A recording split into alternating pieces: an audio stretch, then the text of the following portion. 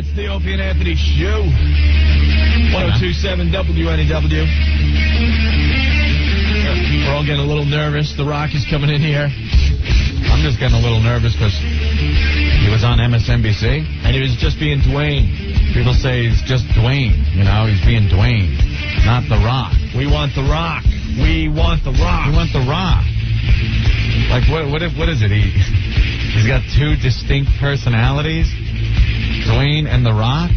Well, a lot of these guys look at it as a role they play, but in the eyes of like you and I and a lot of the WWF fans, oh no, he's The Rock. He's The Rock. He takes a dump as The Rock. He eats like The Rock. Yeah. He F's like The Rock. That'd be The Rock. He's like a superhero, Anthony. Like when you went to see, you heard Batman was going to be appearing at the mall. It wasn't the guy that played Batman. You know, it was Batman. Yeah, you were fully expecting, the whole deal. Yeah. So we're praying. Because if he's just like Dwayne, then it's going to be like pulling teeth, and you guys are going to hear like really bad interviewing. It's like, well, in my book, so did you get into wrestling like a long time ago and stuff? Well, yeah. It was, my father and grandfather were in it. 3 generations of wrestling. All right, we're going to take a lot of phone calls when he's in here. Yeah. If you hear him not being The Rock, you guys know what to do, okay? Yes, our faithful listeners will know what to do. We are far too big of pussies to I was just going to say confront a guy the size of The Rock. Let's see, we're brave. We'll admit it. Yeah. We sound brave. Oh, yeah. We trash a lot of people and stuff, but if they're right in front of our face, we are... That's where we need your help. Especially The Rock. Right. Guy's huge. Yeah, he's as big as these ceilings.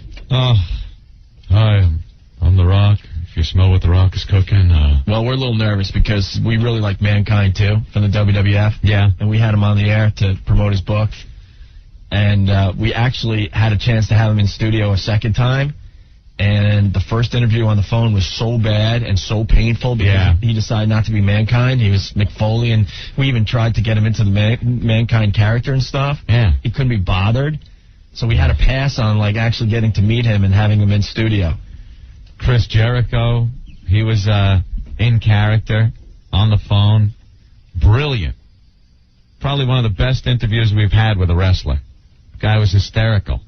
We were ragging him. He was ragging us. Right. Very funny, in character. See, these guys got to understand, to us, they're bigger than life. They're superheroes. Cartoon characters, too. We don't want to see, the face behind the curtain there. Can't be Dwayne. He's got to be The Rock. You got to be The Rock. Donald, what's going on? Hey, how you doing? Real good. Every show I've seen him on, or even heard him on the radio, he's always been Dwayne. I know. Truly lame. Oh, no. Dead-ass lame. Sorry, I shouldn't have cursed. That's not a curse. You can say ass, ass, ass, ass. Cool. Yeah, you just can't say the big ones.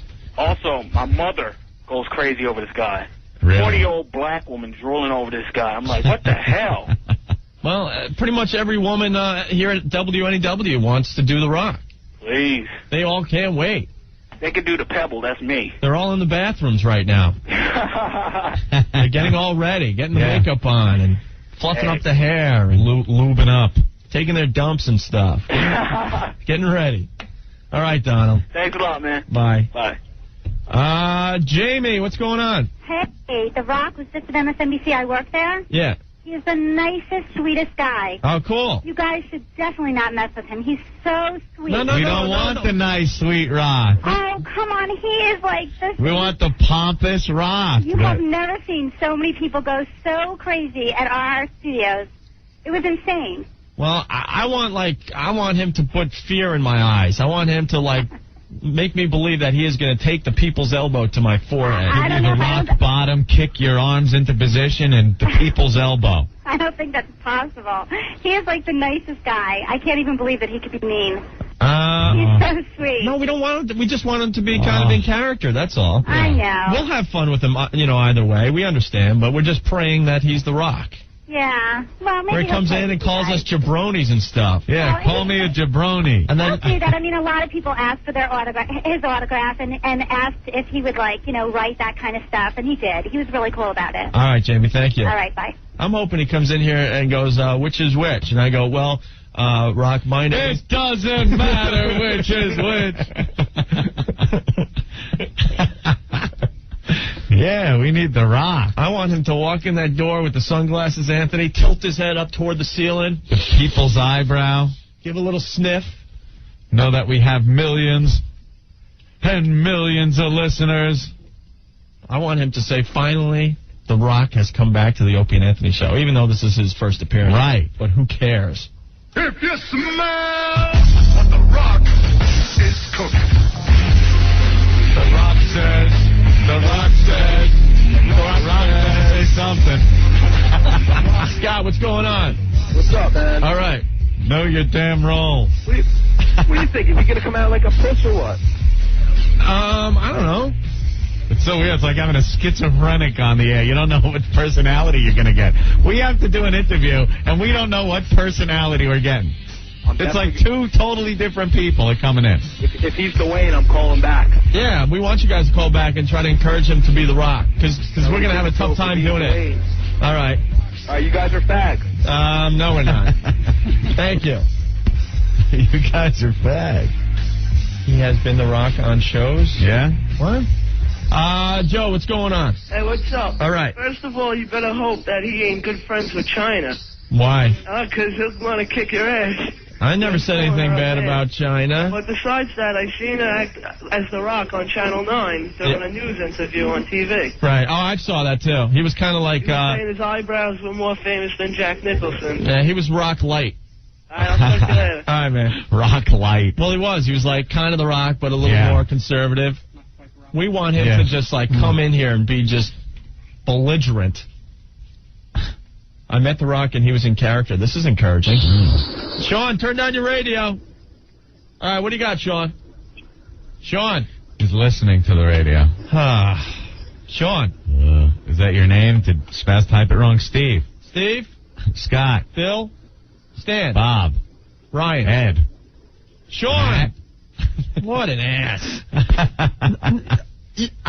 I hope you guys could appreciate what happens on this radio show at times, okay? A lot of you guys have car phones, okay? Just picture how stupid some of our listeners are. Yeah. God, we love you guys, but you're stupid, some of you. Just picture this. You're in your car. You decide, I am going to call the Opie and Anthony show. I met The Rock, and I have something to tell the boys. Right. Beep, boop, beep, beep, boop, beep, boop, beep. Right? You dial up the O&A show. Spaz puts you through. Hold on. Turn down your radio. They are going to be with you shortly. So now you have the phone to your ear. Yeah. We pick up. So now you could hear us saying, hello, Sean, what do you have for the show? But he's listening to the radio. Which is 40 seconds behind because we're in delay. Yeah. So he is ignoring the voice that is live nationwide in his ear and waiting for us to say hi through the radio. Through the radio. Brilliant. Oh, boy. And it happens all the time. Unreal. I'll call the what? What happened to Jeffrey Ross? He was supposed to be here already. Oh, yeah? Jose. Yeah. What's going on, buddy? Hey, Lenny, how you doing? Great. Yeah, I met this guy one time down in Sea Caucus. The Rock, he's the most arrogant bastard I've ever met. That's what we want to see. It's the truth, I swear. He is so arrogant. I That's walked what up we to him want to to get an see. autograph for my 2-year-old son. Right. The dude just blew me off. I was like, dude, you stink. That's what we want to see. He's the worst. The nicest guy at the Federation there, believe it or not, is Triple H. That guy's great. All right. He blew us off. But The Rock, he blows monkey. All right, thanks. All right, Chief. We want the arrogant Rock. Yes. We want to be dissed. We want to be Absolutely. yelled at. Jabroni. We're willing to play. I hope he is. I guess we'll see. I want him to say something about the microphone. Oh, turn it shine it up real nice. The microphones we have in front of us. Just saying, I want him to say something about the microphone. He's going to say his lines, but they'll be all like, turn it sideways and stick it in your candy ass. Right. Hey, Mike, you're next. What's going on? Hey, what's going on, O&A? This is the guy in the Army again. Yeah, all right. I got a question. Why are these people that are on hold so stupid they don't realize the radio's on through the phone as well when they're on hold? Well, I don't understand it. Well, because it's two different things. You got the delay working on your radio, and then on the phone, it's exactly what's happening live in the studio. As soon as Spaz says, what's your name? Hold on. You hear you guys on the phone anyway, so why bother listening to the radio? And if you are on hold for the radio show, that is us live before delay. You get Exactly. To So you get to hear all the uncensored crap. you get to hear all the curses and everything else. So. Yeah. Exactly. So I don't understand why people continue to wait for us to say hi through the radio when they got the phone to their ear. Wake up, jackasses, when you're on hold. It boggles the mind, Mike. Thank you. Have a good one. All right, you too. Bye. Everyone is just very excited around People here. saying we should hold the Rock down and shave off his eyebrows. Oh, yeah. Yeah, that'll happen. Yeah, how are we going to hold the Rock down? Yeah. Tom, you're next. What's going on? Yeah, I want to know if you're going to do Fight Club with The Rock so he can put his crotch on your face. No, that will not be happening. I'm gonna encourage The Rock to beat the crap out of Rick today, though. Oh, good. Even better. I am encouraging that. Depeche Mode faggot. Yeah, you guys don't forget anything, do you? All right, Tom, thank you. All right, that's it. Bye. You guys suck. All right. Bob, you're next. Hey, I got a surefire way for you guys to get the Rocky character. All right. When he comes in, that's what he's doing. When he starts asking him, it doesn't matter how you're doing. It's not a bad idea. That's guaranteed surefire way to do it. All right, man. You think? Or he'll just go like, ha, ha, ha, that's funny. That's funny. By the way, my new book is available. Thank you, bro. Thanks a lot. Bye. And, as we sit here and patiently wait for The Rock, Jeffrey Ross also make an appearance today. Yeah. A return appearance. I have to say, I think Bill Parcells is the most brilliant mind in football today. Genius, this guy. He's an absolute genius. He's calculating like Michael Corleone, this guy. He's amazing. At this point in time, I truly believe he was never going to quit coaching. Nope. Have you been following this story? It's amazing. Yeah. Okay. So he knew everything that was going to happen. Bill Belichick, the assistant. Yeah. He's pretty much the number one candidate for all the, head coaching jobs in the NFL as we speak. Yes. Mostly the Patriots want him, okay? Now, if he was a head coach, because he's under contract, no other team in the NFL could talk to Bill Belichick and hire him away. Absolutely. But there's a rule in the NFL. If you are an assistant coach, you are allowed to talk to other teams to be a head coach. Right. So Bill Parcells, knowing that he's probably going to lose his right-hand man anyway after the season, because there was some grumblings in the background and stuff. Bill Belichick wasn't completely happy, is what I'm starting to hear. Right. Bill Parcells quits as the head coach of the Jets, making Bill Belichick the head coach now. Right. Which in turn means no one in the NFL could talk to Bill Belichick. Right. Knowing that Bill Belichick would not go for this. He will and leave. would quit because he was so unhappy in the Jets organization. Okay? Thus opening up the position. Thus opening up the position again, and now if the Patriots want to hire Bill Belichick, they're going to have to give the Jets draft choices. Draft choices.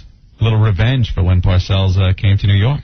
I bow to him today. It's amazing. There's no doubt in my mind he makes an announcement within, what? Oh, I guess we're waiting for the new owners to take over. New owners who will probably hand over huge amounts of cash to Parcells, right, to once again take the helm of the Jets. He had no intention of leaving. I knew what he was doing. It's one man's opinion, but I am completely convinced of that. He's going to get draft picks and more money. Draft picks, more money, and the whole team and the whole city rallying around him because now he comes back as like the hero. Like, right. I am here to save the team once again. Brilliant move. I think he totally had it planned.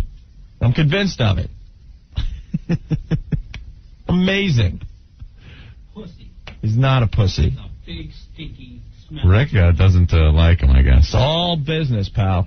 I understand. It's all business. 16 years with your buddy, bend them over. I like what he says, too, to the press. Things like, I'm in control. For the time being. What is he, Alexander Haig? Yeah. He says, I'm in control right now, and that's all I think you need to know. And they ask him more questions, and he's like, well, I just told you everything you need to know. He gets all belligerent and nasty and stuff. Right. Parcells. He is just, I don't know how the sports papers interview this guy. He's just the nastiest son of a bitch. I love it about him. I answered that question. Shut up. What are you, stupid? Yeah. That is the dumbest question I've ever heard. Next. And you just like sit just there. pushes him aside. And you're like, I just got bashed by the tuna. I thought I was good at what I did with this reporting stuff. So he comes back to the Jets with probably draft picks and more money. John, what's going on? I want to know, how do you feel about the Pete Carroll thing? Pete Carroll what? If he can be the coach of the Jets. He effed it up one time already, we man. had enough of that guy. We had enough of him. I'm bummed that the Patriots didn't keep him. He is the worst. Thanks, bye. All right, John. Hey, just waiting for The Rock. Figured I would ask a question while I wait for The Rock today. The Rock. Hey, Mom, can I listen to the Opie and Anthony show today? They're going to have The Rock on. They're not going to do the lesbian stuff today. I could listen, right? Right? Yeah, I wonder if kids have to ask permission. Oh, without a doubt. They hear The Rock's on. It's like, Oh, can I listen to Opie and Anthony just today, just for a little while, because The Rock is going to be on. I'll turn it right off. I think a lot of them are sneaking like under their bed with the radio right now. Sneak your radio out. Mom, they're not doing egg shooting today. They're going to have The Rock on. Can I listen for a little while? My homework's done. Zeke from Manhattan saying, if you guys interview Tom Hanks, do you want to talk to Forrest Gump? Come on, get behind the scenes or goof around with him. All right, well, no, actually, we would want Forrest Gump. Yeah, that would be much more fun than Tom Hanks. All right, I see Jeffrey Ross in the wings. Let's get him on the radio next, okay, Ed? All right. Quick break, we'll be back. 1027 WNEW, it's Opie, it's Anthony, and entering the studio in just a minute here, Jeffrey Ross, the very funny and talented Jeffrey Ross, Anthony. Yes. John, what's going on? Hey, you guys, I'm watching TV live. That kid, Elio Gonzalez, he's got a wad of bills in his hand. He's got gold chains around his neck, and he's sitting on his uncle's shoulders. Are you serious? I mean, the guy had an electric Benz the other day. Yeah, a little electric Mercedes-Benz he got for Christmas. I mean, my God, I was born in America, and when I was 9 or however old he is, I didn't get squat.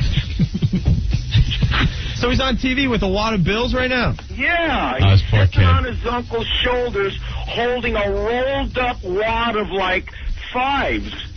He's going to be so disappointed next Christmas. I tell you, man. Jeffrey Ross. Spend this Christmas in the U.S. with a bunch of sympathetic rubes sending him all kinds of gifts. Back. Right, well, thank you, John. Oh, what do you got there? Oh, wait a minute. Cigars? Cuban cigars? Fresh off the plane, buddies. Oh, Jeffrey Ross in studio. Wait, you were just in Cuba? This morning. Are you serious? I got in at 3 in the morning. Really? What were you doing there? I drove across the country. Get him cans at work. I drove across the country. It was mind-boggling. You're one of the first 2 people I've spoke to in English in 8 days. Really? I woke up and came here. Awesome. Yeah. What the hell is it? Yeah, look, he's got a Cuban shirt on. You wouldn't believe what was going on down there with this thing. Now, how the hell did you get there? I don't want to talk about that specifically, but is it illegal? I got in, Something is illegal, is it's that? not that easy to get there. What do you got to go from Canada or something? I went through Mexico. Mexico? Yeah, but... That's good, with a big plane load of cocaine, right? It was one of the coolest experiences of my life. Look at you. You look like he looks like he's had some kind of religious experience. It's like he's been part of a coup or something.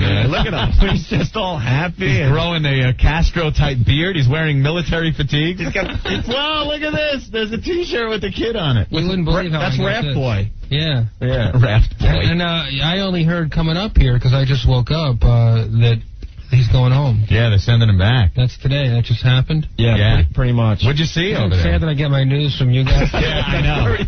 Yes. Opie and Anthony, your source for news. Well, let me tell you something. I haven't heard the news in a week because it doesn't happen there, you know. Yeah. The news in Cuba is 7 hours long, and they only have 2 stations. And it's just, they don't show like a story. It's they show one the whole story. event. Yeah. Really? Like they'll have a protest, a rally for the kid, and that's the whole day's television. They show it in real time. You know what I'm saying? That blows, man. The news Come on. plays out in real time. Yeah. It's unbelievable. Like the OJ chase, only not as fun.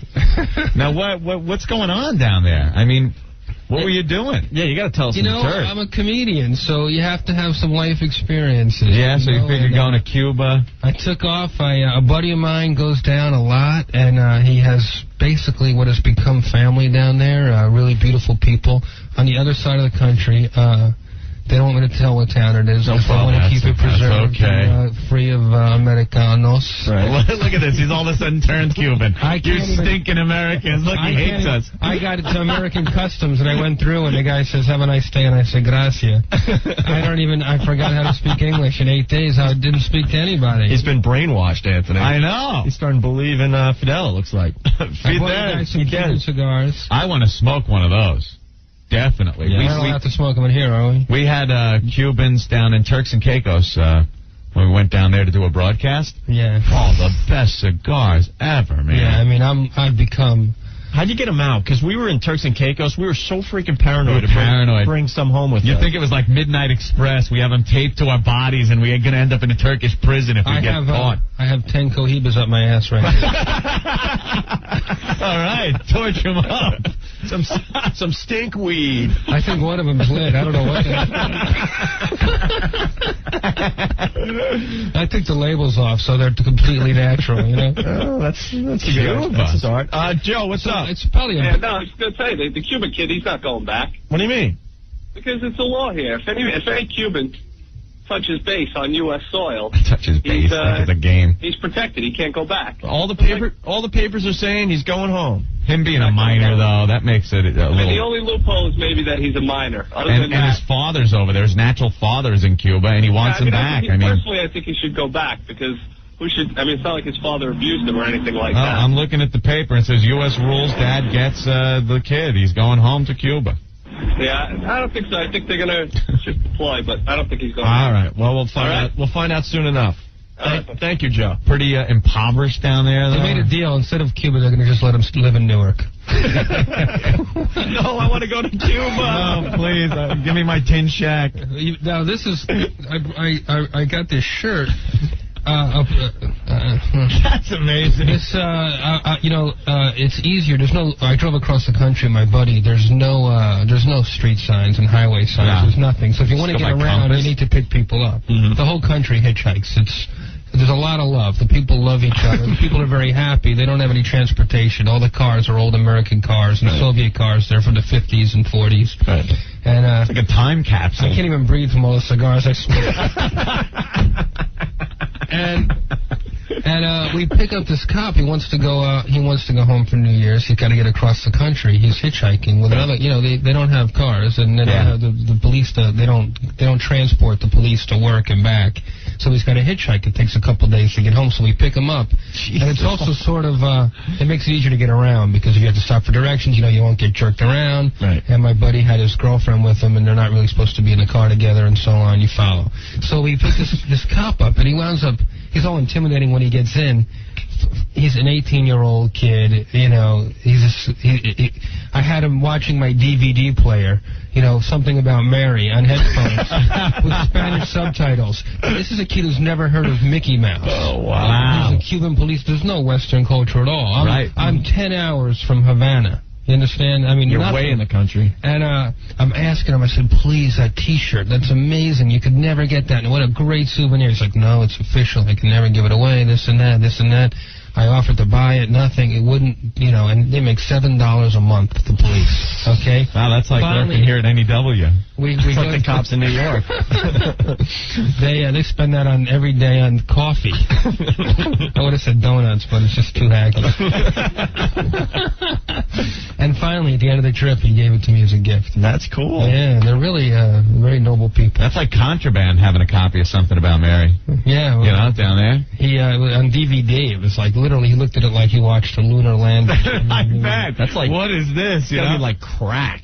Probably have like just the old movie projectors like you had in school. Yeah, and it's like the medium. It was so cool for him to see it. I mean, the scene where Ben Stiller zips up his... Right. And he's laughing so hard, He's never seen a movie that's... There's no chance. That's wild. Yeah, that blows. Yeah. There could be some real prime resort real estate down there if we ever open up some ties with them people again. It looks like it's like the Catskills with chicks. The buildings are all from the 50s. Yeah. But yet they're kind of a little bit. They're old. How are the women? How are the Cubans? All the women are beautiful. Yeah. Are they? Yeah, they're all. It's Jennifer Lopez. Whoa. All over the place. Tony, what's up?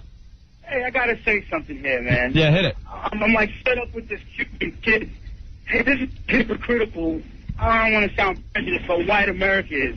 They line the borders to keep all these freaking aliens out. They shoot them on sight. And here's one kid, oh, we don't want to give them back. Send the freaking guy back on the raft and be done with it, man. Let him go with his father. I think they'll fly him back if they do send him back. I don't think they'll just pop him on an inner tube and shove him off of Florida. That could be pretty funny. We could oh, my God, this poor kid. We could track his progress on the internet and stuff. See if Rat Boy makes it back to Cuba. The pay-per-view event of the century. Oh, without a doubt. They absolutely would pay for that. Hell, I'd buy. That would be a great little video game. Try to get him back. Try to get Rat Boy back to Cuba. So bad, man. So what else are you doing? You're playing Caroline's? I'm at Caroline's, man. Tonight, tomorrow, Saturday, and Sunday. Wait, and when did you get in? I got in 3 o'clock in the morning. I'm still slurring. Were you asleep at all? Did you sleep? I slept a few hours. I woke up. I showered. I got like mosquito bites and rashes. Whoa, look at you. Wait, pull your sleeve back a just little got more. home from driving across. Dude, look at his arm. Pull your sleeve back. It just finally. There are mosquito bites all over your arm. You should see my legs. I look like a leper from Papillon. Man. It was unbelievable. He's warming up, baby. It was so cool. I'm drinking some cappuccino here. I'm waking up. That's like the jungle you were in or something. Literally, I was in the jungle. You know, I got woken up to pigs and chickens. I haven't sat on a toilet seat in 8 days. How do you take a dump? You just kind of squat wherever you want. It's when nature calls. What about toilet paper? Toilet paper is hard to come by, but luckily the people I stay with, like a bed and breakfast type of situation. Type of situation, not a bed and breakfast. You know, you're waking up, you sleep 4 hours. The people are so happy, and since it was New Year's festive, there's music playing 24 hours a day around Cuba. I don't care if you're in the biggest city or in the smallest little village. Right. Happy people dancing. Oh, those people love their music. And it's all like, the words beach and dance rhyme. Every song is about the beach and dancing. Want to go to playa, that's where I like to bala,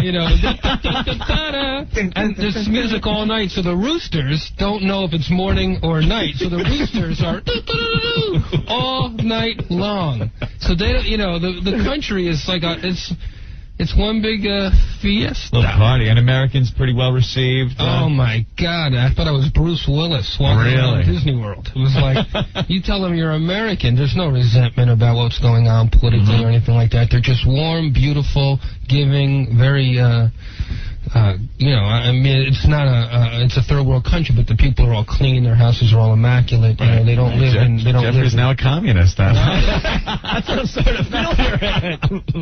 I'm about people. I don't know. It was really cool. That sounds cool. I never thought like somebody would go to Cuba and actually have a good time. I guess I've been, just reading the line.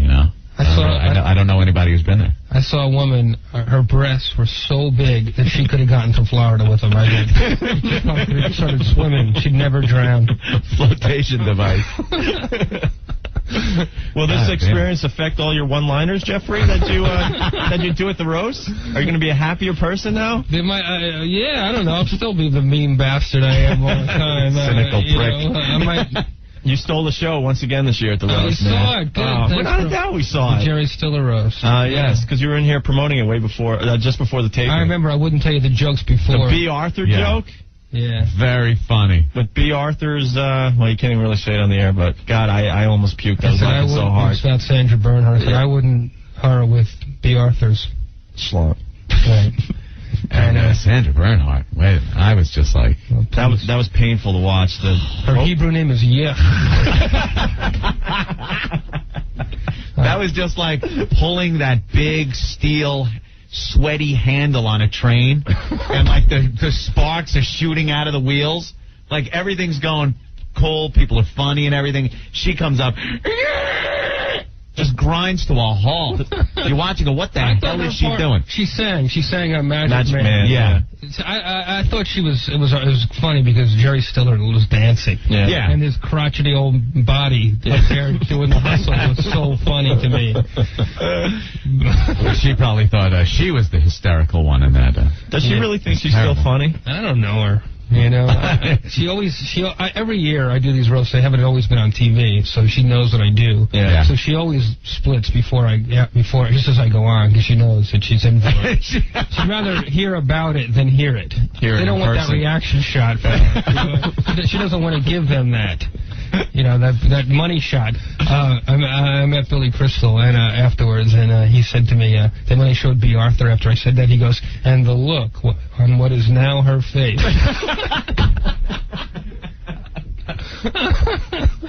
Very good. All right, we got to take a break. Jeffrey Ross in studio. He's playing Caroline's Thursday through Sunday. God, you got shows all over. I think you're doing like 20 shows between now and Sunday. And all proceeds will be going to Cuba. Shipping it all off to Cuba. To buy some rafts for those fine people I'm not making that much money, but it's enough to take care of a lot of people down there. I bet you live like a king down there on a few bucks. Yeah, but there's nothing to live. There's nothing to get. There's no king. What am I going to buy? You get the better mud house. The 2-room mud. All right. 1027 WNEW, it's Opie and Anthony. Hey, hang with Jeffrey Ross. I guess he's like our new friend. He's been in here a couple times. I like being in here, man. Getting to know him a little bit, Anthony. Yeah. Just got back from Cuba. Who the hell goes to Cuba?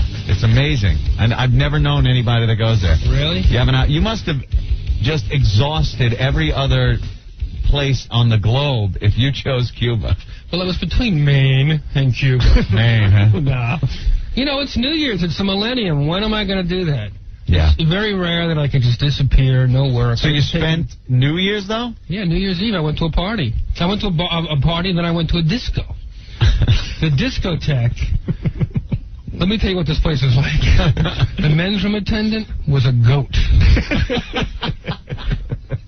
You throw your garbage on the floor and he eats it. Yeah. I mean, you know, it's really, really in the middle of nowhere. Third world. 10-hour drive from Havana, which isn't exactly Paris. You know what I'm saying? Beautiful city and beautiful people, but I was really out in the world. I'm sure you didn't have to worry about the Y2K problem down there. They don't have computers yet, so I think you were just fine down in Cuba, right? I left on the 27th, so it was just when Seattle decided not, you know, they were kind of on maybe we will, maybe we won't. And right. I was Y2K to death. I just hearing it. Yeah. And I'm talking to this guy right in Havana when I go, I asked him about Y2K, in my broken Spanish. And he goes, no comprendo que es Y2K. And I said, oh, God, I'm in the right place. They didn't even know what I was talking about. That's good. It's not everything. It's so weird. Could you imagine you go to every store, you go to check in at the airport, and you give them your locator number, and they have to write it down and go check and see if you have a reservation. It's not all right, pressing buttons or anything. They're looking through paper. It's people doing work. Something you don't see anymore.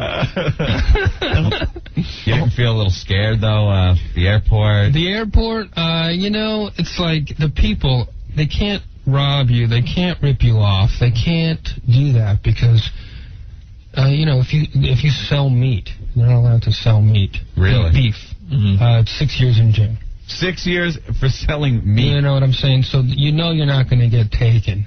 It can't happen. Right. There's a lot of people looking for a hustle and stuff like that, and help you find your way around, or to find chicks and stuff like that. They'll help you. Plenty of chicks to buy? Maybe, nah. There's a lot of beautiful women in Cuba. I'm gonna have to leave it at that because I'm on the radio. God. What did you eat? The national dish of Cuba is a ham sandwich. Without the ham. I stayed at with friends and way out in the boonies, and the food was delicious. We stayed with she was a great cook, and they make do, and they really really put together. Nice shrimp, and it's by the beach, and you can really put something together. But when you're on the road and the rest stops, and they have this place called Rapidos. They're like 7-Elevens, but with like they only have 3 things, and they're the same place all over. It's pizzas with ham on it. They're frozen pizzas, right? But they're basically mostly bread, a little bit of sauce and cheese, and they put some ham on it, or you don't have ham on it. Pollo, fried chicken, which has the texture of steak. It's tough. Whoa. And make that 2 things. All right, let's. John, what's going on? How you doing? This is Joe. Oh, Joe, you were in Cuba? Yeah, I performed at Guantanamo Bay down in '88. And what are you, stripper? down near the Marine barracks, there was this abandoned bank on the Cuban side, and they would have workers come in. They would strip search them, coming and going every day. It was quite interesting. All right. Quite interesting watching guys getting strip searched. Well, it was an interesting thing how, what they would go through. But I tell you, it was very, very wild on the U.S. side, inside the base. So if Jeffrey ever gets a chance to go back down there and perform on the base, I highly recommend it. The military women get awfully lonely down there. Yeah, I bet. All right. Well, all right, thanks, guys. Well, thank you, John. And that's what you want, the Army broads, because they're the most attractive ones. It's just like Stripes. You're going to see P.J. Souls in a uniform. Yeah. Swear to God. Who's your sergeant? Jeff, you're next. What's going on? Hey, how you doing? All right. I was in Jamaica, and they have, flights that fly over to Cuba. It, takes 2.5 hours. And I don't know what part he was in, but I think I landed in a marijuana field. And you got guys with cigars and glasses, just like the movies, carrying Uzis. And I don't know where he was. And, dogs, they're eating dog. I mean, it just bugged me out. Maybe you missed the island. And I don't know, but, I think you were in Staten Island. Yeah, it's Staten Island. Yeah. That's what I wanted to say, guys. Hey, what's that, a train? No, you did all right. No dope down there. All right, thanks. People must be scared crap. No, the people are drugs. Yeah, there's no drugs because it's the end of your life. Right. Firing squad. Really? Yeah. That's how they feel about drugs? It's a communist dictatorship. There's no drugs. There's no, it's not happening. Someone's got to be sneaking drugs somewhere in that country. It's all about rum. Uh-huh. They get rum. It's everywhere, straight. It's delicious. It's like candy. It's full of sugar, and it's $3 a bottle. Right. And it's delicious. They call it Cuba Libre, rum and Coke, and it's like drinking a lollipop. It's so good. They put a lime in it. Maybe that's where the crack is. In the rum. In the rum. The rum and the beers are like, they're really strong. Yeah. I'm borderline. I'm like literally one Christmas party away from being a drunk, I think. That's what the commies like doing, keeping their population drunk. Yeah, they were definitely partying. You waking up there, Jeff? I feel great. You look tired. You going to be all right today? Yeah. Okay. We're going to smoke these cigars? Yeah. You can light up one of the cigars. Really? Yeah, we don't have a boss today, right? You want one? Wow, that's going to puff in here. Sure. Oh, this is incredible. Smoking Cuban cigars live in the show? I got these at Port Authority. Is that all right? These are Monte Cristos. These are Oh, yes. Those are the biggies. Those are the ones we were smoking You can get one, Ann. I'll pass. They say Havana on it. Havana means Havana. Yes. I don't have a cutter. I'm trying to... Uh-oh. That could be a problem. To get out. No, you bite it. Come on. People cigars. He's got a little thing. Yeah, this is cool. Ah, the little This is scissors. fun. We'll celebrate the New Year. A little Cuban cigar. And Jeffrey Ross is going to help us out with the Rock interview. Rock's coming in a little while. He's a pussy. Uh-oh. Nothing wrong with that. We're kind of concerned because he's got the Rock character that he is on the WWF. But the interviews we've seen him on, he's been Dwayne Johnson, who he really is. Really? He's like, because the Rock on TV is like... What Sable's doing? Like what Sable does? Yeah. The Rock is kind of like, hey, I'm the Rock, and I'm the, he's always talking about how great he is and everything. And then he's on the interviews, he's like, yeah, well, buy my new book. I'm Dwayne Johnson. Dwayne Johnson, The Rock, smell what The Rock's cooking. He wants to act, probably, and you can't act as The Rock. It's easy. Maybe that's What's this? Oh, look at that. We got a razor blade. What are we going to do? Coke too? Jesus Christ! No, we're going to cut these. He's got like the blade. Perfect. Thanks. Oh, yeah. All right. Yeah, I need a light, an ashtray, and a couple of broads. And you're all set. You got a bunch of little kids outside the studio. Oh, my God. Really? You know what they call, I had a joke. It's really fun for me as a comedian to make people laugh who don't speak English. It's like who've never seen What a me. challenge. And the thing that got everyone cracking up is I would call Ricky Martin whenever he came on. Mm-hmm. He would come on in Spanish and the disco and stuff. You can't buy it, but they know what it is. Right. They think all pop music is the Backstreet Boys. They don't. That's the ashtray. And they think I called him Ricky. My buddy and I called him Ricky Marty Cohn. Ricky Marty Cohn, and they would crack. That was the funniest joke you could say. A little late with the cigar cutter, but thanks. I knew somebody was going to come down with one of those. I'm going to light mine. There goes Jeffrey Ross lighting up a big fat Cuban. Fat Cuban. Look at that. We have authentic contraband right here in the studio. What embargo? Don't know what you're talking about. Start chewing on that bad boy, man. Look at him, man. Puff away. Thank you. There you go. Lucy, I'm home. Hey, Fred. And what do you think? Tastes good. Who the matches? You get the other side.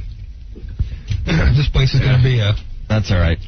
We're the last show of the day that broadcasts from here, so... I love the studio. And what are you thinking, man? It's like,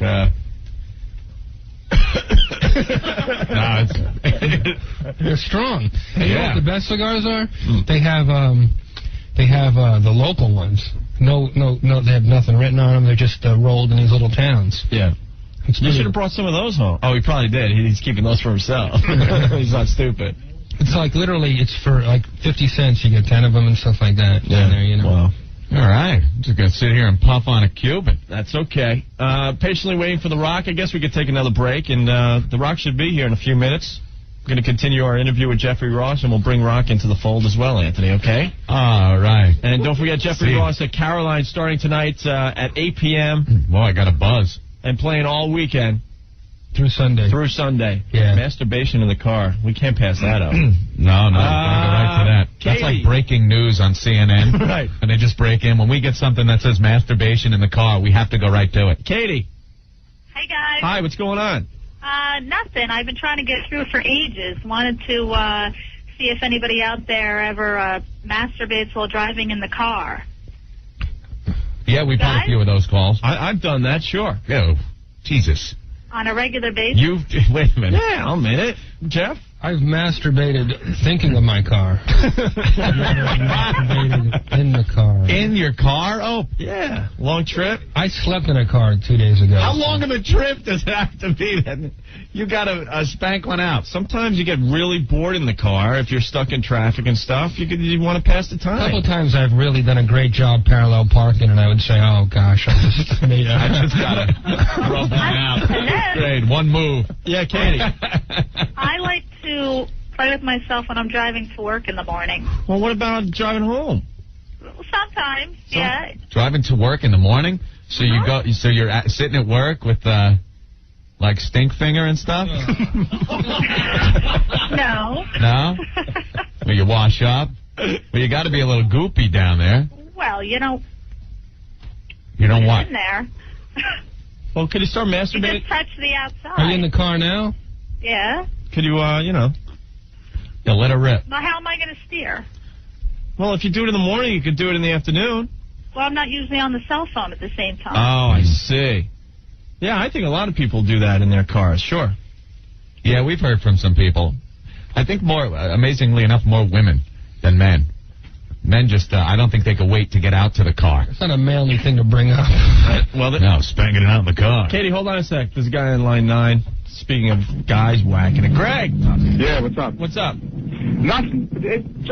She really caught my attention real quick because about 3 days ago, I just got back from Florida. I love you guys. When I came back, I turned you right the hell on. And I was coming home from the airport, and nonetheless, I'm driving a freaking Blazer. So I'm a little higher up than every average, guy on the road. And what happens, but you look over, and there's a guy looking at another girl in the eye. I'm sorry about that. No cursing. No cursing. So you saw a guy looking at a girl, and what was he doing? All right.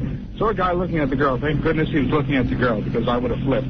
Otherwise, he was looking at her, and he obviously was making a very standard motion with his right arm that you could only put it into one situation where he was just really getting off in this, and it was just the worst situation I've ever seen in my life. I really hope that men never have to run into other guys on the road satisfying themselves. So didn't you just turn away when you realized what the guy was doing? Yeah, I sped away when the light turned green. It was at a red light, for goodness sake. Oh, I see. What are you going to do in that situation? You look away. Well, I did look away for... It's not like every guy on the highways, whacking it. You can look somewhere. No. But when you're in the situation when you're sitting next to him at a red light, what are you going to do? Inch forward so he's out of your view of sight and not think about him? Hell yeah. I try to. All right. Well, thank you. No problem. Bye. Peace. Jason, you're next. What's going on? Yo, what's up, dude? All right. I crashed my turnpike. Wait, I don't know if they dumped out. So you crashed your van, your work van, because you were whacking it? Yeah. Yo, I'm on the road all day. What am I going to do with myself? I'm riding around looking at penthouses, and I slammed into the abutment on the turnpike right by New Brunswick. Yeah, it was pretty funny at the time. My boss didn't think so, but I thought it was pretty funny. That's hilarious. You guys are great, man. I love your show. Hey, thank you, Jason. I'm in my van all day long. Obviously, I have another job now. They fired me, but, Right. All right, well, thank you. Yo. Very good. You guys have a great New Year. All right, you too. Later. How you can look at all the people on the phones that want to talk about it. It's a common thing. Yeah, I don't know. That's a little rough. Yeah, but what happens with the toll? Yeah, really. Oh, you got to time it, right? Oh, here you go. You got to time it. Not on the Parkway. Got to be an open road. The Parkway, it's every 15 feet. You got to put it back in your pants. It's like another toll. It's like, hey, the change won't come out of my hand. Oh, God. There you go, pal. Oh, my God, The Rock is here. Okay. Oh, is he? Let's take a break. We'll talk to The Rock next. He's freaking huge. Opie and Anthony. This is debauchery mania. Prostate exams for everyone. 1027 WNEW. If you smell what The Rock is cooking. It's 1037 WNEW. It's the Opie and Anthony Show. In studio, Jeffrey Ross. Yeah. And slowly but surely making his way through the... oh, my God, it is The Rock. Studio door. Holy smokes. Is The Rock. What's up? Look at him. That's him, Jesus Christ. Look at the size of this guy. The people's champ. He's going to kick your ass, Anthony. What? Oh, no. Hey, Rock. What's going on, fellas? How you doing? Oh, come on. He's the nice Rock. Hey, Sandy, what do you think of The Rock? Oh, look, Sandy's, your girlfriend's creaming, Opie. My girlfriend wants to do you, Dwayne. Rock star. Oh, wow. Yeah. You got all the girls worked up around the station here today. All right. Yeah? That's all right? Everywhere you go, the chicks are chasing you and stuff. Day in the life of The Rock. Yeah. So what, is The Rock a married man? What's a great one to do? Yeah. Yeah, I see it. Married 2 Jesus. years. Look at that friggin' wedding band. Rock on The Rock.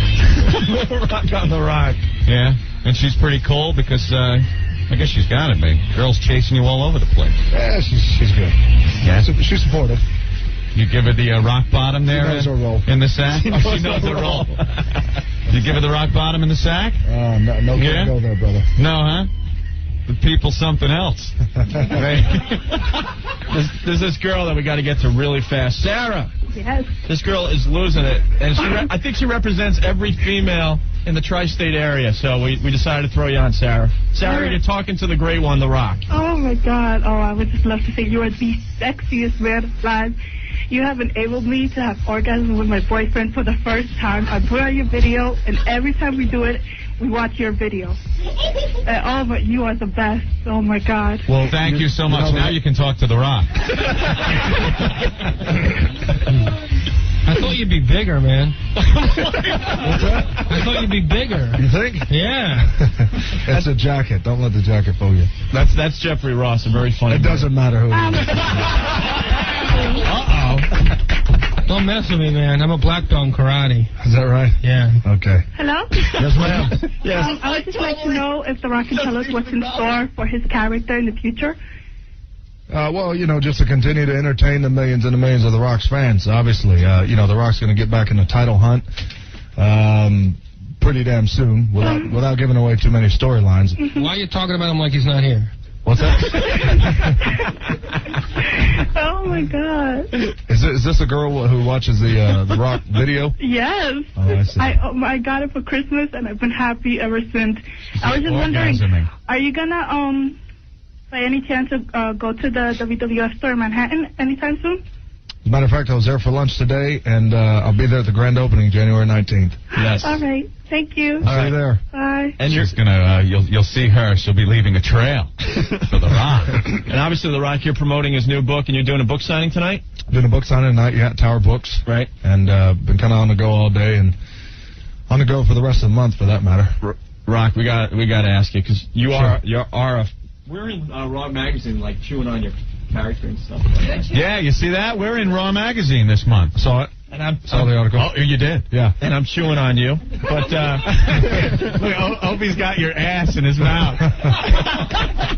You can really smell what The Rock's cooking there. So you're doing the book signing tonight, but we got to ask you, you've been doing the book tour today. Why The View?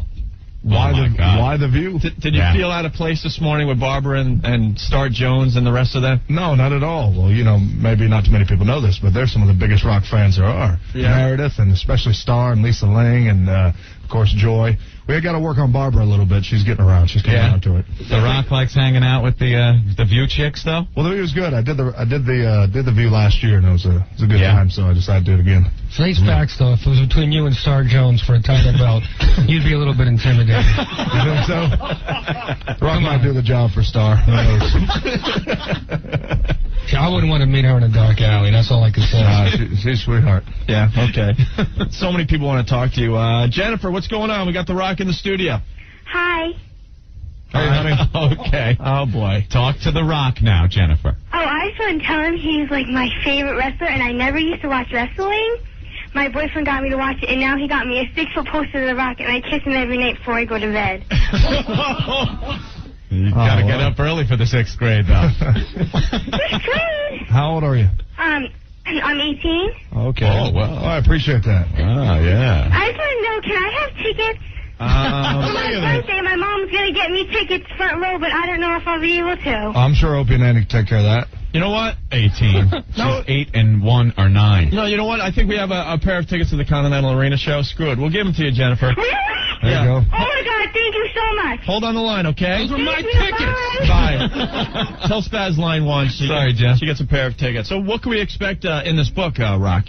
Well, what's in here? Well, it's pretty candid, pretty open, obviously. I talk about a lot of things. Not only do I talk in the character of The Rock, a lot of it is in the character of The Rock, of course, with your typical Rock promo and entertaining Rock stuff, but a lot of it is Dwayne Johnson and growing up in the business, growing up in this industry. A lot of things I've seen, we all got our hard luck stories, and mine was no different, no worse, no better than the others, and in that you see that. And a lot of times, a lot of people see, you take The Rock, Stone Cold, that saga right there. A lot of people see that out in the arenas and all the interviews we've done and things like that, and of course the matches we've had. Well, not a lot of people dare say anybody other than people in our office and people backstage see exactly what goes on between The Rock and Stone Cold in the back.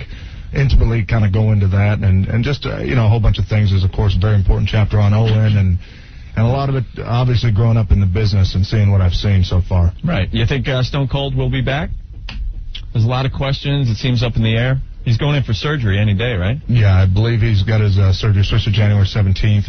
And, I think he's going to be back. He knows there's going to be one more Rock Austin WrestleMania. I'll see him next year. Right. You got to feel pretty good. You're like getting all the heat, man. You better hope he doesn't come back, buddy. That's all. You better hope The Rock don't come over there and put his foot right in your candy ass. You better hope.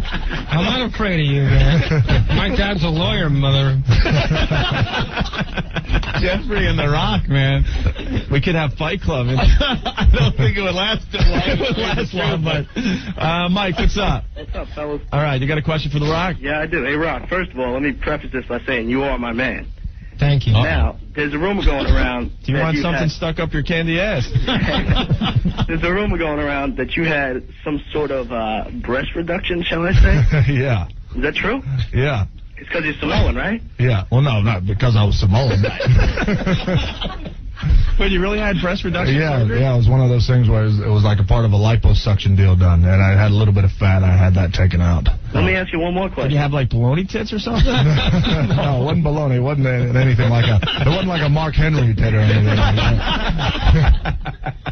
Hey, you guys got any tickets for me? Honestly, I'm in 7th grade. Yeah, but you're not. You're not a cute girl that's ready to have an orgasm. I'll dress up like a cute That's girl. okay. Hey, I'll give you tickets to see me, man. Caroline? Yeah, I'll wrestle you. Yeah, Jeffrey Ross appearing at Caroline's tonight. Let's not forget him today. All right, fellas. Thanks a lot. All right, thank you. We're kind of pissed off that you got Mankind fired there, Rock. You're pissed off that The Rock got Mankind Yeah. fired? Did you not follow the storyline? Or The pink slip match. Pink slip I match. think that The Rock got Mankind fired? Well, it was you or him. What's that? It was you or him that had to go. Would you prefer it that The Rock been fired?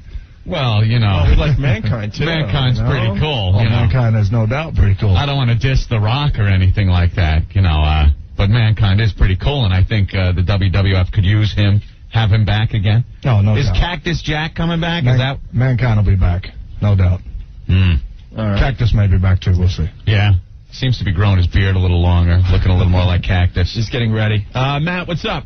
Yeah, I just wanted to know why The Rock. I mean, everybody loves him, but that people's elbow is the lamest finishing move I've ever seen. I mean, I've been watching wrestling a long time, since like the late 70s. And I remember in the mid-80s, this guy, his name was Coco Beware. He had this thing called the Ghostbuster that was devastating. I mean, I'm wondering how come such a well-known character doesn't have a better finishing move. I love his finishing move. Well, let The Rock ask you this. How exactly are you the authority on finishing moves? All I'm saying is that it doesn't look painful. It really doesn't. Well, you know, you bounce off the rope, it doesn't you look, do your arm it doesn't thing, look you do a painful. little dance, and then you drop on the guy, and it looks like you barely touch him. It doesn't look painful. So are you to tell The Rock that the stunner is physically painful? I didn't say anything about the stunner. I'm just talking about you. Why am I going to talk about someone that's not there? Well, what are you talking about? You actually really don't even know what you're talking about. DDD, anything. I've been watching this a long time. It doesn't matter how long you've been watching it. What The Rock guarantees this: if you lay your fat ass down and let The Rock drop the people's elbow on you, then trust him. Okay? You know what? Hey, The Rock says I wish you would do that to me, because I would take you for everything you had. Well, I will say this. He's bringing in his finisher move, the lawyer. I mean, Hey, I'll tell you what. Well, The Rock is easy to find. Is that a The Rock is easy to your find. finishing move, or can you make it up? All right, thank you, Matt. Hey, Chris, you're next. What's going on? Hey, what's going on? Hey, Rock. What's that? What's your real name again? Dwayne. It doesn't matter what your real name is. The Rock didn't even answer you, jabroni. It just matters now what I'm cooking. All right. Well, you guys really know how to attract them. I'm just going to let you know. Well, let me that. tell you, we sure share a lot of the same demographic as WWF. I'll tell you that much. We got a lot of the same, listeners as you guys have viewers. You know, it's the young male audience. Aside from, I'm sorry, Rock, the ladies coming out in droves for The Rock. At times. You ever see some of those signs and get pissed off? Some of the funny ones out in the audience? They catch your eye? Oh, yeah. Never get pissed off at them. No, that's just their fans being creative. Did they make you laugh inside when you're trying to wrestle? When you see some of those things? Yeah, they make me laugh when I'm not even inside. It's cracked up. There's something about seeing a sign that says a big red retard. There's something about the picture of Kane. That was me. Rock believes it. Is it true that you're going to wrestle Chief J Strongbow? What? You don't remember that guy? Yeah, I remember Chief J. What kind of question is that? You guys actually pay this jabroni? He came in to plug his gig at Caroline's. Can't you tell he's a very funny man, right? What's Is that right? jabroni? What's jabroni? What's his gig at where? I'm in the circus. Is that right?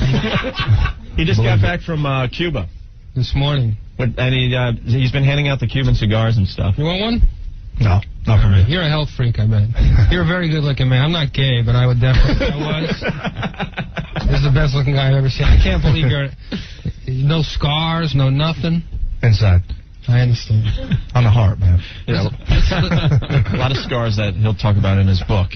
Book signing tonight. We have a few more minutes with you, Rock, or what? Yeah. All right. Quick break, and we'll be back. Stay there. If you smell what the Rock is cooking. You got that right. We got The Rock live in the studio, Anthony. Yes. Actually, Dwayne Johnson. Do you want us to call you Dwayne? Rock, Dwayne. The Rock is his Hebrew name. All the same. And it's 102.7 WNAW. Jeffrey Ross also in studio, appearing at Caroline's tonight through the weekend. And The Rock promoting his book. Yes, The Rock says. The Rock says. There's some great anecdotes in here. Have you been studying up on The Rock, Jeffrey? Can I read a couple lines? Is it all right? Yeah, go ahead. Chapter, page 277. With the success, of course, has come a fair amount of criticism, most of which is either unfounded or misdirected. It's funny. I don't recall Brian De Palma getting that much heat when he directed Scarface. I don't recall hearing anyone jump all over Steven Spielberg for the violence and... I don't know, man. Who was a ghostwriter with you? Mike Tyson? Show lady. Mike Tyson. Oh, my God. No, that came directly from me. Well, a lot of the criticism from the violence, I guess. Well, wait a minute. What's the problem with Joe Layton? Oh, I'm just kidding. Oh, okay. Oh, yeah, now you're back in real quick. Look at him backpedal. I mean, I'm just kidding. I'm afraid of you. I'm trying to act tough, but I'm definitely a little afraid. And they make me sit next to you. It's not like they hide me in the corner either. I'm practically on the guy's lap. We placed you there on purpose to have him as a buffer. We have all this counter space. We're scared. We're a buffer. No, a buffer. A buffer. Sorry. Yeah, we're kind of scared of you. We're like pencil neck geeks. So the holidays. So it's clear that you haven't been working out. Have you just took the holidays off? Yeah, I've been kind of sick. You should get your act together because Rock, we are waiting for you to just pummel him. You can do it at any time. Might not be worth the Rock. What's with the watch? Is that a Rolexo? What is that exactly? It is. I got that off 48th Street. Guy named Rico over there. You bought one that works. You're the one that bought one that's worth a little money. You know, The Rock. Have you ever seen what The Rock does in the ring? Yeah, I'm a huge fan of Stone Cold. But anyway. He actually likes Goldberg, he told us off mic. And we don't even talk about the WCW on our show. I'm a big wrestling fan. I love it. All right. The Rock doing a signing at Tower Records. Where's this? East 4th Street and Lafayette in the East Village. I hear it's a mob scene already. It's been a mob scene since, 5 a.m. this morning, I'm hearing? Man, a ton of people want to talk to The Rock. Let's go to the phones here. Mike, you're next. What's going on? Finally, I'm off hold. Hey, Rock, I just wanted to ask you, what's the deal with you getting your ass kicked lately? Lately? Well, yeah, I mean, every time you go out, you're getting pounded. Man, are you referring to Raw where it was 3-on-1 and The Rock still won that match? Is that the one you're talking about? That's true. But Thank God Mankind came in and saved your candy ass. If I may say candy ass. Well, you may not say that to The Rock. Oh, I'm sorry, Rock. I felt like we were jabroni. I felt we knew each other a little better now. Absolutely not. Which I must say was a very good job. Security. And beating up those guys. But I got another question for you. When you're at the arena coming up? Yes. Yeah, he knows about it. Are you going to talk? Are you going to talk at the Continental Arena, or are you just going to wrestle? Is The Rock going to talk or just wrestle? Yeah, are you going to do your thing? Are you going to get up on the ring rope? Are you going to go nuts and get the crowd going, or what? Yeah, that's likely. All right, because I've heard rumors that a lot of times if it's not Heat or Raw, you guys don't do any talking. No, not with The Rock.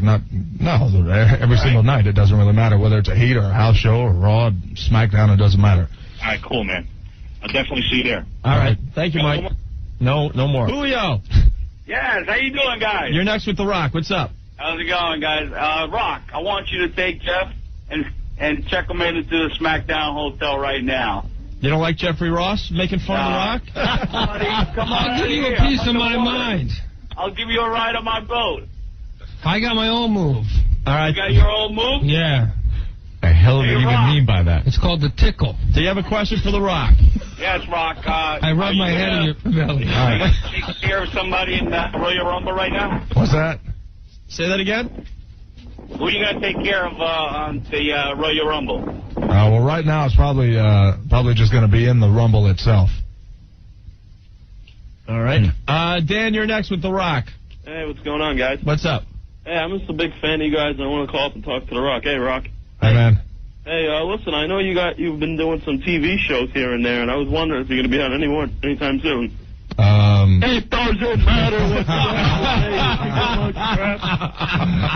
I love you, Rock. You're great. Got you. Got you, Rock. Easy, you got the Rock. How many times a day does that happen to The Rock? Constantly. People throwing your lines back in your face. Constantly. It doesn't. See what you started, Rock. Jesus Christ, it's got to get a little frustrating. Joe, you're next. What's going on? Joe, you're next. We lose Joe? All right. Sal, you got a question for The Rock? Uh-oh. Sal, you're next. Let's go. Hey, Rock, what's up? Hey, man. O&A? Hey. Hey, I just, Rock, I heard a few rumors that you're going to be totally changing your appearance and your personality and everything. No truth to that. Because there's all that crap on the internet that you can't hardly believe and stuff. All right. And I got a suggestion for O&A. Yeah. Instead of having a train wreck, which is good, you should have Rock come up with something and start to play that, like, Yeah, it's not a bad idea. He doesn't know what you're talking about, but we'll talk. We'll tell him off air. You guys rule. All right. You're the great one, like, and Look how nervous they all get. It's hysterical. All right. All right, Sal. Thank you. All right. Mike, you're next with The Rock. What's going on? Hello? Yeah, Mike. Yeah, what's up, guys? What's up? Rock, you're the great one, right? So listen to me. Why aren't you getting any push? You lost to the boss man. What's up with that? We need to call Vince. That's boss man. He's some jabroni off the streets. All right? All right, Mike. All right, thanks a lot. Later. Cute kid. Rock, because of you, we have all the kids listening today. They begged their moms to listen to the Opie and Anthony show. Yeah. Here. And we had to hold off on our shows we usually have. We have, one of them we had was a girl that shot an egg out of her vagina. 9 feet. Wow. So usually the kids don't get to listen. But wonder why. You should have been here for that show. And you think the WWF is shocking, you should see this show Oh, my God. on a daily basis. Although the Moolah Mae Young thing, what do you personally think of that whole thing? It's entertaining. Yeah? It certainly is. When you see a half-nude old broad getting thrown over the top rope, how the hell do you change the channel? It's impossible. I'm glued to the screen when that happens. You don't have to deal with them, though, right? They don't usually put you in any matches with them. No, The Rock's really not currently involved with the Moolah Mae Young storyline. Yeah. Thank God, right? Although, is Mark Henry really banging that old broad? Because I really can't tell. It seems like he is really romantically involved with. He may be. Knowing him, right? He may be, just for the record, he may be. Picture that scene, man. Hey, when's Vince coming back? He's on his 6-week vacation or something? Pretty soon. Yeah, because we're getting a little tired of the Stephanie storyline. It was fun at first, but now it's time to move on. Yeah, Stephanie and Triple H. She's got to stop making that Shane face.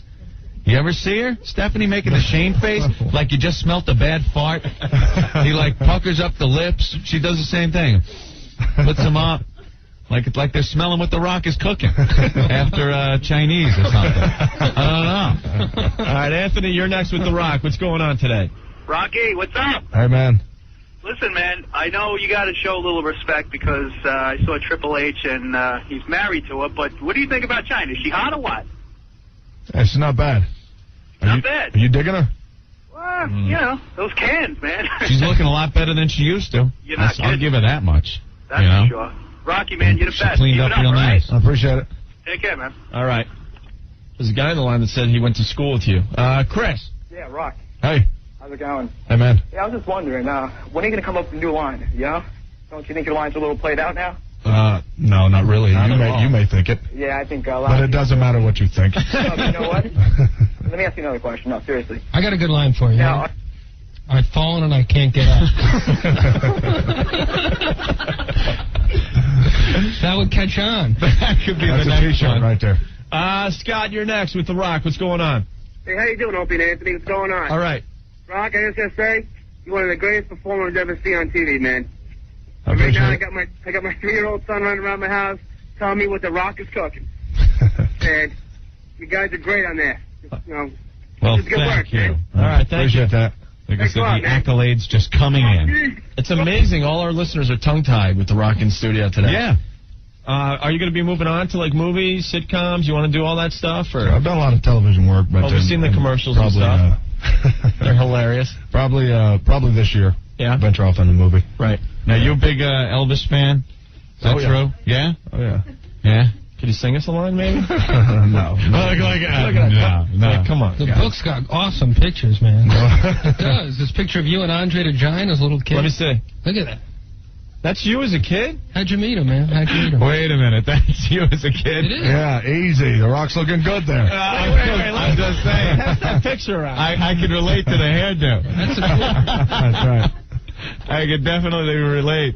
Was he a cool guy? Yeah, real cool guy. Yeah. Right after that was snapped, he threw Rock to the floor. That's right. It's a memorable moment. Wow, that's something. Sporting the fro. That's it. During the early days, yeah. Boy, that was a curse. I remember that. My hair just like a big dandelion head. You know? I had the same thing, Rock. I understand. I know where you're coming from. You feel the Rock on that one. I feel your pain, yeah. Dan, you're next with The Rock. What's going on? Rock, Opie, and Anthony, what's up? How you doing? All right. Hey. I want to ask the great one who he looked up to as a kid, who is his favorite wrestler all time. Favorite wrestler? Well, obviously, I looked up to my dad and my grandfather who were in the business, but I'd have to say probably the entertainers would have to be probably Magnificent Morocco, even including Ric Flair as well. Mm-hmm. Keep up the great work. You guys are awesome. Rock, you are the great one. I'm not going to bother you with doing any of your tacky catch lines, but I just know what you're cooking. God damn. Eddie, you're next with The Rock. We only have a few minutes left here. What's going on? Yeah, I just want to ask The Rock, what he thought about when the Road Dogg was on your show and he was talking all that trash about him? Oh, yeah, the Road Dogg did talk a little trash about The Rock. Yeah, it almost sounded like you two, Really we're like talking each other. real life, kind of have a little, tiff going. No, there's no tiff with The Rock. There's a tiff with Road Dogg. He's the type of guy who's kind of insecure at times and very jealous, and it's just that simple. When are you going to lay the smackdown on him again? Whenever I get the script. All right, Rock, you want to go one-on-one with me? No, you might hurt The Rock, man. That's right, you Sound know like that. a tough dude. That's right, yeah. Rock, you're great, Rock. I'll talk to you later. Appreciate it. Hey, Rock, does it ever get real in the ring when you really don't like the guy? Like you give it a little extra push or something? No, not really. I mean, I'm pretty much professional in there, and the rest of the guys in WWF are professional guys. Right. We got an issue, it'll be handled back in the back, and then never in the ring in front of everybody. Right. That's it. Nice curse from The Rock. Rock on that one. All right. But it is what it is. That's all right. If anyone got Curse in the book, unprofessional. too. Curse in the book, too. What's your personal view on toning down the whole damn wrestling thing? Because it pisses us off. All these people coming out of the woodwork saying it's too violent and... Well, it's easy to say that. On network television, you'll find a lot worse. Mm-hmm. We don't murder people, obviously, on our show. And a lot of times our show's reality-based, but at the same time, you'd be an idiot to think that it's completely legitimate, because it's not. I remember seeing the Boss Man getting hanged. That's right. That's true. Wait a minute. That looked like murder to me. But then like Wile E. Coyote, he was back the next day with no problem. That's right. I was like, wait a minute, they hung him yesterday. What happened? Some stuff's real. That blood on Austin's head, sometimes, I don't know. That seems real. There's a lot of real Seems things. painful. The blood's real, yeah. All the blood's real. All right. Oh, any contact that maybe shouldn't have happened? I see a lot of times, looks like X-Pac doing that spinning back kick. How the hell you know where that's going to land every time? Well, that's just one of those, that's a hell of a kick. You kind of just got to suck it up. I mean, sometimes I swear to Christ, you just smack someone in the side of the head. You seem like, wait a minute, he just kicked him in the head. Right. Bleeding. You ever catch anything from X-Pac? Off guard, yeah. Yeah, a couple of them. Yeah. He's a little pipsqueak anyway, though, compared to The Rock. Look at you. Right? You break him in half. Mark, you're next with The Rock. What's up? Anthony is such a wuss. Why? Why don't you do your impersonation of him? What? The great one. Do your impersonation to his face. What impersonation? The impersonation you always do when you talk about him. I don't know what you're talking about. In a loving way. He doesn't trash The Rock. I don't trash The Rock. Doesn't trash the great one. It's like everybody does an impression of The Rock. All right, wait, what has he said, Mark? He's always saying, I'm going to take this and stick it up this, and you're always saying... Well, Mark, why don't you take that telephone, shine it up real nice, turn that sumbitch sideways, and stick it straight up your candy ass! The Rock is cooking. That old gag, Rock, That'll show him. He's rolling his eyes like, oh, I'm sure for a second people were looking at each of us thinking, who's The Rock in here, you know? You really can't tell. All right, shut up, Mark. Matt, you're next. What's going on? Hey, guys. How's it going tonight? All right. Rock, I ever wondered, with so many cool heels and the lack of, hated heels, I was wondering if you ever had to turn The Rock evil again, would you ever think about bringing back third-generation superstar Rocky Maivia, since, everybody pretty much hated him? No, not necessarily because he was a babyface. When Rocky Maivia became The Rock went out there and he crapped on the people. He did what he had to do to get legitimate heel heat. He did that, and made no bones about it. Would say, hey, this ain't sing along with The Rock and good night trailer park trash every single night. No, I think if the time were ever to happen where The Rock would turn heel again, he wouldn't have to go back to Rocky Maivia. He'd just have to kind of do exactly what he has to do. And there's still a lot of arrogance, and there's still a lot of arrogance, a lot of confidence, a lot of things you still see in The Rock now. It just so happens he's a babyface. But when the time comes, and it'll eventually happen, whether it's 2 years or 4 or 5 years down the road, he'll just be still the same Rock. You'll just hate him. All right, thanks a lot, man. Good luck with your future, all right? Appreciate it. All right. Well, that's the funny thing is you didn't even try to be a good guy. I mean, it just happened. He'd go out there and say he was the people's champ, and the people were like, no, you're not. You're just being pompous and saying, I'm the people's champ. And then after a while, it just caught on. You brainwashed everybody. You hypnotized them or something. So yeah, he is the people's champ. Hey, Chris, what do you have for The Rock? Rock, this is one of the millions of fans. I was calling to find out what kind of injuries you've ever sustained in the ring. In the ring, other than a couple of knee injuries, had a couple of surgeries already. That done shoulder injuries all the time. Pretty much your typical bumps and bruises. Yeah, you can see time and time again. You see black and blue marks on some of the wrestlers from going off the ring and everything. What about when you flip over the top? What's that do to you? Well, you won't see too much flipping over the top from The Rock. Not like the Hardy Boys or anything like that. Yeah, they get into it. That ladder match is still one of the most amazing things I've ever seen. We got Sick Boy in the studio. He's like a wrestling expert. You got a quick question for The Rock there, Sick Boy? He's been chomping at the bit all afternoon. Yeah, I was actually kind of curious about, remember the MTV special over the summer? They had the feature on Tony Atlas, who was your dad's tag team partner. I was kind of wondering if you saw that and what you thought about it. They kind of highlighted some of the hard times that Tony's gone through over the years, and him talking about being so desperate that he wanted to kill himself and all that, and just what your thought on it was, with your dad being his partner. Well, before The Rock actually answers that, just out of curiosity, The Rock's heard of your name, and The Rock's got a question for you regarding your website. Oh, no. Actually, I had no idea it was you who goes by the name of Sick Boy, but it was brought to my attention last night from the office that your website carries a lot of racist comments, and I just want to hear about that. And for the most part, I just want to know, it sounds like all you guys are friends, and if you guys had known that this is a guy who has racist comments on his website, and if in fact you guys are behind that. Oh, I've seen his website a few times. He's got a bunch of writers on there, and I think they just open it up to everything. Yeah, I don't think there's anything ever been racist, no more than any of the humor that goes on in this show. Well, hey, now, don't blame our show. Don't lump us into that. Well, I'll tell you what, after it was read, a couple of lines were read yesterday. The officer called me, read a couple of lines for me. It said something like, The Rock being half black, half Samoan, doesn't know whether he should go rob houses or eat food or whatever it is, and saying Jacqueline's from the jungle, and Mark Henry, something about him being a gorilla or a monkey or something like that. So elaborate on that. And if that's the case, if you guys are behind this guy, then really, I really don't even want to be here, for that matter, and I certainly don't want to talk to you. Well, if there's been any, this is nothing that's been written by me. I've got a staff of 15 writers that are on the site, and the site is done as an entertainment site, adding humor and just commentary on what goes on in wrestling. I haven't seen anything that was racist on the site. If there was anything that I ever saw as being too extreme, it would be gone in a heartbeat. There's been plenty of stuff that gets... Well, being saying that Jacqueline is from the jungle and Mark Henry's a monkey, and whether or not The Rock wants to rob houses because he's half black or he wants to eat because he's half Samoan, quite frankly, I find that offensive. Well, I haven't seen that. I haven't seen those posts at all. I don't know if anybody else has. And I'll be honest, I've never read any of that. I mean, I've never seen one thing up on my site that would ever be racist, because that's not how I was raised, and that's not how I would run a website. Well, it's on there.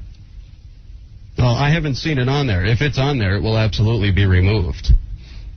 But, I absolutely do not condone, nor do I, support any of the statements made. And if, somebody on there has made racist comments like that, they're absolutely going to be fired. Can I be excused? Whoa, really? Wow.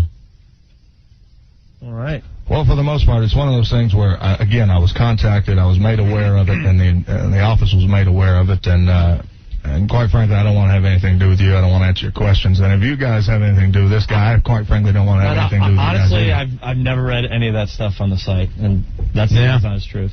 No, we have him on whenever we have wrestlers on. He's an expert, knows a lot about it. We have that on. I don't know anything about any racist postings. Like I said, we don't condone that either. Yeah. Well, it was brought to my attention last night, and it was read to me over the phone in detail. When you have an open forum, especially on the internet, there's not really much you can do about well, that. Apparently it was from the writers who you must employ somehow.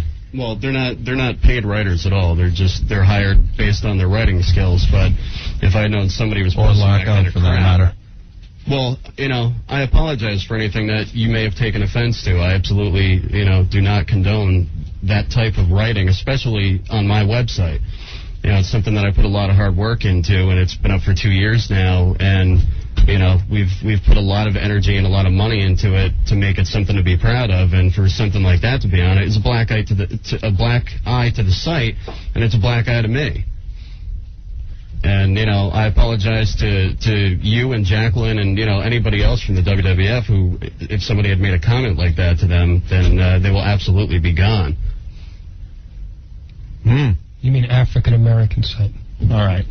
Enough with that. Wow. Boy, that sure turned around quick. Look at that. What the hell are you doing? So what else, guys? Let's wrap this up. Yeah, no problem. God damn. You ruined our interview with The Rock. What the hell? We were all having fun. All right. Well, we still want to thank you for coming by. I appreciate it. Yeah. All right. Absolutely. I hope you don't hate us. Well, no, I mean, if you know of this, and if you're telling me the truth, if you know of this... I'm giving you my word. You don't know much about me, but I honestly have never read anything like that on his website. And that is my word. I'm not backing down or anything. I've never read anything like that. And that's the God's honest truth. All right. I believe it's there. I'm not going to lie, but, if you say it's there, but... I was pretty much there, for the most part. Again, I was brought to my attention last night, sat on the phone for a good couple of hours, and made the publicist aware, and I had no idea it was him, but appreciate you guys having me on. Thank you. Okay. Book signing starting at 7 tonight, Tower Records, East 4th Street, and Lafayette in the East Village. Got to thank The Rock for stopping on by today. 1027 WNEW. Who the hell just turned off their radio? Hey. Once again, it's Opie and Anthony. Jeffrey Ross still in the studio. I don't know if he wants to be associated with us anymore, but... Oh, my God, that was crazy. That was cringe radio at its best. Jeffrey Ross playing Caroline's tonight, and all weekend long, call Caroline's for tickets, but he is... Thanks for having me on, you guys. He will be there. He will be there tonight at 8. Holy, I am like shaking. Flip from Ossining on instant feedback. Never have I heard your show come to such a screeching halt. Nice way to kill an interview, sick boy. Wow. Man. That was some of the most uncomfortable radio I have ever heard. Poor sick boy. Send all complaints to WDB@xwrestling.com. Dude. He's the guy you want. All right, thanks. Oh, my God. Oh. He just ran right out of here, didn't he? Yeah, he walked right out. I swear to God, it was like a train hit me heading out the door. Talk about body crasher. Oh. It was just, wow. And he was having such a good time. Yeah. He was going to cut liners for our show, and he saw the White Devil. And there was wow. There was a bunch of people out there waiting to get pictures and autographs, and he just whoosh Right through the crowd. He said goodbye to me. Yeah. He shook my hand. Said, nice to meet you. Oh, we didn't get a handshake or nothing. No, he just turned his... You know what? All of a sudden... Donna. Yes, I'm here. What's up? Very, very uncomfortable. Did he even leave? I mean, was it cordial, or did he shake me with his hand walking out, or? No, when I was giving the plug for the book and the book signing, he just turned right around and walked right out. Wouldn't shake our hand, nothing. Very, very uncomfortable. I swear. I feel bad for Jeffrey Ross. He shook Jeffrey's hand. That was about it. Very, very odd. How'd that happen? Wow. You know, I'm not going to... we had no idea what was on the xwrestling.com site. No clue whatsoever. Hey, good. And I know as he's walking out, he thinks, you know, we knew all along what was on there. I say good for him because Thank he you, handled Donna. himself with a lot of class in a very uncomfortable situation. He didn't, you know, he had to do what he has to do. Well, to tell you the truth, yeah, on one hand, sure, you're right, the way he handled Sick Boy. But I don't know, because Sick Boy is on this show, I think he kind of looped us into this whole thing, and the interview fell apart. I think he feels that we are in some way involved with the website and with anything he might find objectionable. I think I made it clear. I don't think so. I still didn't know when he left. And if you look at the website, it looks like you guys are involved with the website. At least that portion. How does it look like that? If you look at that portion of it, it looks like you guys said this stuff. That we personally said it? Yeah. It makes you guys sound. It makes it sound if you read it. And it's taken out of if people are just reading lines off it. What is it, a mock interview? It's a mock interview that was done yesterday. And I just want the point to be made clear in case anybody missed it. I didn't write it. It is on xwrestling.com, which is my site. Dude, stop plugging your website. Stop plugging your website and go home and delete that thing. Don't worry about it. What's your problem? It's okay. I'm just pissed. Because he left here thinking that, you know, we had everything to do with that. We didn't. We get in enough trouble on our own. I don't need people accusing us for stuff that we didn't do. And we didn't do anything. We're completely innocent. As far as he is concerned, having Sick Boy on our show, we are involved. And in that case, he's right. That we do have him on the show. We're not involved with the website. We're not involved in any other way. But I think him knowing that we have him on our show is enough. That it pissed him off. He must be very sensitive when it comes to racial stuff. He entertains kids. He's got to be. I need another beer. Can we light up the Cubans again? You want to burn Cubans? What? Hey, who's this? Is that a train? Danny. Huh? Danny, what's going on? Not much. Yeah, I just wanted to call in. I think the way he left was kind of messed up, you know, because all you guys did was praise him the whole time, and, you know, he just turned his back on you real cold-hearted, you know? You know, I'm starting to get a little pissed off now that I'm thinking about this, and now that he's gone. I mean, does he have a problem with The Godfather? When The Godfather comes out pimping hoes 24/7 and smoking joints and stuff? That seems to be a racial stereotype. See, his whole thing is, though, you know, like, you guys made him so high up on the show, you know, and then he just turns it around because he reads something on the website that had no control over you or the station, you know? Yeah. And it's foul, you know? I mean, you guys had him on, you praised him up, and, you know, he just walked out like a real jerk-off. Yeah, you know, I have so many things going on in my head right now. It's like, he said he spent 2 hours, you know, on the phone about this last night. Yeah. So he should have brought it up as soon as he walked in the door. Because wait. Because if it looks like it's a mock interview that we did with The Rock, so obviously it looks like we're associated with what was said on xwrestling.com. He should have, you know, confronted us as soon as he walked in the door. Dude, I read that post, and it's obvious. It says it at the beginning. It's a fake mock fantasy interview. You would have to be a complete buffoon to think that was real. Yeah. You know, and even if he did have a bone to pick with you guys, he should have brought it up right when he got there, you know, and just made his point. He didn't know. Instead of walking in and, putting you guys into a bear trap. I got to say, Ed and I have been doing a lot of radio. This has been the most uncomfortable moment in the history of my damn radio career. When Sal was on the phone with my mom? No? That's second at this point, Ant. What's this?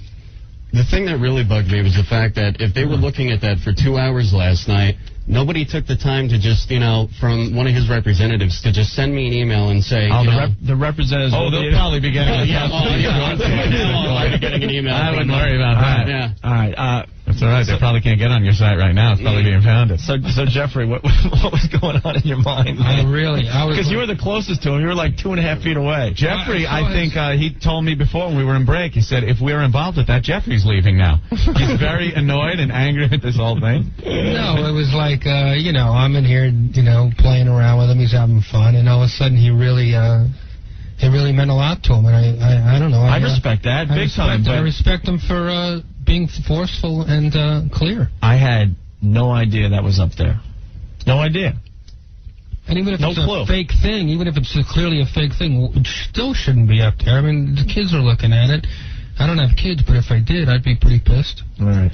See, now I'm on the end of the spectrum where I say if it's the internet, anything goes. I say anything goes. It's the First Amendment, man. I don't care what it says. But fine, he's still got to do what he did. Okay, that's fine. He wasn't arguing the First Amendment. He was saying you're a prick and you're a racist if you let that be on your website. I was an innocent bystander, and that's what pisses me off. I had no idea. And like, he dissed us at the end of the interview. I had no freaking clue, and that's what's pissing me off. I had no idea. I told him man to man. I had no idea about what he was talking about.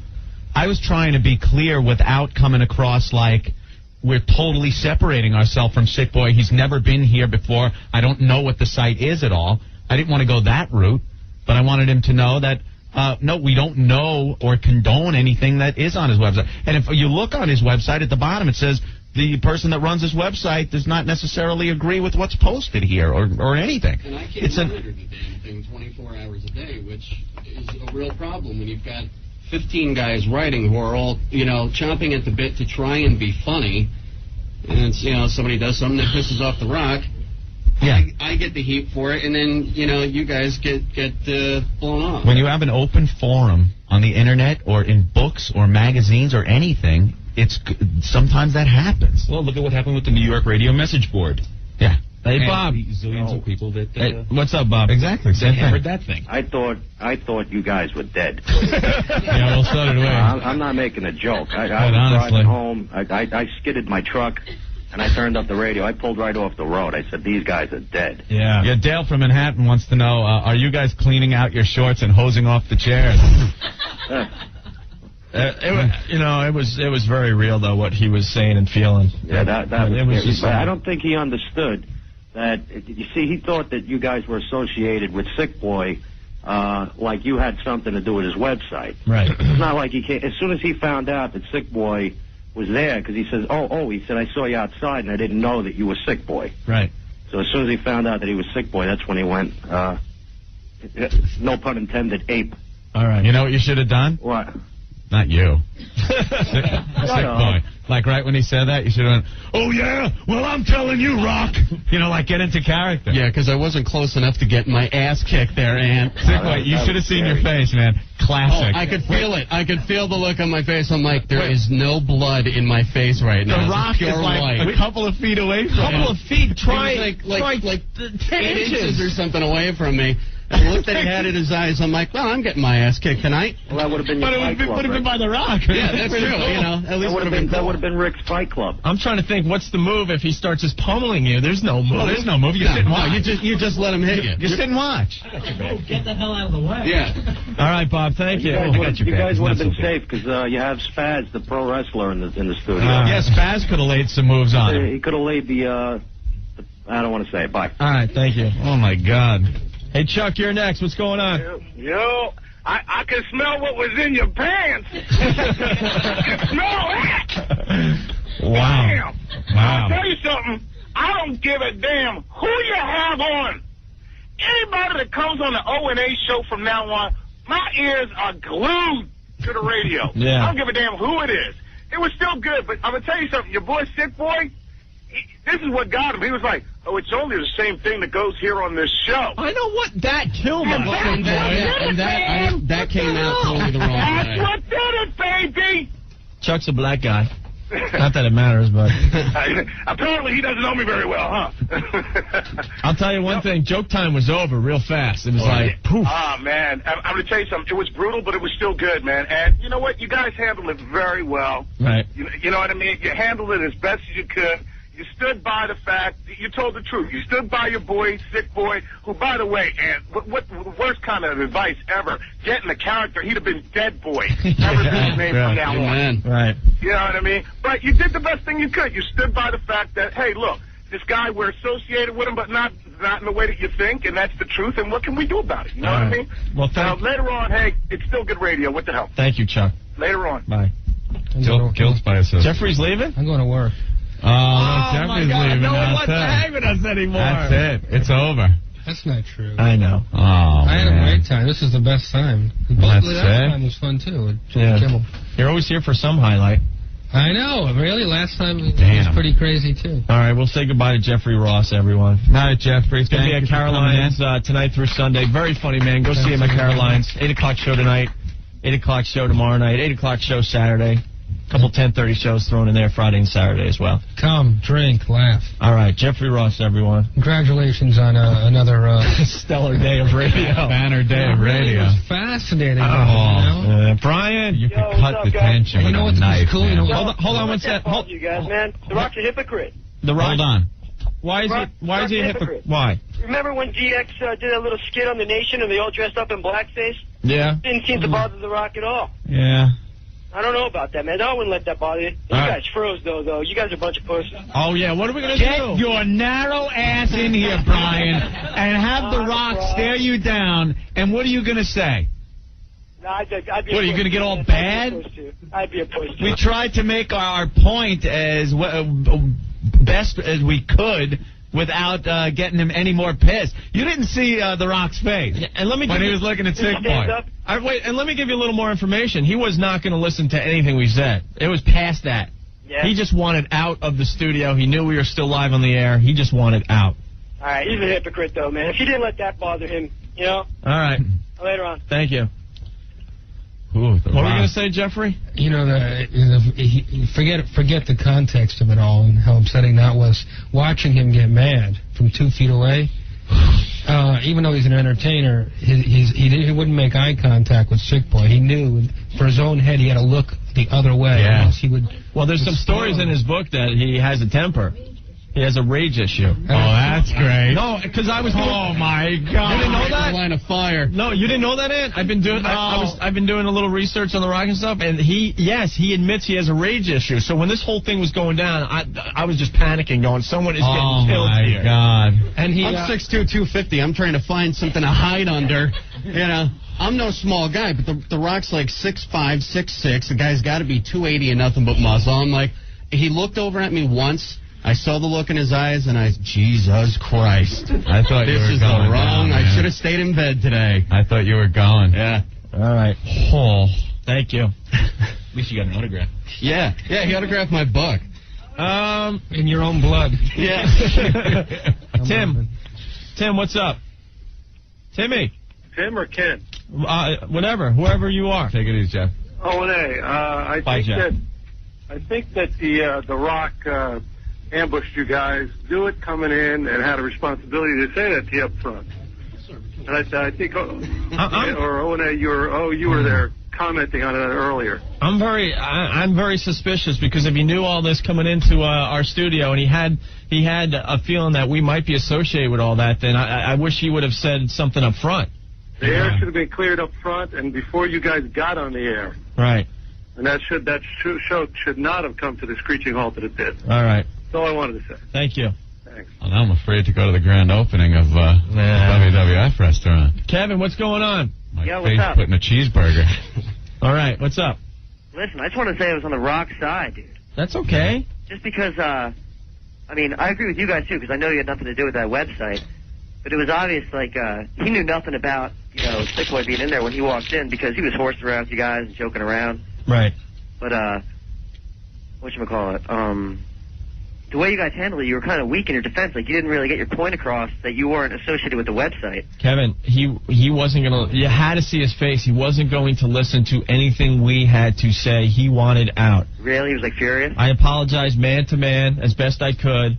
And as soon as we went to commercials, usually, you know, we take pictures with our guests. You know, we shake a hand or two. We laugh, you know. And then you know, usually they go out in the hallway and they take pictures with some of our listeners that came down. And you know, then if they're really cool, they'll cut some liners for our radio show. What happened was, as soon as we hit that commercial, he turned around and walked out without saying bye. So he wasn't going to listen to anything we had to say. If we would have made it clear that we're not involved with the website, we'd have gotten 20,000 phone calls and emails going, "You guys sold Sick Boy down the river. You bunch of pussies. You made it sound like you were backpedaling and stuff." There's really nothing you could do. Well, the guy was pissed. I respect you guys sticking up for your boy and all. I mean, because I would definitely do the same thing. But it was the article. Well, I don't think it was so much the website, but the article that got him all pissed off, you know? Right. First of all, the guy runs a website, has writers on it. Right. If a writer writes something inappropriate, not only is the guy that runs the website, maybe he doesn't know it's there, but then remove it to the radio station that he comes up to every so often. I mean, it's obvious we're not involved with the website. And whether we have to explain that to The Rock live on the air as he's pissed is another story. I don't think we had to. And I think at that point he was pissed and he was leaving. Right. He had already made up his mind in his head. And we weren't going to talk him out of it. And we can't babysit everyone that is associated with this show. We don't know what everyone does. People come in the door all the time. They got things, they got products, they got websites. What are we supposed to look at everything and make sure everything's milk toasty right?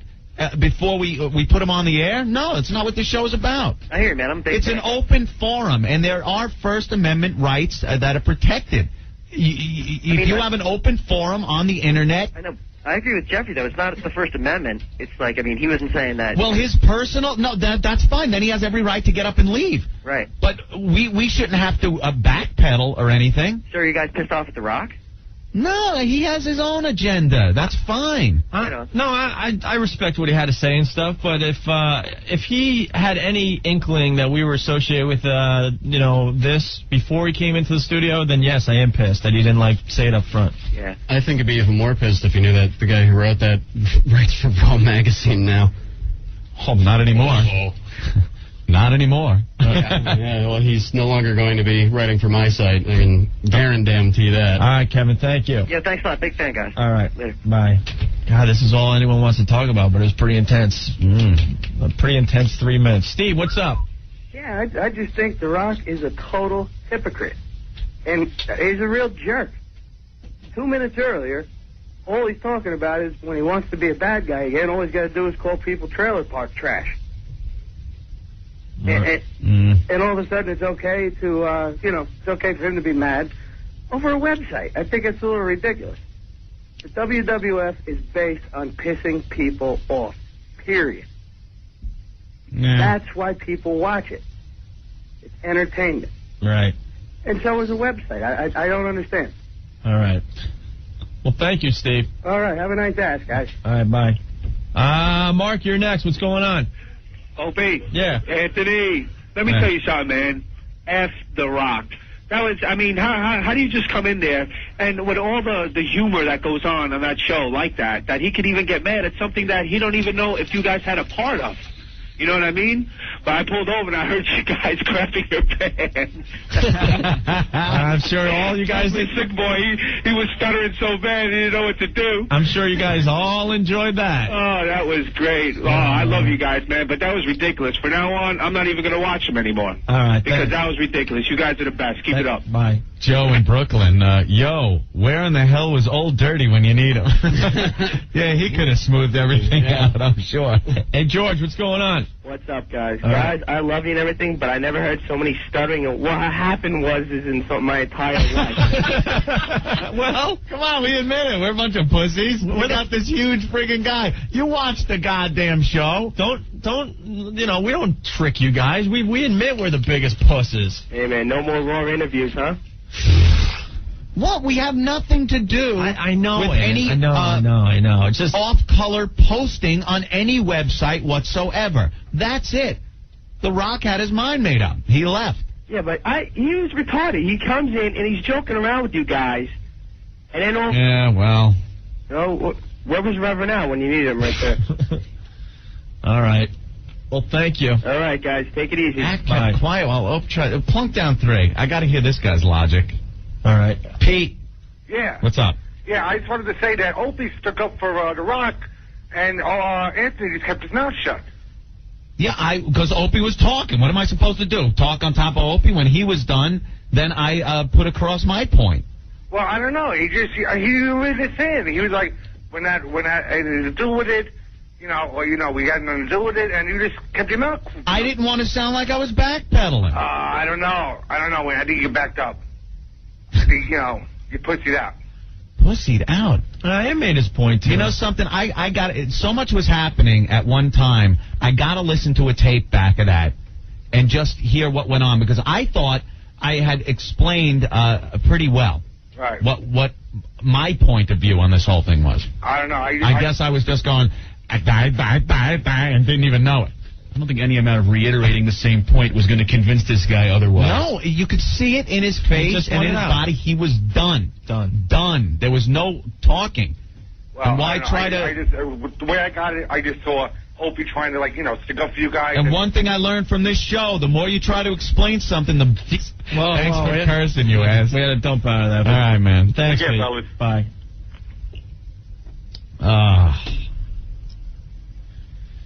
At that point, it had nothing to do with the show. It had nothing to do with you and I. I was just man-to-man telling him in his eyes I had no freaking clue about what he was talking about. Yeah. And that's why I'm mad, because it didn't matter. His mind was made up. That's it. Done. So, done. All As soon right. as he said he had heard of the website, I'm like, I got a feeling this ain't a good thing. I saw his face. He turned around. He did that snort thing, that you see him do in the ring. The Brahma Bowl. He did the snort thing. He kind of looked over sideways. all right, Lisa, real fast.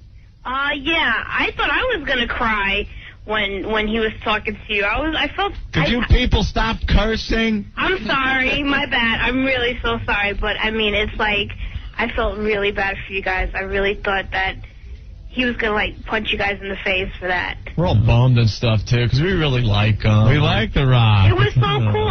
We have a really good relationship, or did, with the WWE. Oh, you meet your hero, and all of a sudden, and now we're scourging. He hates you. They're probably pulling the Raw magazine off the newsstand as we speak.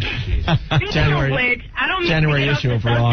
But Anthony, me and my friends were sitting around looking at the Raw magazine, and we could swear to God, for a little bit, if you look really fast, you look like Ernest P. Worrell. Who's that? Ernest. Anthony goes to camp. You must really be looking closely. I'm sorry, but I love you guys, okay? Right. Thank you, Lisa. All right, bye. We both did our best Dr. Bellows impression. But it was, I swear, but I never saw Jeannie, but he said, and then it was over, but we never knew, but Sick Boy, and then he said, but it was never, but we don't even know Sick Boy. But you're innocent. We don't even know why he's here. All right, we got to take a break. We are so damn late. Oh, my God. More of your phone calls in just a bit. Stay there. 1027 WNEW. It's Opie and Anthony. Hey, man. What's up? We just got the people's brush off. We cannot stay out of trouble. We try. I thought today would be the day we'd just have a boring Opie and Anthony show. Have a little interview with The Rock. And then we'd go eat some food at Paisano or something. Yeah. But no. Somehow we're always ending up in some form of trouble. Maybe it was all fake and we're just going to be part of a storyline for the WWF. Oh, you think? Yeah, that must be it. Go ahead, taunt them a little bit then. Oh, yeah. Was he acting in? I don't think so. No, we know he wasn't. Now, what about if we go to the grand opening? Well, we are invited. Mike, what's up? Oh. Hey, how you doing? All right. Is it a big place? Will there be a lot of people? Can we steer clear of the wrestler, right? Huh? Sick Boy used to be a wrestler, right? No. Oh. Yeah, well, I think The Rock should have spit in his hand and punched you right in your mouth and broke your lip open. All right. Oh, cool. Thank you. All All right, pal. Bye. Bye. All right. Grant, what's going on? Hey, what's up, O&A? All right. That was kind of rough, man, but I got to take the Rock side. Sick Boy's got to go. I'm looking at this website, and the guy's ripping him. How do you expect him not to react like that? He has every right to react how he did. I just, But it's not your fault, but somebody should have called Sick Boy right out onto the carpet. I think The Rock did. But I think he wanted you guys to call him out onto the carpet, How too. can we call him out when we haven't seen what he's talking about?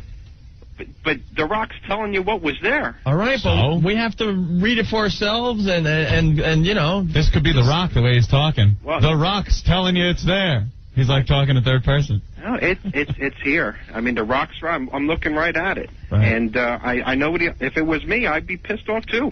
All right, he has every right to. But, I don't know, maybe you guys have somebody go check out the website, and maybe you could I think give everyone- The Rock a call and say, hey, listen, you're right, and we don't condone it, and the Sick Boy's not allowed on the show anymore. I think a ton of people checked it out. I think more people checked it out because The Rock mentioned it. Oh, well, yeah, sure. There's probably thousands of people that would have never even seen it. Endorsed by The Rock. I don't know. I don't know if endorsed is the word. I can see The Rock's point. I thought he was going a little overboard, but looking at it now, I can see. I have no problem with any of that. I just, I don't want to keep saying it, but I said man to him that had no clue, and, he dissed us at the end of the interview. We were having fun. And the truth is, I had no idea. Well, maybe you guys can talk to him and patch things up, because their interview was going really cool. And then you guys did a great job. And then at the end, I assumed, okay, we continued the discussion off the air. And no, he just bolted. He left. And Psycho Mark, you're out of your mind. Oh, my God. Psycho Mark, who, is also in charge of trying to get some of these guests to cut IDs for us. You still went up to him and said, hey, can you cut that Opie and Anthony? That's a big brass. What did he say? What did he say? No, I'm not cutting that ID, not if they're associated with them and all that. So he still thought that we were. Yeah, and the WWF lady was real PO'd, too. But, she's PO because she's got to be. Yeah, maybe you guys might want to give Vince a call and let him know that everything's really cool. Yeah. You don't want to have him dissing the show now. All right. All right, hey, thank you. You guys suck. Thanks, Grant. Bye. I mean, that's ridiculous. It's like somebody getting, putting a sign up in the crowd at the WWF, someone reading the sign, getting offended, and being pissed off at the WWF because there's a sign. You know what I mean? There's many things he said that were very hypocritical in our interview, if you really want to get into it. When we were talking about the signs in the arena. Yeah. And we asked if any of them make him laugh. He goes, yeah, when I see the one that says big red retard. Ah. Retard, very derogatory word. Mentally handicapped, Opie. Just saying, where do you draw the line? As far as obviously, wherever The Rock wants you to. Well, as far as that type of humor goes, where do you? Can't believe Sick Boy. Look at him over there. Brush with The Rock. Almost killed by The Rock. Wow, that's pretty cool. We almost saw live death. That would have been a first for our radio. Would that have been cool if he put him in the position to give him the rock bottom? And he's looking around all crazy. He's got Sick Boy, and then wham on the floor. I'll tell you what, man. If there's anybody to get your ass kicked by, there could be none cooler than having it kicked by The Rock. By The Rock, yeah. I mean, as intense and as serious as the whole situation was, afterwards there was hey, wow, The Rock almost kicked my ass. Yeah. But you could go down on the street and get your ass kicked by some nobody. Yeah.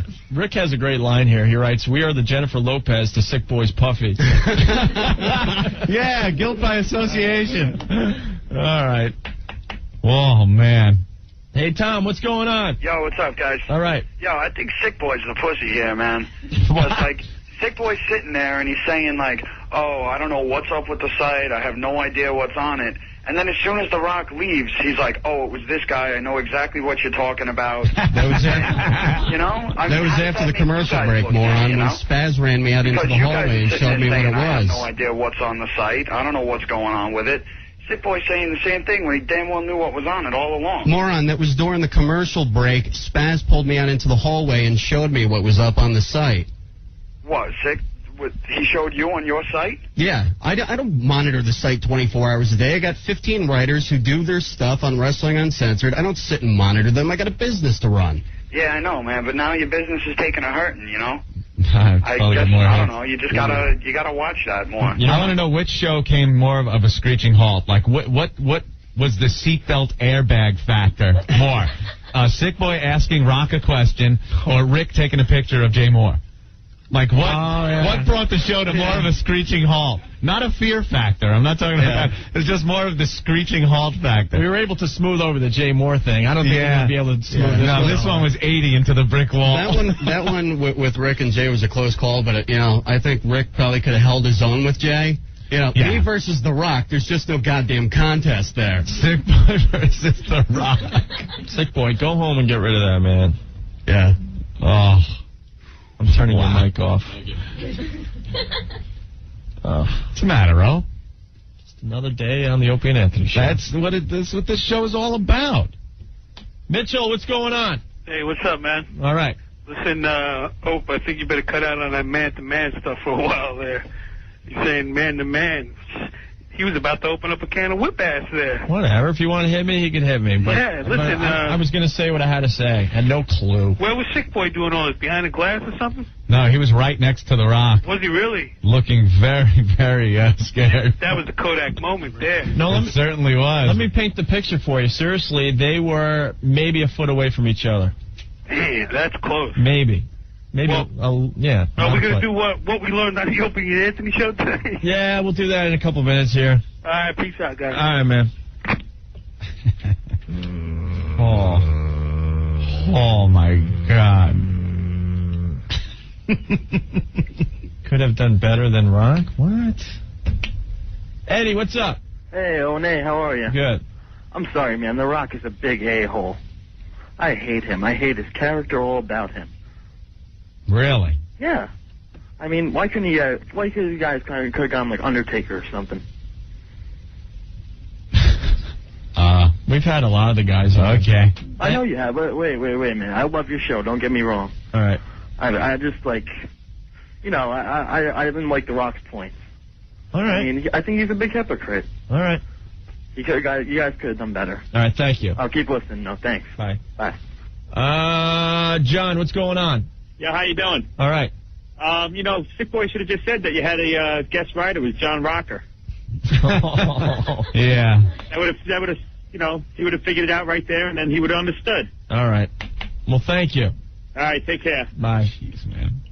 Matt, what's up? How you doing, guys? Guys, that was probably one of the best radio I've heard in a while. You guys, that was great. I was so uncomfortable. I haven't been that uncomfortable in my car since I got pulled over for a speeding ticket. I was sitting there. I was afraid to turn the dial. I didn't know what to do. I just froze. So I can imagine how you guys felt. I don't like those uncomfortable moments, and they happen a lot lately on this show. They really do. But that really got to me. But seriously, The Rock, at least he could have been cool with you guys. He really should have got his facts straight before he was going to go on a tirade like that. Just shows you what kind of mentality this guy's got, that he could have just relaxed himself a little bit and said, you guys are cool with me, and there's this guy, I got a problem with this guy. He shouldn't have just taken that on you guys. I think that's wrong. You guys support him. All right. Well, thank you, Matt. It was a good point. I'm just, we're exhausted from what just happened. Oh, all right, let's battle with The Rock. Let's take a quick break, and we'll play the famous game, What Did We Learn on the Opie and Anthony show today? So let's clear the phone lines and get into that next, okay? All right, man. What are you laughing at? Nothing. I just punched up Sick Boy's site. Oh, all right. Just kind of looking at. Oh, no, I'm just kind of looking. You know where it says xwrestling.com is not affiliated with any pro wrestling organizations? Could you put the Opie and Anthony show on there? That would be that would be nice. All right, we'll be back. Just about done, Anthony. Temperatures. 102.7 WNEW. Woo! All right. Thanks for tuning in today. You almost saw a murder today. What other radio station is going to give you that? We should have played a lot of music today, Anthony. Maybe taking a vacation day. That would have been fun. All right, let's play What Did We Learn on the Opie and Anthony show today? Oh, no. This is going to suck. Why? Oh, gee, I wonder why. Maybe we should call the WCW and say how much we like them. Ooh, man. That's just a joke. Adam, what's up? Yeah, what's going on, fellas? All right. I learned today that The Rock or Dwayne Johnson, whatever he wants to be called, is just a big bitch. It's all wrestling. It's not even about wrestling anymore. It's a commercial about promoting yourself. What about the days of the Ultimate Warrior and Hulk Hogan were around? You know, that was real wrestling. That was real wrestling. All right, there you go. All right, Adam, thank you. All right. You know what?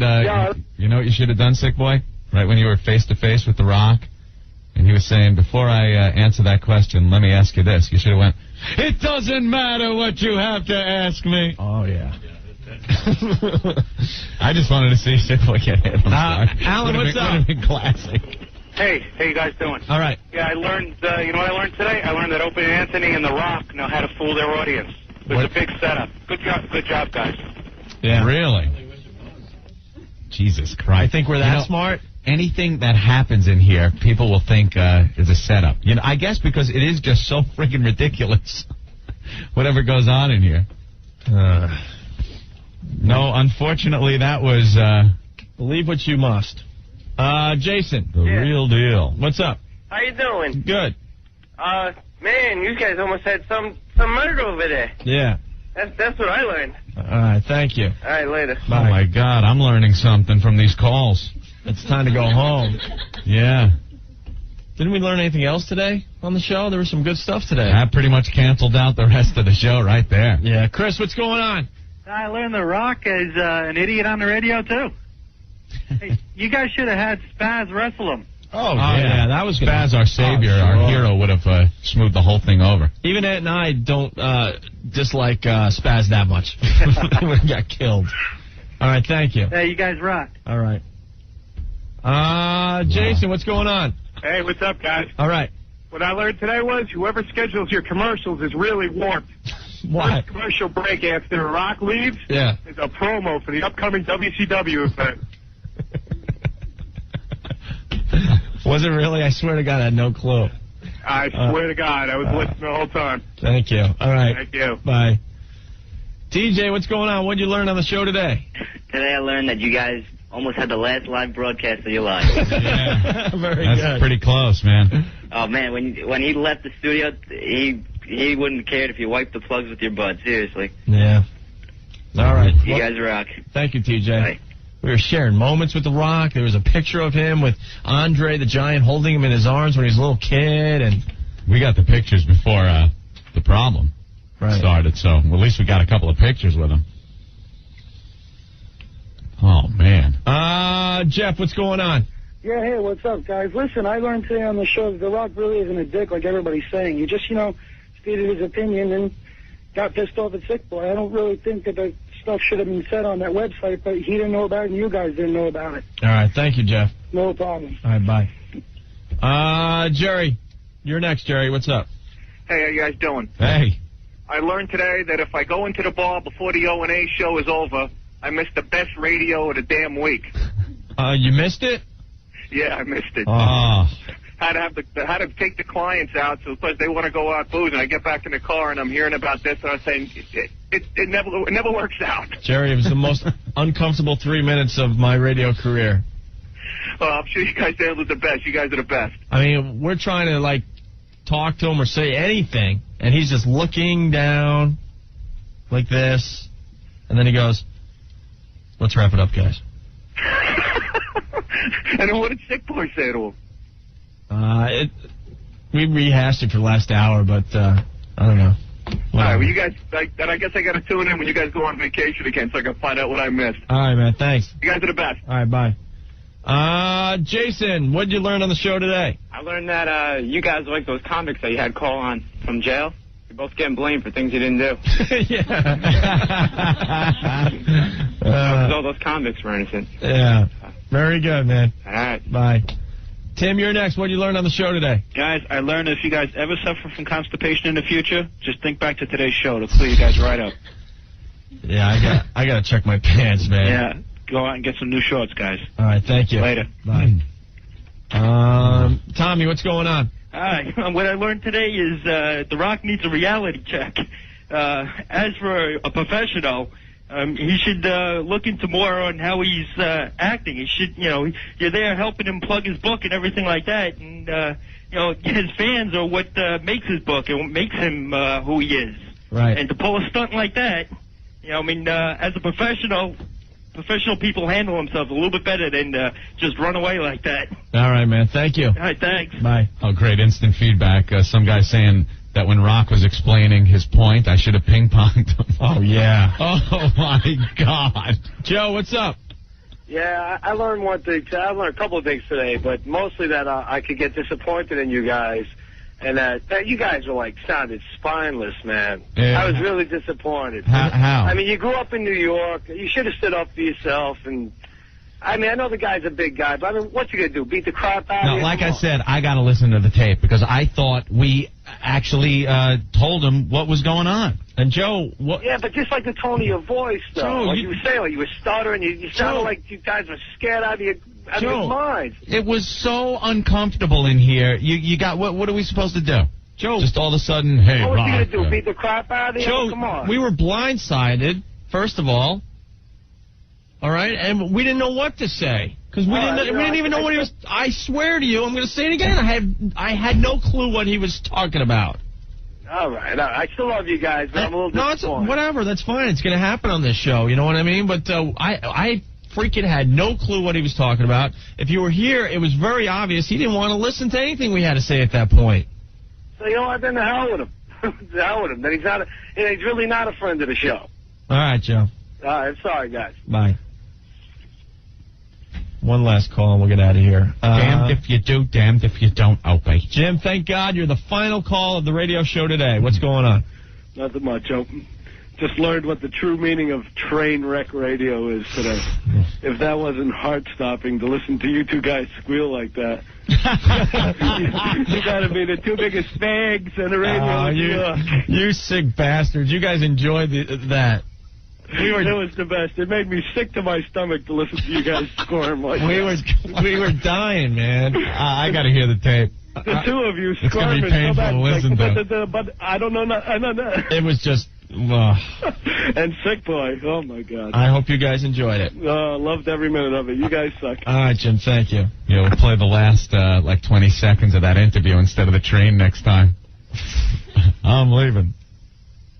All right, let's get out of here. Yeah. Oh, I'm going to be taking the back way out just in case someone's waiting out front. I'm taking the corporate helicopter out here today.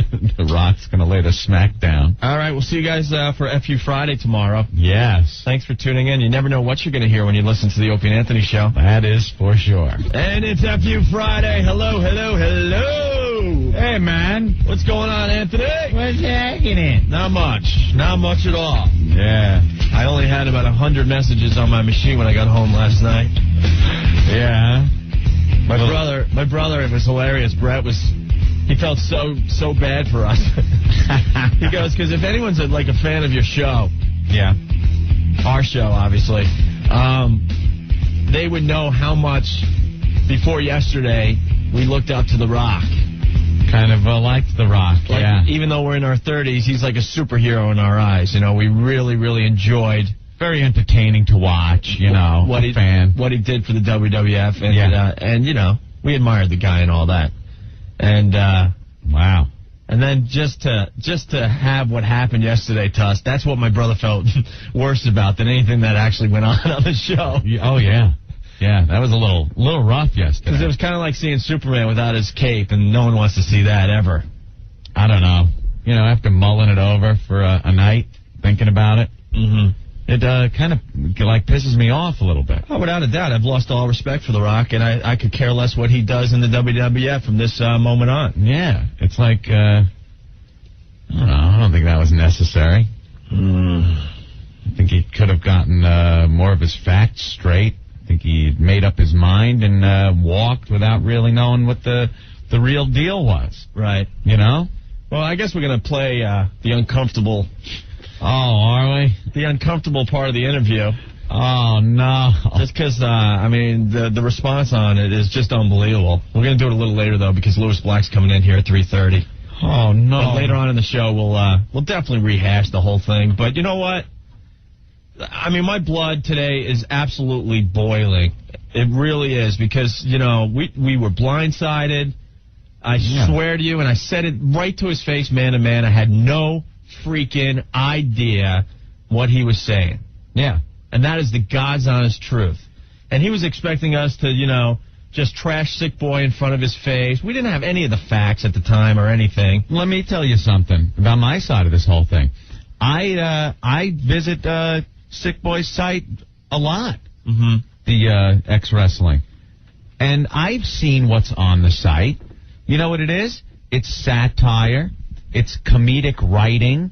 It's funny. It's not... And it is really politically incorrect. I mean, talk about goofing on everybody. I mean, everything. You could go there and see the writers on that site goofing on gays, Jews, blacks, everybody, Italians. Doesn't matter.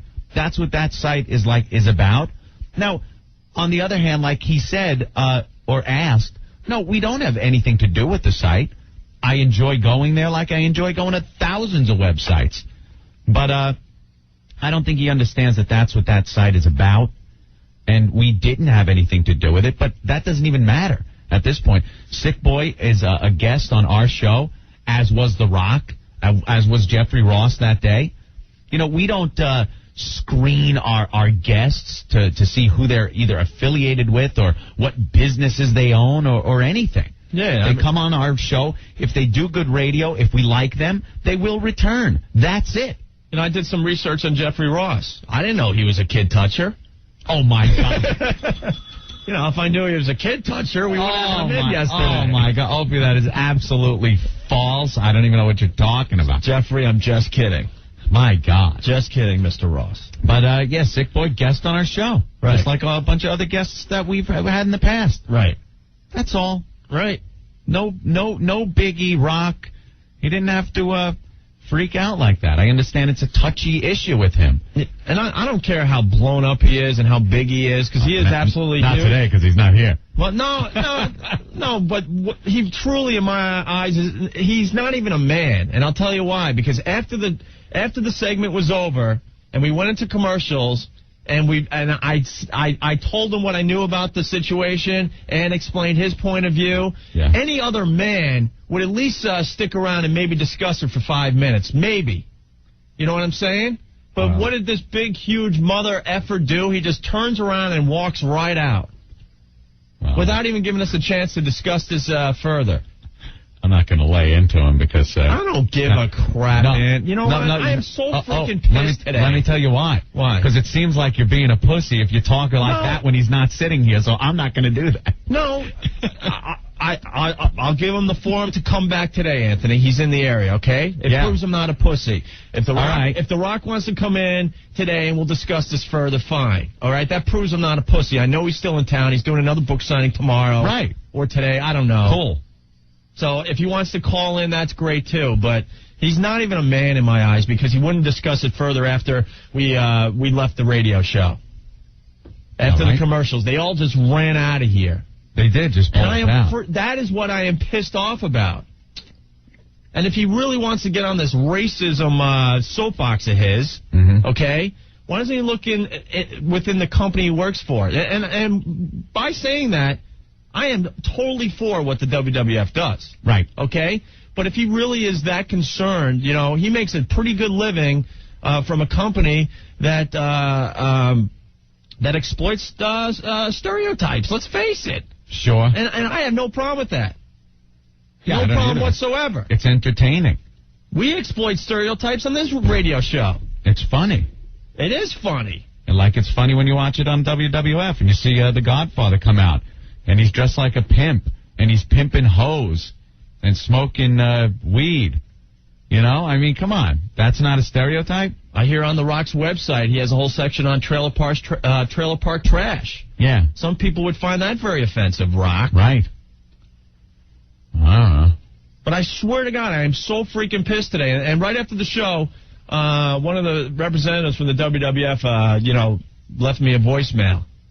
And I called her right back. Because I was still like, what the hell? I'll discuss this, you know? Yeah. But I don't even want to discuss it anymore. But I got her on the phone, And she goes, we heard the rest of the show after we left, and we're not pleased whatsoever. Not pleased whatsoever. And then she was convinced that we, like, controlled the phone calls and just made, so the people that were on would agree with what we were saying. That's not what we did whatsoever. There were plenty of calls of people that say, we acted wrong, or we looked stupid, or, we were the a-holes. We put those through, too. Mm-hmm. What do you think? We censor the calls? No. And it's too bad, because we do have a good relationship with the WWF, but I could care less about The Rock now. Yeah. What a...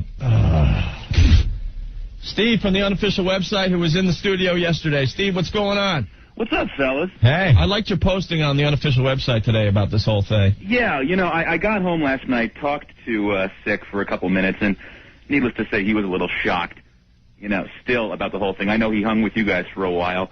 Personally, I went out afterwards and got drunk.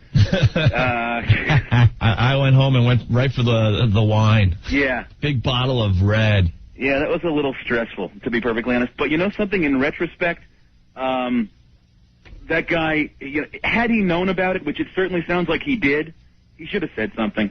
Yeah, obviously. He should have said something to you guys about it, and he didn't handle himself very well. And any amount of apologizing wasn't going to change his mind, and that's what sucked about it. Well, that's fine. Then why don't we discuss it off air? Or why don't you be a man and call us today? Yeah, exactly. Because I told him the truth. I had no freaking idea about this. I mean, he lumbered out of there like a 280-pound crybaby. I mean, for lack of a better analogy, but... Corky Rock. Yeah, exactly. Exactly. I mean, and how many racial stereotypes has this guy used in his wrestling matches? Personally, I don't know. I'm not a huge... Well, I could give you all sorts of info on that, but it's whatever. I mean, if he really wants to get into this issue, he should look right where he's working. Yeah, he makes exactly. But you know why? Bad. You know why he never will, though? Why? Because he makes way too much money. Oh, exactly. I mean, and it's political to a very large extent. And then he can look like he cares about those issues by bashing some guy's website or a radio show. Of course. And, the fact is he made some blind assessment about the whole situation, hadn't seen the post himself. He was going by what people told him. Now, and I'm sure there were racially insensitive things that were said on it. Mm-hmm. Because that's what Sick said after looking at it. But he erased it immediately. The fact that he persisted in having a temper tantrum about it after he was apologized to up and down. You know what? Sick Boy shouldn't even had to erase it. What happened to freedom of speech in this country? Yeah, slowly diminishing. Especially on the internet. You may not like what you read. That's fine. Right. I always thought the internet might, earlier in the early days of the internet, back in the early to mid 90s, I thought that would end up being like the last bastion of free speech. Yeah. You know what I mean? Like, because you'd go on there and just, man, it didn't matter. Sometimes you'd punch up something, read it, and just be offended yourself. But just the fact that it was there, I mean, it's an open forum. It shouldn't be controlled. It's First Amendment, man. That lasted for all of 5 minutes, and then someone figured out they could make some money suing somebody, right, complaining about it, and making a couple of thousand lawyers rich. Yeah. And, you do anything successful on the internet, and you're going to get fleeced. It's ridiculous. It really is. And the fact that he even had to, removing stuff from websites because some people find it offensive. I mean, what's next? Well, For Christ's sake. And then, guilty by... I hate this guilty by association. So now, okay, obviously you have a problem with what Sick Boy did, so now you instantly hate us because he's in the studio? Wait, not Sick Boy. No, a writer on his site. It wasn't even Sick Boy that posted that. All right, so it's a writer on Sick Boy's site, so then immediately, somehow, he should hate us as well. Right. Exactly. Well, what happened? That makes a lot of sense. Why don't you start doing some background checks on all the people that are around you, Rock? You might be very surprised. Well, again, he had all of the previous evening to be briefed about this and didn't do any more research other than whatever information they gave him, and then just walked in here and didn't mention it beforehand until he was introduced to Sick, Right. And that wasn't cool. Right. That wasn't cool, and he didn't handle himself very well. Poor form on his part. Well, if you didn't want to get into it on the air, well, we did go right to commercials. Yeah. And they hadn't even looked at him like, hey. I was like, hey, I wanted to see if he was going to shake my hand or something. But he just turned around and gave me walked that out. look and turned around and walked out. It's like, man, and that kind of pisses me off because, what, you're looking at me like, sorry, I cursed. Looking at me like I'm Mr. F and KKK or something. Yeah, I know. That pisses me off. It was a temper tantrum. It was a temper tantrum, however you want to look at it. But, it's, you broke my toys. I don't want to play with you anymore. Yeah. And that's childish. That's childish. And it's a shame it had to happen live and that the guy couldn't handle himself a little bit better. Well, I don't mind that it happened live. It was interesting radio, that's true. to say the least. I mean, no one turned off the radio yesterday. Oh, I'm quite sure that's the case. I don't enjoy being in those situations, but it makes for a good listen when you're in your car. No, that was definitely the most awkward silence I have ever been a part of. Yeah. And then you're trying to think as quick as possible to come up with, something. Yeah, exactly. But I was just so shocked because this came out of left field. I'm like, my famous line, what happened? I thought we were all just having fun here. Exactly. Yeah. And then poof. You're total deer in the headlights. Right. Well, oh my God, I just got hit. Right. And I had nothing to do with it. And you were on the Opie and Anthony show. You weren't on the Sick Boy show. You weren't on a wrestling site show, or you know what I mean. Yeah. You're on our show, and God damn it, we had nothing to do with it. And that's what sucks about the whole situation is that the guy didn't want to listen. Right. The guy didn't want to be apologized to. He wanted to have his temper tantrum, and I looked at him right in the eye. I said, "Dude, I had no freaking idea. No idea." So. Didn't seem that there was much getting through to this guy. But a good posting on your unofficial website about it. Very good, Steve. No and the problem. truth of the matter is, even if we did have an idea of what was on that site, it still doesn't matter. Right. It still doesn't matter. No, it doesn't. Well, because you read something offensive on a website, then you're responsible for it? Or you should have to be held accountable for it? Well, I mean, unfortunately, there is some degree of responsibility one must take when you go into this thing. I mean, understandably, Sick didn't write it, but it's like if one of the writers on the unofficial site, and they're all great guys, Frank, Joe, Josh, if one of them all of a sudden started spewing forth racially incentive remarks, people are going to start looking at me. Right. And asking me, why the F are you letting this guy write for this site? And then he wanted us to pretty much sell Sick Boy down the river. We're not going to do that. We're not going to do that to anyone that helps out our radio show. Especially before we get all the facts and look into it. If you've been to the site, it is satire. Yeah. It is politically incorrect satire and commentary on wrestling and other stuff that goes on in the world. And on the top of that very post, the author even wrote, this is a mock. This is not real. This is not to be taken seriously by whoever's reading it. Was it distasteful? Yeah. Was it politically incorrect? Yeah. Sure. I mean, but you know something? So what? It was a little comedic thing that he threw together. And why can't you put racial stereotypes in comedy and not be lambasted for it? If The Rock doesn't agree with it, fine. He doesn't have to read it. But then what's he going to just disassociate himself with anyone who's even read the site? Well, it's ridiculous. I didn't even read the site. Yeah, Hope didn't even read it. That's what blows me away. He has every right to be pissed off, but he's attacking the wrong people, first of all. He walked off our show. It's interesting when you look at racial stereotypes, and some comics do get away with it, some comics don't. Yeah. The ones that do that Apollo Theater show. Oh, yeah. And let's make it clear. I mean, we stereotype on the show, definitely. Oh, hell yeah. Sure. So, because that's a part of comedy. It has been for many, many years. So wasn't The Rock part of the Nation of Domination? Remember that? I remember that. He had that, and the guy that is the Godfather now was in there, and D-Lo, and they were it was like a white-hating black supremacist group. Why is it okay in that regard? Yeah. I mean, Rock was part of that. He got in a battle with DX, and they all got in blackface, went into the ring, and started imitating the Nation of Domination in blackface, doing like stereotypical black lingo and walking and talking. The Rock was drawing a paycheck on that, so I guess that didn't upset him that much. The more I think about it, the more hypocritical this guy seems. Yeah, with like 24 hours or so to mull this over, it's like, wow, exactly. man, it's leaving a bad taste in my mouth. Exactly. You know? Well, you know, at the time, you're stunned. You feel like you just got hit upside the head with a baseball bat. It's hard to think of all this stuff. And you know what? We don't want to sound like pussies today. You know, I'm going to say it again. If The Rock wants to discuss this further, we're here. I'll do it face to face. I don't care. It's a very smart thing to say. No, it's the truth, though, and he's still in the area. It's not like he had to fly anywhere else. He's doing another book signing somewhere today. I know where, but I'm not going to give him any more publicity. Screw him. Sure. He's not a man. He didn't want to discuss this off mic. Screw you. Jackass. Man to man, I told you I had no freaking clue. And like a baby, you had to walk off the show. Well, look, if you want the full story, check out the little snippet I wrote on the FoundryMusic.com site. All right. Well, we're gonna. If we have time, we're definitely gonna, replay the uncomfortable moment from guys, yesterday. If you do, I'll call sick and try to make sure he's not listening. Honestly, Rick was listening to it in the office. I couldn't even listen. I was like, turn it off. He kind of made us look kind of stupid. Yeah, you know. It's just uncomfortable. It's awkward silence. It's a lot of people going,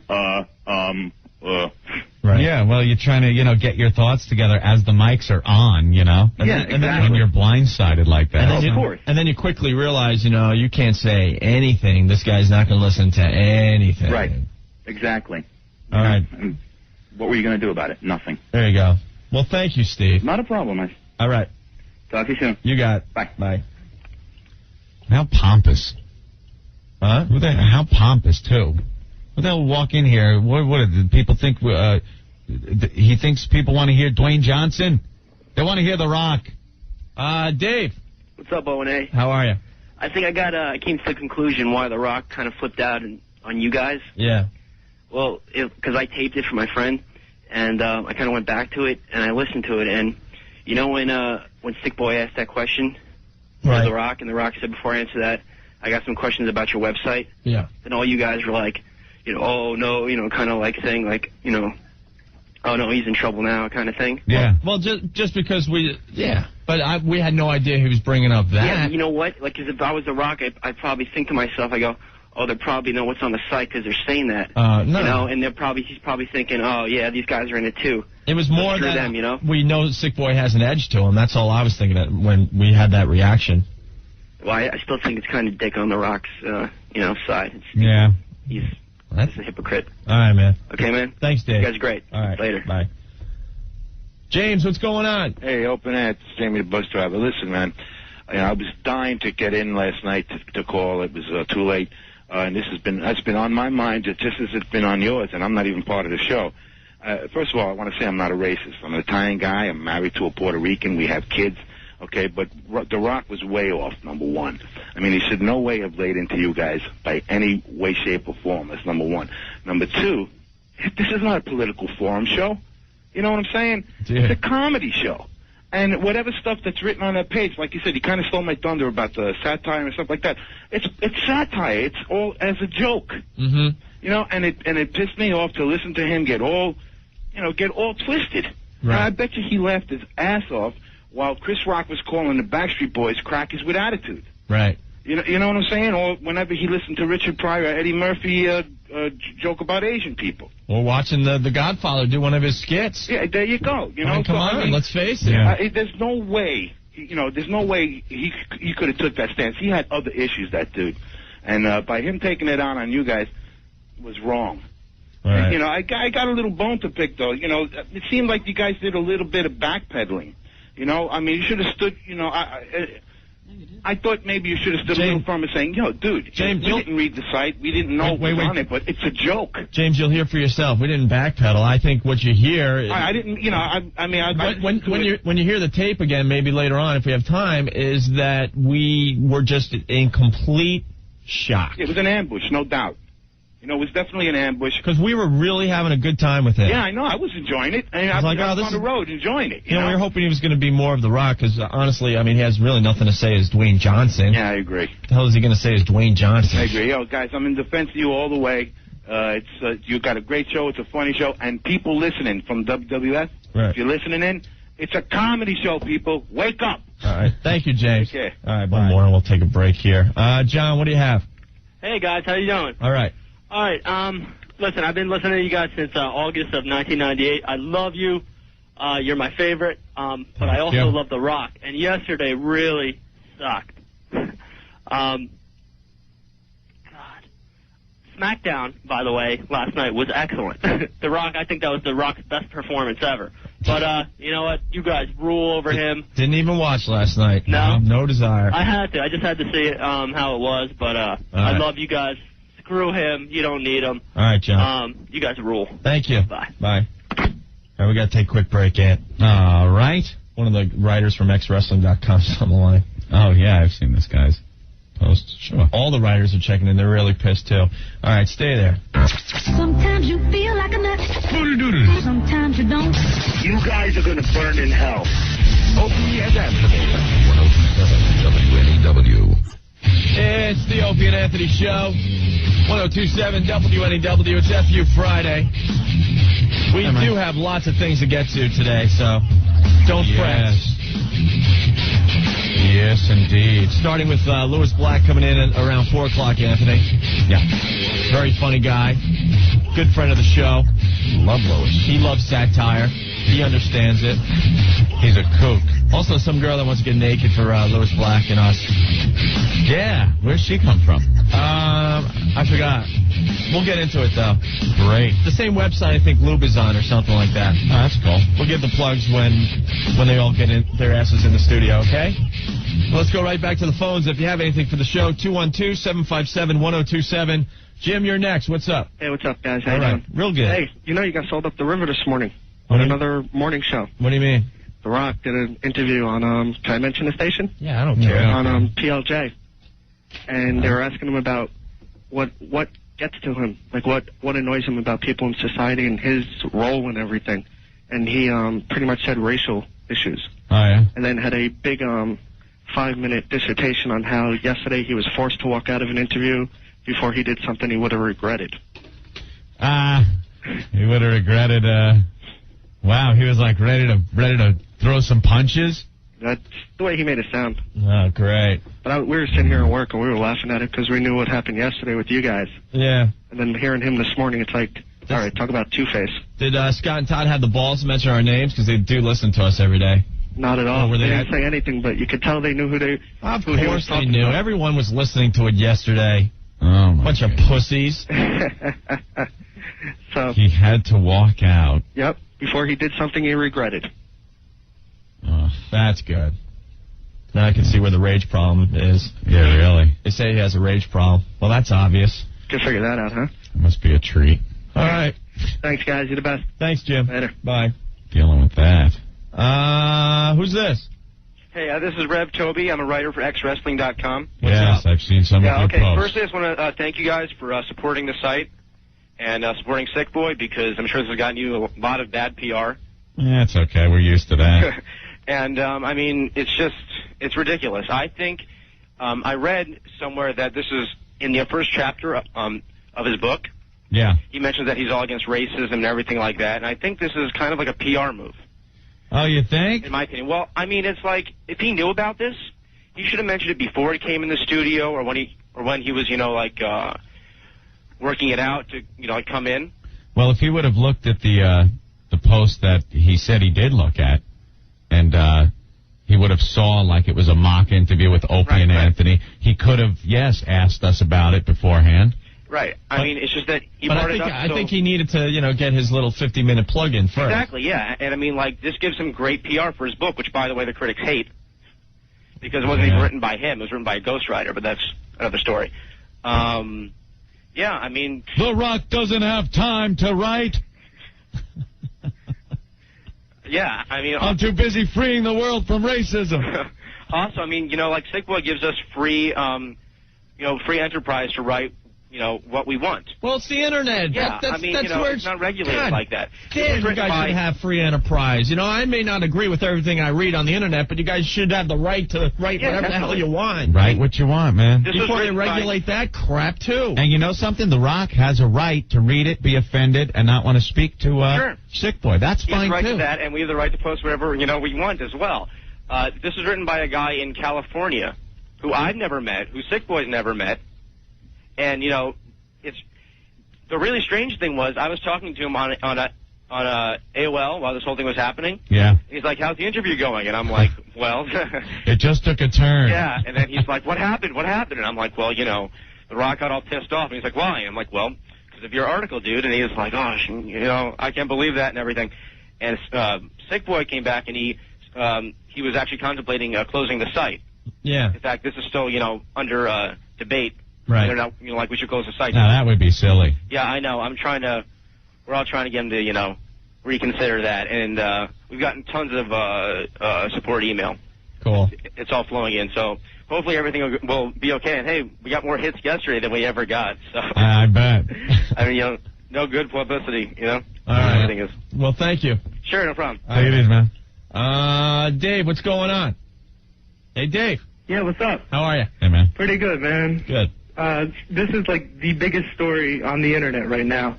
Like, this guy, Dave Meltzer, he's even reporting that it's part of an angle that you guys took place in. See, that's ridiculous, man. Oh, my God. That everyone should be skeptical that that the WWF is trying to play off the John Rocker comments and have The Rock do something like that. All right, well, I you know what? I have to say this.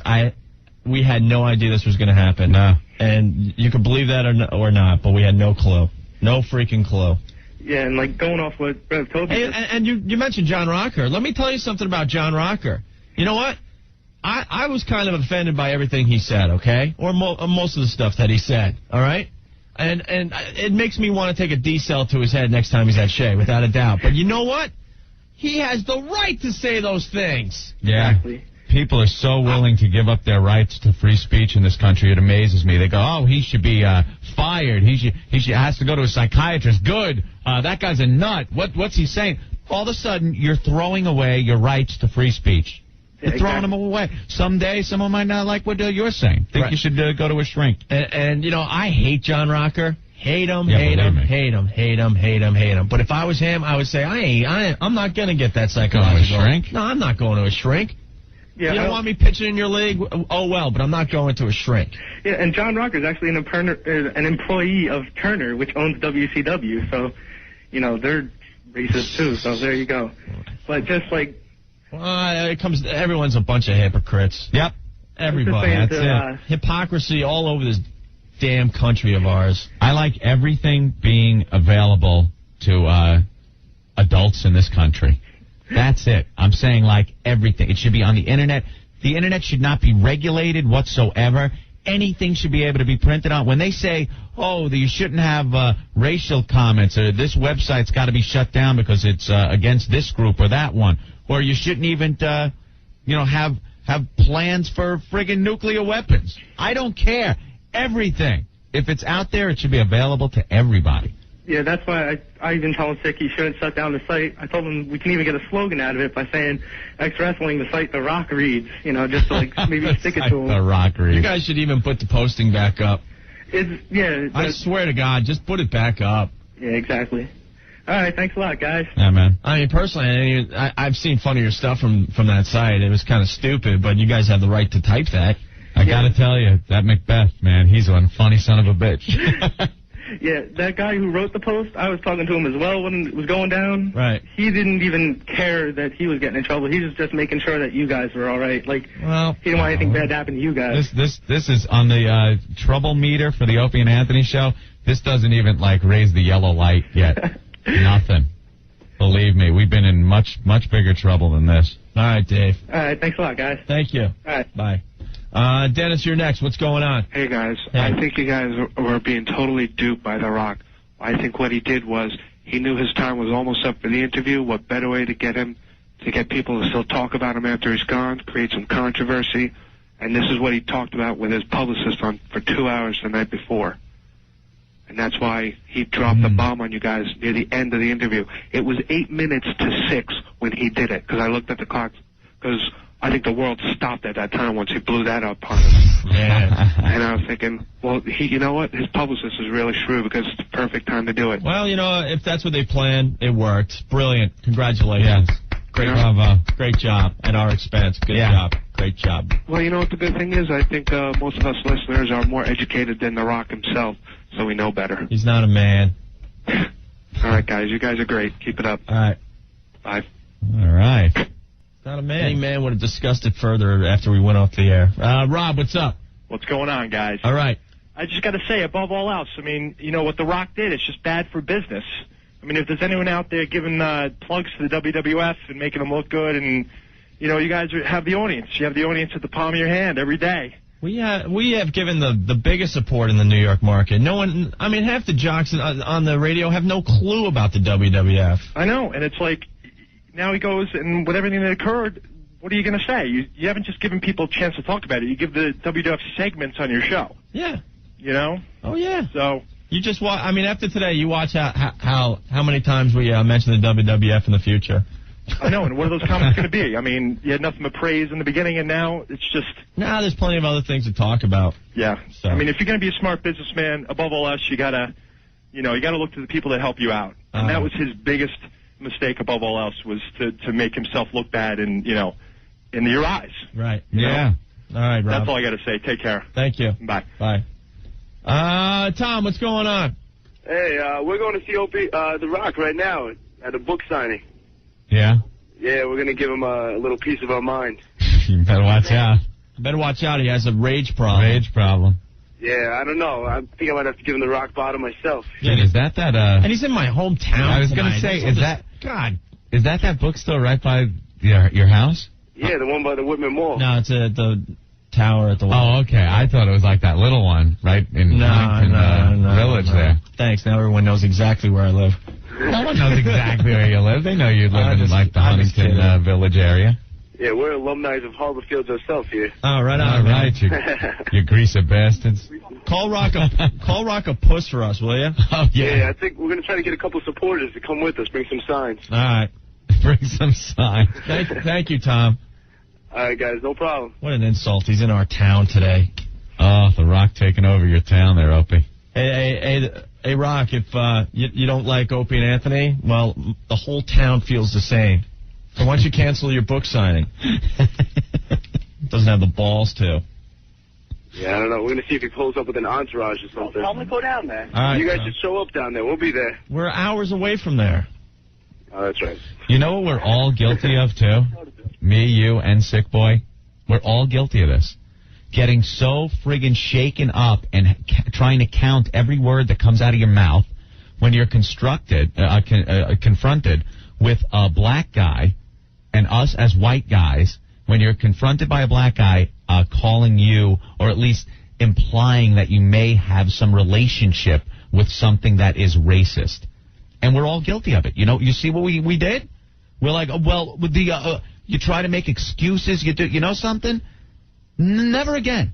Well, and whatever's on my mind, I swear to Christ, it's going to come right out of my friggin' mouth. And I got to say it again, though. I was just in such shock. Yeah. I was just in shock that, I was stammering. But let me tell you, I look like a pussy. I'm not going to lie to you guys.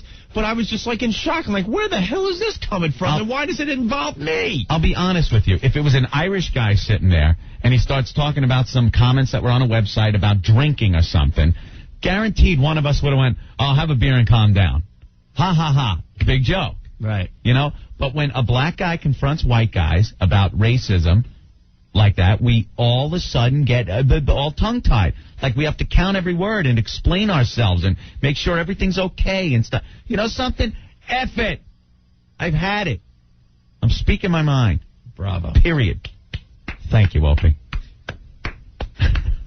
Well, you have one supporter in. Thank you. One support. Thank you. I'm just bowing here. Thank you. Okay. All right, my bows. Let's take a... Rick's got some? Yeah, I mean, I was the only one so far that has listened to the tape again. And when you guys play it later, you're going to see you didn't stammer as badly as you think. And there was still kind of a lighthearted thing going on. Lighthearted. So, yeah, believe it or not. you listen back to it, I was kind of surprised. I was like, huh. I really, when it happened, it felt like it was going on a whole lot worse than it actually did. So I think you guys really came out. I don't know. I think you came out looking out pretty good. It was intense. Yeah. When I go home and I get that many people calling my house, no one calls my house. My own family doesn't even call me anymore. They called last night, though. That's when I know it was a big deal. You know what, though? I would love to see signs at the next televised event at the Garden, man. God damn, I would love to see that. Royal Rumbles at the Garden. Yeah. They're playing the Continental Arena soon. I'd bring signs right to Rock's face today when he's doing his book signing. I would just love to see some signs out there. All right, and we got creative. We got to take a break.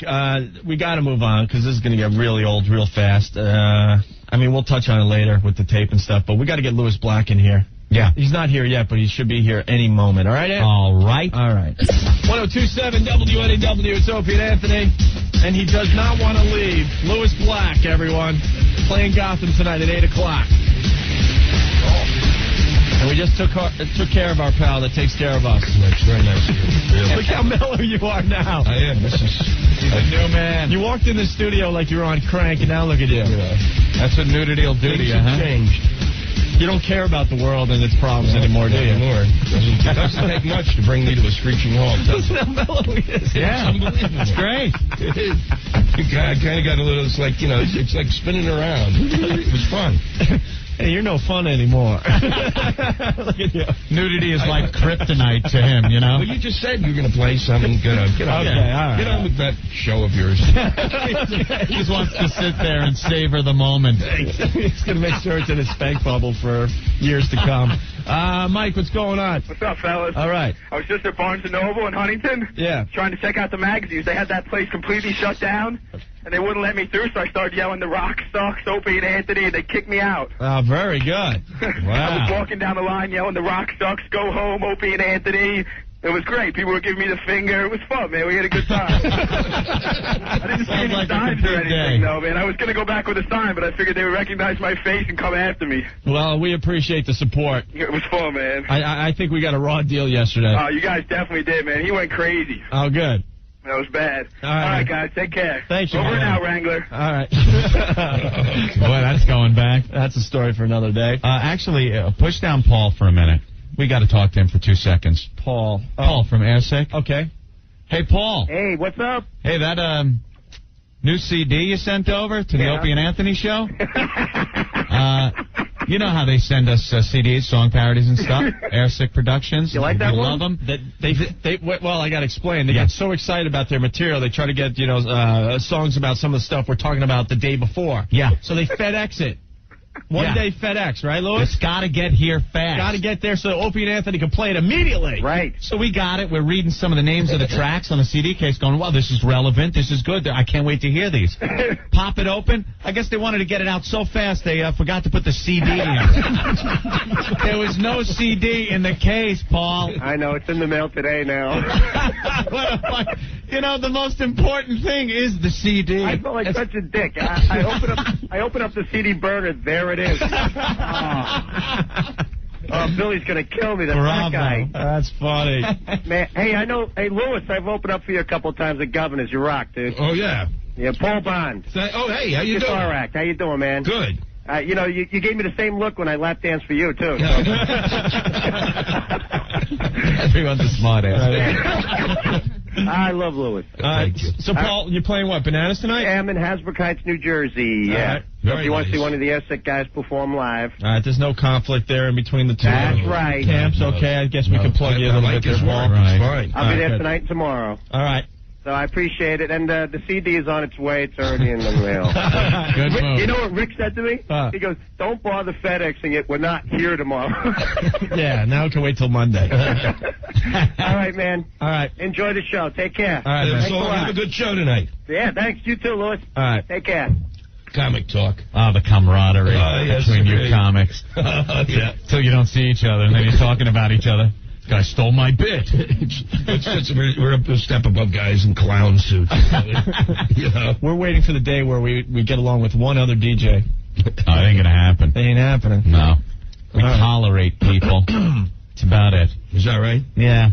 Most DJs are just dicks. Yeah. They got that whole, attitude, the DJ thing. And even, we've been to some things where we had to broadcast with about 30 other radio stations. Like in L.A. and all that stuff. When they do that, what do they call that thing? It's you get one interview after another kind of. Yeah. It's like, hey, Mitch Cumstein, how you doing? You're just like, you could turn the voice off now, Pally.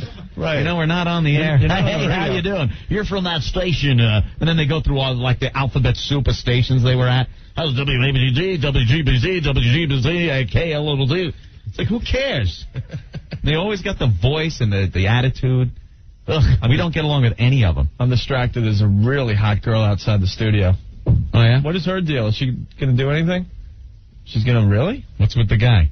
She wants to talk to the canoe driver, Anthony. I don't think that boat goes to that slip. Tell you the truth. Oh, over here? Yeah. Yeah, I know. That's okay. We'll get her in here in a minute. Another guy that was at the book signing.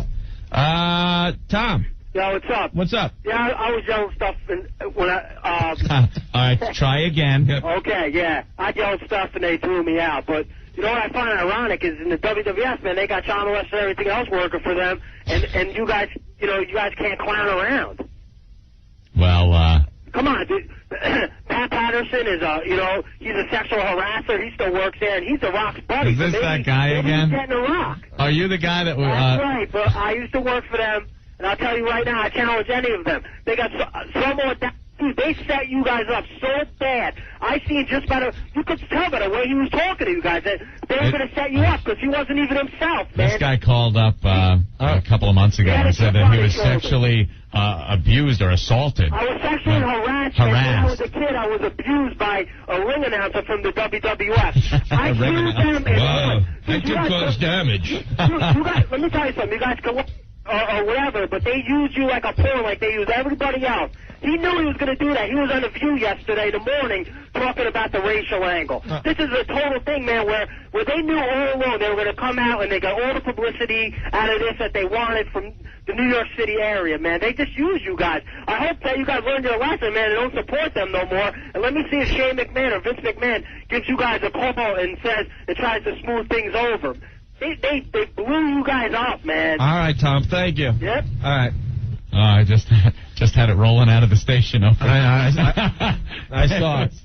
All right, well, everyone's talking about our interview with The Rock yesterday, Anthony. It's big news today. We gave our views earlier, so we don't want to rehash that part of it, but we want to play for all our faithful listeners the very uncomfortable moment. I haven't heard this yet. So I guess what we're going to do is we're going to start the tape here where we're still having fun with The Rock.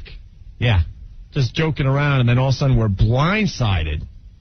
Absolutely blindsided. The Rock all of a sudden making, racial accusations and getting all pissed off. All right, so let's go to the tape from yesterday. Well, that's the funny thing is you didn't even try to be a good guy. I mean, it just happened. Like, he'd go out there and say he was the people's champ, and the people were like, no, you're not. You're just like being pompous and saying, I'm the people's champ. And then after a while, it just caught on. You brainwashed everybody. You hypnotized them or something. So like, yeah, he is the people's champ. Hey, Chris, what do you have for The Rock? Rock, this is one of the millions of fans. I was calling to find out what kind of injuries you've ever sustained in the ring. In the ring, other than a couple of knee injuries, had a couple of surgeries already.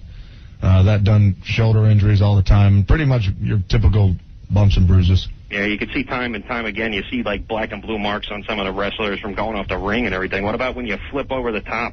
What's that do to you? Well, you won't see too much flipping over the top from The Rock. Not like the Hardy Boys or anything like that. Yeah, they get into it. That ladder match is still one of the most amazing things I've ever seen. We got Sick Boy in the studio. He's like a wrestling expert. You got a quick question for The Rock there, Sick Boy? He's been chomping at the bit all afternoon. Yeah, I was actually kind of curious about, remember the MTV special over the summer? They had the feature on Tony Atlas, who was your dad's tag team partner. I was kind of wondering if you saw that and what you thought about it. They kind of highlighted some of the hard times that Tony's gone through over the years, and him talking about being so desperate that he wanted to kill himself and all that, and just what your thought on it was, with your dad being his partner. Well, before The Rock actually answers that, just out of curiosity, The Rock's heard of your name, and The Rock's got a question for you regarding your website. Oh, no. Actually, I had no idea it was you who goes by the name of Sick Boy, but it was brought to my attention last night from the office that your website carries a lot of racist comments, and I just want to hear about that. And for the most part, I just want to know, it sounds like all you guys are friends, and if you guys had known that this is a guy who has racist comments on his website, and if in fact you guys are behind that. Oh, I've seen his website a few times. He's got a bunch of writers on there, and I think they just open it up to everything. Yeah, I don't think there's anything ever been racist, no more than any of the humor that goes on in this show. Well, hey, now, don't blame our show. Don't lump us into that. Well, I'll tell you what, after it was read, a couple of lines were read yesterday. The officer called me, read a couple of lines for me. It said something like, The Rock being half black, half Samoan, doesn't know whether he should go rob houses or eat food or whatever it is, and saying Jacqueline's from the jungle, and Mark Henry, something about him being a gorilla or a monkey or something like that. Elaborate on that. If that's the case, if you guys are behind this guy, then really, I really don't even want to be here, for that matter, and I certainly don't want to talk to you. Well, if there's been any, this is nothing that's been written by me. I've got a staff of 15 writers that are on the site, and the site is done as an entertainment site, adding humor and just commentary on what goes on in wrestling. I haven't seen anything that was racist on the site. If there was anything that I ever saw as being too extreme, it would be gone in a heartbeat. There's been plenty of stuff that gets... Well, saying that Jacqueline is from the jungle and Mark Henry's a monkey, and whether or not The Rock wants to rob houses because he's half black or he wants to eat because he's half Samoan, quite frankly, I find that offensive. Well, I haven't seen that. I haven't seen those posts at all. I don't know if anybody else has. And I'll be honest, I've never read any of that. I've never seen one thing up on my site that would ever be racist, because that's not how I was raised, and that's not how I would run a website. Well, it's on there. Well, I haven't seen it on there. If it's on there, it will absolutely be removed. But I absolutely do not condone, nor do I support any of the statements made. And if somebody on there has made racist comments like that, they're absolutely going to be fired. Can I be excused? Whoa, really? Wow. All right. Well, for the most part, it's one of those things where, I was contacted, I was made aware of it, and the office was made aware of it, and quite frankly, I don't want to have anything to do with you. I don't want to answer your questions. And if you guys have anything to do with this guy, I quite frankly don't want to have anything to do with honestly, you guys. Honestly, I've never read any of that stuff on the site, and that's the honest truth. No, we have him on whenever we have wrestlers on. He's an expert, knows a lot about it. We have that on. I don't know anything about any racist postings. Like I said, we don't condone that either. Yeah. Well, it was brought to my attention last night, and it was read to me over the phone in detail. When you have an open forum, especially on the internet, there's not really much you can do about apparently it was from the writers who you must employ somehow. Well, they're not paid writers at all. They're hired based on their writing skills. But if I had known somebody was posting that kind of crap, well, I apologize for anything that you may have taken offense to. I absolutely, do not condone that type of writing, especially on my website. It's something that I put a lot of hard work into, and it's been up for 2 years now, and we've put a lot of energy and a lot of money into it to make it something to be proud of, and for something like that to be on it is a black eye to the site, and it's a black eye to me. And I apologize to you and Jacqueline and anybody else from the WWF who, if somebody had made a comment like that to them, then they will absolutely be gone. You mean African American site? All right, enough with that. Wow. Boy, that sure turned around quick. Look at that. What the hell are you doing? So what else, guys? Let's wrap this up. Yeah, no problem. God damn. You ruined our interview with The Rock. What the hell? We were all having fun. All right. Well, we still want to thank you for coming by. I appreciate it. Yeah. All right. Absolutely. I hope you don't hate us. Well, no, if you know of this, and if you're telling me the truth, if you know of this... I'm giving you my word. You don't know much about me, but I honestly have never read anything like that on his website. And that is my word. I'm not backing down or anything. I've never read anything like that. And that's the God's honest truth. All right. I believe it's there. I'm not going to lie, but, if you say it's there, but... I was pretty much there, for the most part. Again, I was brought to my attention last night, sat on the phone for a good couple of hours, and made the publicist aware, and I had no idea it was him. But appreciate you guys having me on. Thank you. Okay. Book signing starting at... And there it was from yesterday. Oh, that's weird. Isn't that weird? Oh, what a difference a day makes. Thank God Lewis came here to give us some humor. If we had a naked girl yesterday, I think everything would have been fine. Yeah. And The Rock's a little angry with, the racist. Oh, Christ, look, boobies. And everything's cool. We talked... The Rock apologizes for calling you a racist. Bring on the gash. Yeah. We talked about it the first hour of the show today, but basically, what pisses me off, and we did say right from the start of today's show, if he wants to come back on our show today, by phone or live, I don't care. I'll say this to his face as well. Not anymore. Right. But that's it. He can't come now. But I think the guy, and I said this earlier. Statute of limitations. I think I said it earlier. I think the guy's a pussy because, oh my God. No, he's okay. And I would say it to his face, and we did say he could come back, and I'll tell you why. Because after that whole segment was done and we went to commercials, any man would have stayed behind and maybe talked for a few more minutes. That guy turned his head and roofed out the door. I'm sorry to say, from listening to that, the only people that sounded like pussies were me, you, and Sick Boy. Well, we said that earlier, too. Because we were blindsided. Yeah, absolutely. I didn't know where that was coming from. It's not. It's yours. My favorite is, you go, well, the least we can say is we're glad you came in. And then you go, yeah, we are. Really glad. Please don't beat us up, you huge man. I mean, you got a professional wrestler. The guy's giant. Sitting there. You see him every week on TV, like 3 times a week. And, you blindside you like that. It's kind of hard to come back with something. And we're guilty by association. I never even saw what he was talking about. Yeah, that's what pisses me off. Well, that's the weirdest thing. That it's, that he saw it, nobody else saw it. Well, I thought a lot about it last night while watching some Amos and Andy reruns. That, it was, what? Check, please. Bellboy, this bag is full. But he wants to talk about stereotyping and stuff like that. Why does he look at the company he works for? I mean, we have no problem with what the WWF does, but once you start with your job. Yeah, they got a guy called the Godfather that comes out and says, the black guy, pimping ain't easy. He's a pimp. Right. He comes out with 4 hoes. These strippers that come out with him. Anybody want a piece of my fine hose? Pimping ain't easy. I'll be pimping 24/7. Like he's a total black stereotype. Oh, my God. But that's okay. Yeah, he works for it's the company that's writing the Rock's check. Yeah, they exploit stereotypes, and I have no problem with that, but... Yeah, exactly. They cut the check, so he's not going to say anything in-house there. Isn't it a little weird how he didn't even break character? Because he wasn't in character the whole time, but that whole thing how he talks about himself in third person didn't stop. Like usually somebody would say, hey, I'm not going to answer your question because the things that you put on your website pissed me off. He's like, well, The Rock isn't going to answer your questions because The Rock was informed about this, and The Rock is a little... It's like, well, who are you talking about? Bring The Rock in, and we'll talk about it with him.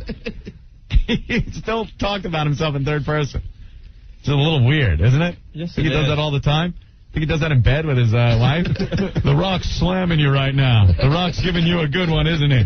That's The Rock's take your heads out from between your legs because you guys are probably the biggest marks in the business. Biggest marks? What do you mean biggest marks? You guys are the biggest fans. You talked the big game today, but yesterday you guys were clamming up there. We explained it all earlier. We were in complete shock. What was going on? And we gave him the form again today, because now we're a little more prepared about what he was wanted to bring up, and we're ready to go. Yeah, well, ready to go. We did say that. He could come right in here right now that we have 15 guys with us. I know. Yesterday it sounded like you guys were ready to get on that motorcycle together. You know what I'm talking about? Right. Hop on the jet ski. There you go. I'm pissed off at myself. I am totally friggin' pissed off at myself. Oh, totally. Like we completely came off like we backed down and just gave in. I think we came off trying to sound like we were trying to explain ourselves, and we're stuttering, muttering. You stuttering, muttering, Spidey, you stuttering, muttering prick, you. Look at you, lifelong members of the SmackDown Hotel. Yeah, we were just in shock. I mean, I just couldn't believe it was going on. All right? Okay, guys. All right, bye. What do you got, Mark? What about yesterday as he's plowing through the millions and millions of fans out here? Mark steps up to him and goes, "Hey, would you like to cut an ID for the Opie and Anthony show?" Christ. You got some set of balls, Mark. What are you going to do? Punch me? You know, I mean, what do I You care? could have. They say he has a rage problem. Ed, what's going on? Hey, I just wanted to say, you guys, there was really nothing wrong with anything you said. You know, there was a lot of confidence and everything. It was just hard to hear because you could hear a sound of knees knocking in the background. Oh, I'm not going to lie. I was like, because, you know, I mean, I did some research on the guy. The guy has a rage problem. No, it sounded like a setup. It sounded like it was. I had to use some baby powder from the rash I got from wetting myself. Tell you the truth, when I got home. Take care, guys. All right, man. Yeah, look, you guys sounded. We'll read some real ones. I wouldn't want to get in a room with a professional wrestler. Yeah. I mean, the concept is a little odd. Just ask Belzer. Just ask Richard Belzer. Remember that time Hulk Hogan choked him out? Yeah, no, they're not. I mean, it's a completely psychotic. Now I'm mad again. They got a restaurant. They got a restaurant in my corner. Oh yeah, yeah. Because you know what? When I think World Wrestling Federation, the next thing I think is food. You know? Hey, we're cordially invited. Sweat and grunt and make noise. I think, God, you know what I need? Chicken wings. God in heaven. They yelled about Disney coming in. What about how nuts is that? 2 blocks from my home. If I'd known that when I was a kid, that this is what it was going to end up at, I'd have killed myself. Paul from right around the corner. You guys sounded so guilty and like such pussies, like little school kids being scolded by the teacher. See, that's how I feel that at least I came off. I'm not very happy with the way we handled that yesterday. Well, maybe you could spend some time in church over the weekend. I think I will. I'll light a candle for myself. I think I'm going to. Hey, Joe, what's up? I have a confession to make. Yeah. I had to sneak in. This is Macbeth from X Wrestling. Hey, what's up? What's up, man? going on? Hey, you are a genius, man. Thank you. I read this guy's posts. They're hysterical. They are really the funny. latest one. We have a public service announcement from The Rock. I gotta check that And out. I'd just like to take this opportunity to thank The Rock, because yesterday we were a 5,000 hit site, now we're a 20,000 hit site. 20,000 hits. You guys are a bunch of pussies if you don't put that the posting up. Oh, please. Once Stick realizes he's not going to get sued, everything will be back up. Our big gimmick will be making fun of The Rock from now on. All right. Cool. I have something else to say. Viscera rules. Thank you, Joe. What the Rock is cooking. What a frickin' moron. He is the biggest hypocrite on the face of the earth. I think, yeah, I agree with you. I mean, I don't blame you guys for, you're in a bad position. I wouldn't. You can't curse. I'm sorry. I'm just roughed up and trying to get in all day. I didn't really care about that. I was in shock.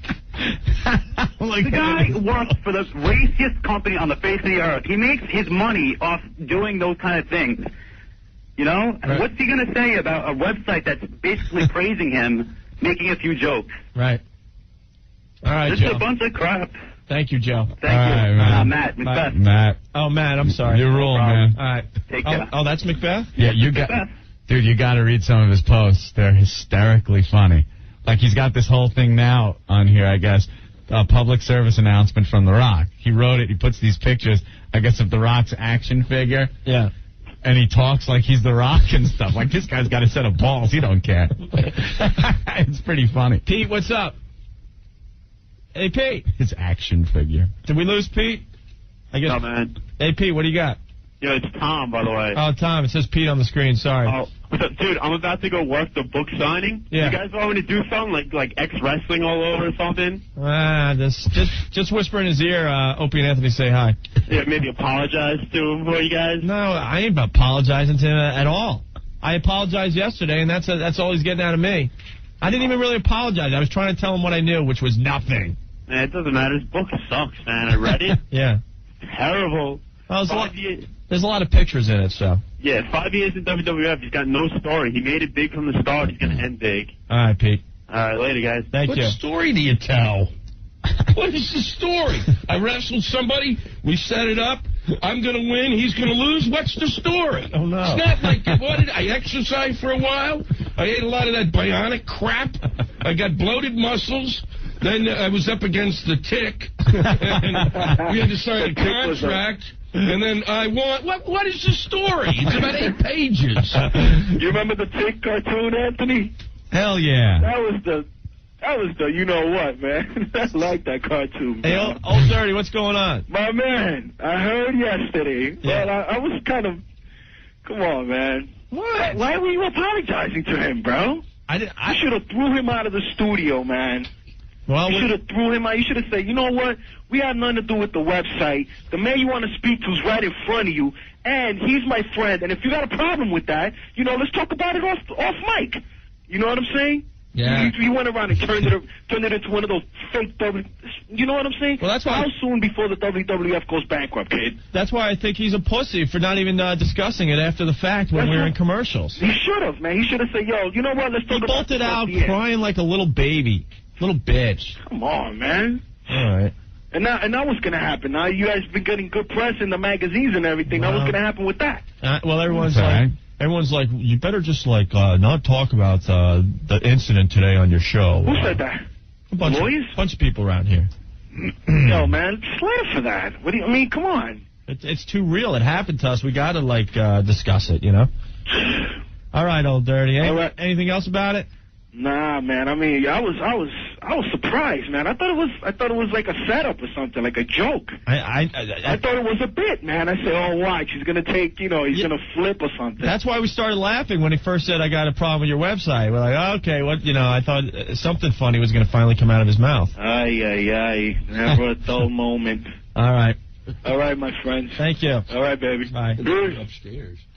Well, this could go on forever. Yeah. I mean, that's all anyone wants to talk about, but... He just bolted out. Bolted out. Well, let's take a break, Anthony.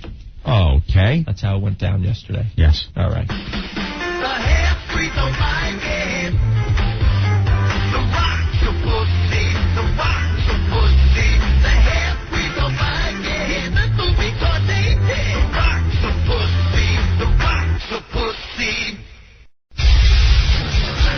1027 WNEW, it's the Opie and Anthony Show. You're not going to believe this, but The Rock is upstairs after everything we've been through today, Anthony. Yeah. And on the phone line, our buddy, our pal, Jay Moore, live from L.A. Jay, how are you today? This is your Hollywood correspondent for the Opie and Anthony Show, Jay Moore. What's going on, fellas? Well, lots going on today, Jay. Let me fill you in. Yeah, fill me in. First of all, you're listening to the award-winning Opie and Anthony Show. Hey, congratulations. What award did you win? We were voted Best Afternoon Drive Show in New York City today. Well, that's peanuts, baby, because you're the best show in the nation. Look at that. Well, we won that. The best non-sports show in the nation. Do you know we won that award, too, last year? Sports show? No, for the whole country. You did? Yeah, Best Afternoon Show. Best afternoon show. All right, so we got that going on, right? Well, congratulations, and it's not a surprise to me. I also want to congratulate you. Howard used your line today. Which one? The map of Hawaii. He's a piece of garbage. Can you believe that? Whatever. Congratulations. There you go. How could a guy, and when he had that day of mourning with his, when he got separated. Yeah. And all the callers called in like, oh, we're so sorry. Yeah. Look, when you print a book that's a national bestseller and sells 30 million copies, and you have a picture of your wife, like in a coffin, and you go, if only my wife could die of cancer, these are the first 10 women I'd have sex with. Like, what, you didn't see the writing on the wall? Like, I don't even do certain jokes in my act because I don't want to piss off my wife. Right. I go, I used to date girls that snore. Wink, wink. So, whatever. But he used your line today, so congratulations again. Yeah, but he didn't say, oh, that's Jay Moore's line. Oh, no, not at all. Are you kidding? But then in the next breath, he was calling us clones and stuff of him. Well, I think you're very funny, gentlemen, and I enjoy listening to you. And when I get off the phone with you, I always make Rick keep me on hold so I can listen to the show. I invented Hawaii, Robin. He's become Little Richard. Shut up! I invented it. Shut up! I invented radio. Didn't get it done. Hey, Jay, we got to put you on hold because we got to deal with the Rock situation. Tell me real fast about the WWF party last night. We never got in. We got an invitation. We RSVP'd. We stood on a freezing cold line waiting to get in, and they sent us away like cattle. because you were Opie and Anthony? No, just they didn't. They overbooked the place, so about 1,000 people waited for about an hour in 9-degree weather, and then they finally said, sorry. We're in their magazine this month. Did you go up to the front and say, look, we're Opie and Anthony? Yeah. And they award-winning Opie and Anthony? Anthony? Award-winning. And they could care less. So, all right, hold on the line. We might go to you, all right? Okay. Hey, Rick. Yo. What's going on, buddy? Not much, dude. I'm upstairs with the Notorious Rock. All right. And he's now outside talking to his peeps, so to speak. Okay. Oh, really? Yeah. So I think they're going to pull him out of here, believe it or not. They're not going to put him on the phone? I don't know. We'll see. All right. Here he comes. Okay. All right, cool. Here he comes. Here we go. I don't care what.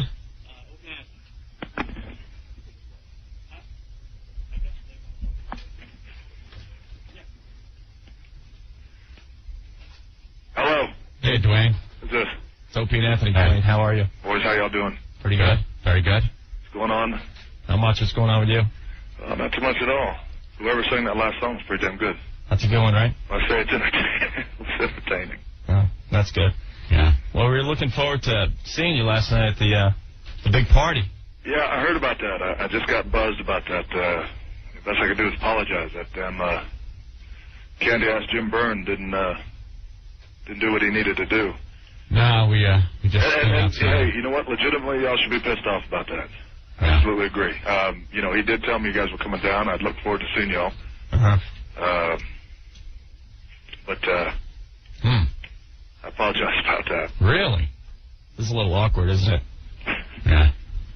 Yeah, we had a little that little issue from the last time. Well, we didn't really deal with. Here's the thing. You're absolutely right. We didn't do that. Now that I'm here, I appreciate you all letting me on. The thing about that was as far as for being in the same room, I was buzzed about that guy, Sick Boy. He came in. I certainly just couldn't be in the same room with an ass like that. And I didn't. And if y'all took it personal, it certainly didn't mean to be taken that way. I just had to get the hell out of the room, and that's the way it was. And so the way I left wasn't the most professional way, and I shouldn't have left like that. But at the same time, again, man, I just couldn't be in the same room with that asshole. And excuse the language. And I did let a lot of listeners down and realize that. So. But you took it personal. We took it very personal because I told you flat out and I had no idea what you were talking about. You didn't believe us. Right. No. Well, that really wasn't the case. Wasn't the case that I didn't believe you guys. It was just a case I had this guy sitting right here beside me. If not, I wanted to bash his brains in.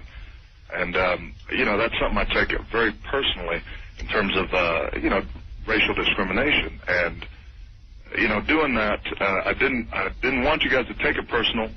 And I'm not saying I didn't believe you guys when you guys flat out looked me in the eye and said, we have no idea what you're talking about. We have no clue about this guy's website. Mm-hmm. And, well, that was the truth. And then and it's just like I told Jim Byrne earlier, I even talked with Vince. I said, whether or not those guys knew really wasn't the case. And I pretty much believed them that they didn't know. They just had a guest on who had this, real crappy website posting, racist comments. The point was I just couldn't be in the same room with that guy. I got up, I left. I took it personal in terms of him being there with me. Again, one of the most professional thing to do, just to get up and walk off you guys' show that way. I know you guys are big supporters. WWF were of The Rock. I knew that too. Read the article. Saw one of you was chewing on The Rock's head. But, again, it was never made to be taken personal towards y'all, too. I just was pissed that you left without even, when we were off the air, I just wish you would, dragged us out in the hall and explain yourself. Well, I certainly could have done that. But the thing about that was I just wanted to get the hell out of there with that guy. That was the thing. We were in shock. We're like, where the hell did this come from? At least explain yourself. And then the WWF doesn't even, have the courtesy to, call us the next day to explain what the hell was going on. Oh, see, I thought they did. No. Okay, I thought they did. No one has ever given us an explanation until right now. They were pissed at us. Oh, is that right? It's kind of weird. Yeah, because then, I won't say who called us, but one of your people called and said that you guys were listening after you left and you're not, and they weren't happy about what was going on. Well, who called you? Might as well say who the candy ass was. Susan Warner. Okay. The one that's probably right next to you right now. Okay, yes. So she gave me her cell phone number. I called her back. And she, I guess you were busy at the book signing. I was. I did have a book signing. And she said, well, I can't discuss it now, and that was the last we heard.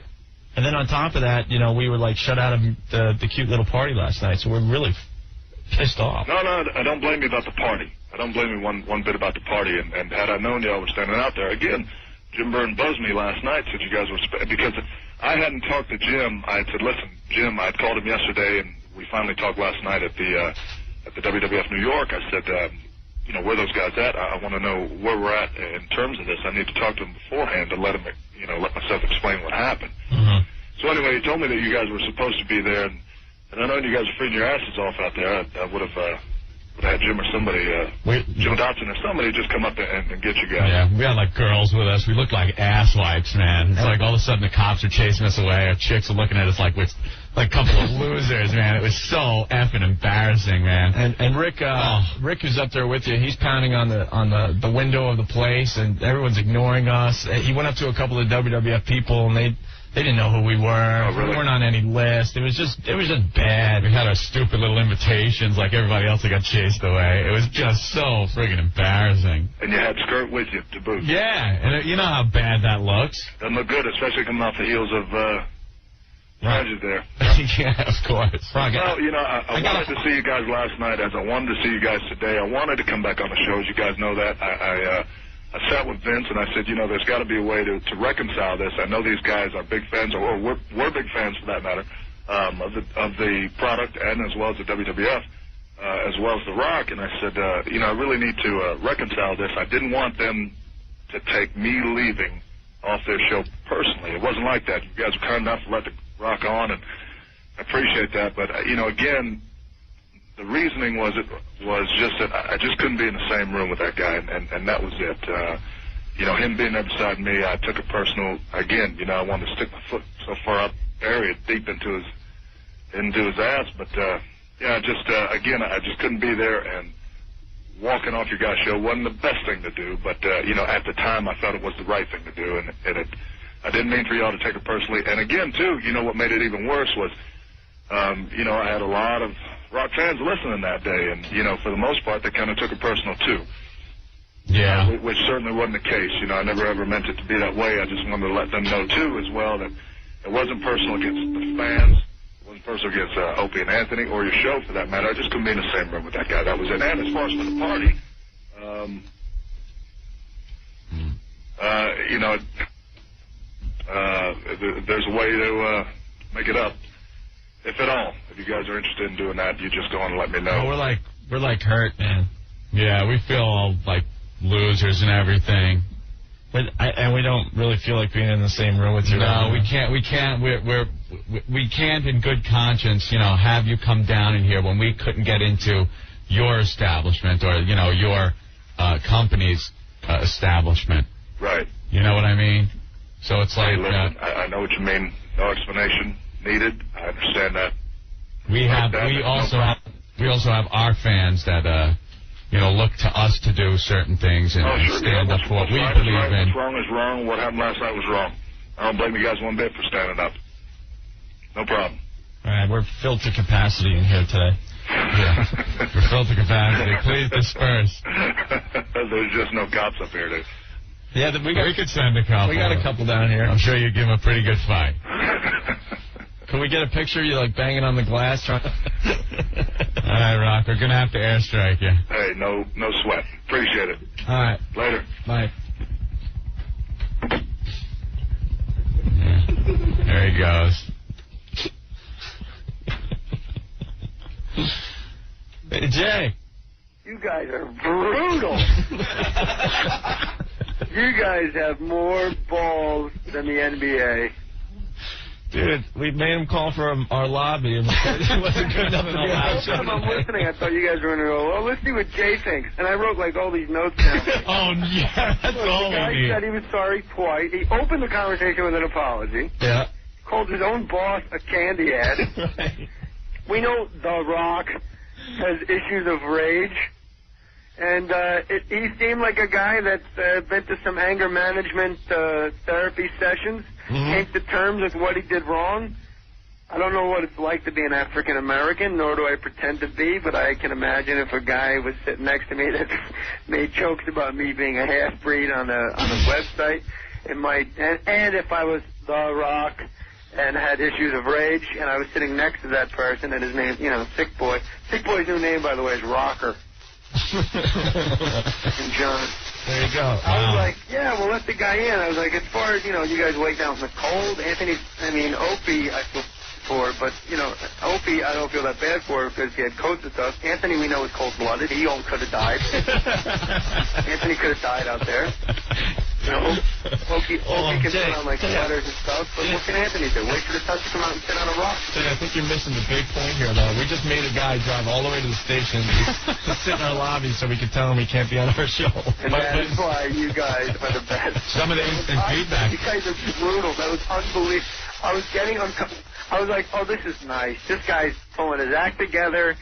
He was real sorry about it. I'm like, okay, this is good. This is nice. Now we're all going to make friends. And you guys go, can't let you in, can't let you in, The Rock. The Rock. Some people actually liking The Rock out of this one, saying he came off good. I got to say, he did come off sounding like a gentleman. At least we got right now. At least we got an explanation. But we. He came off.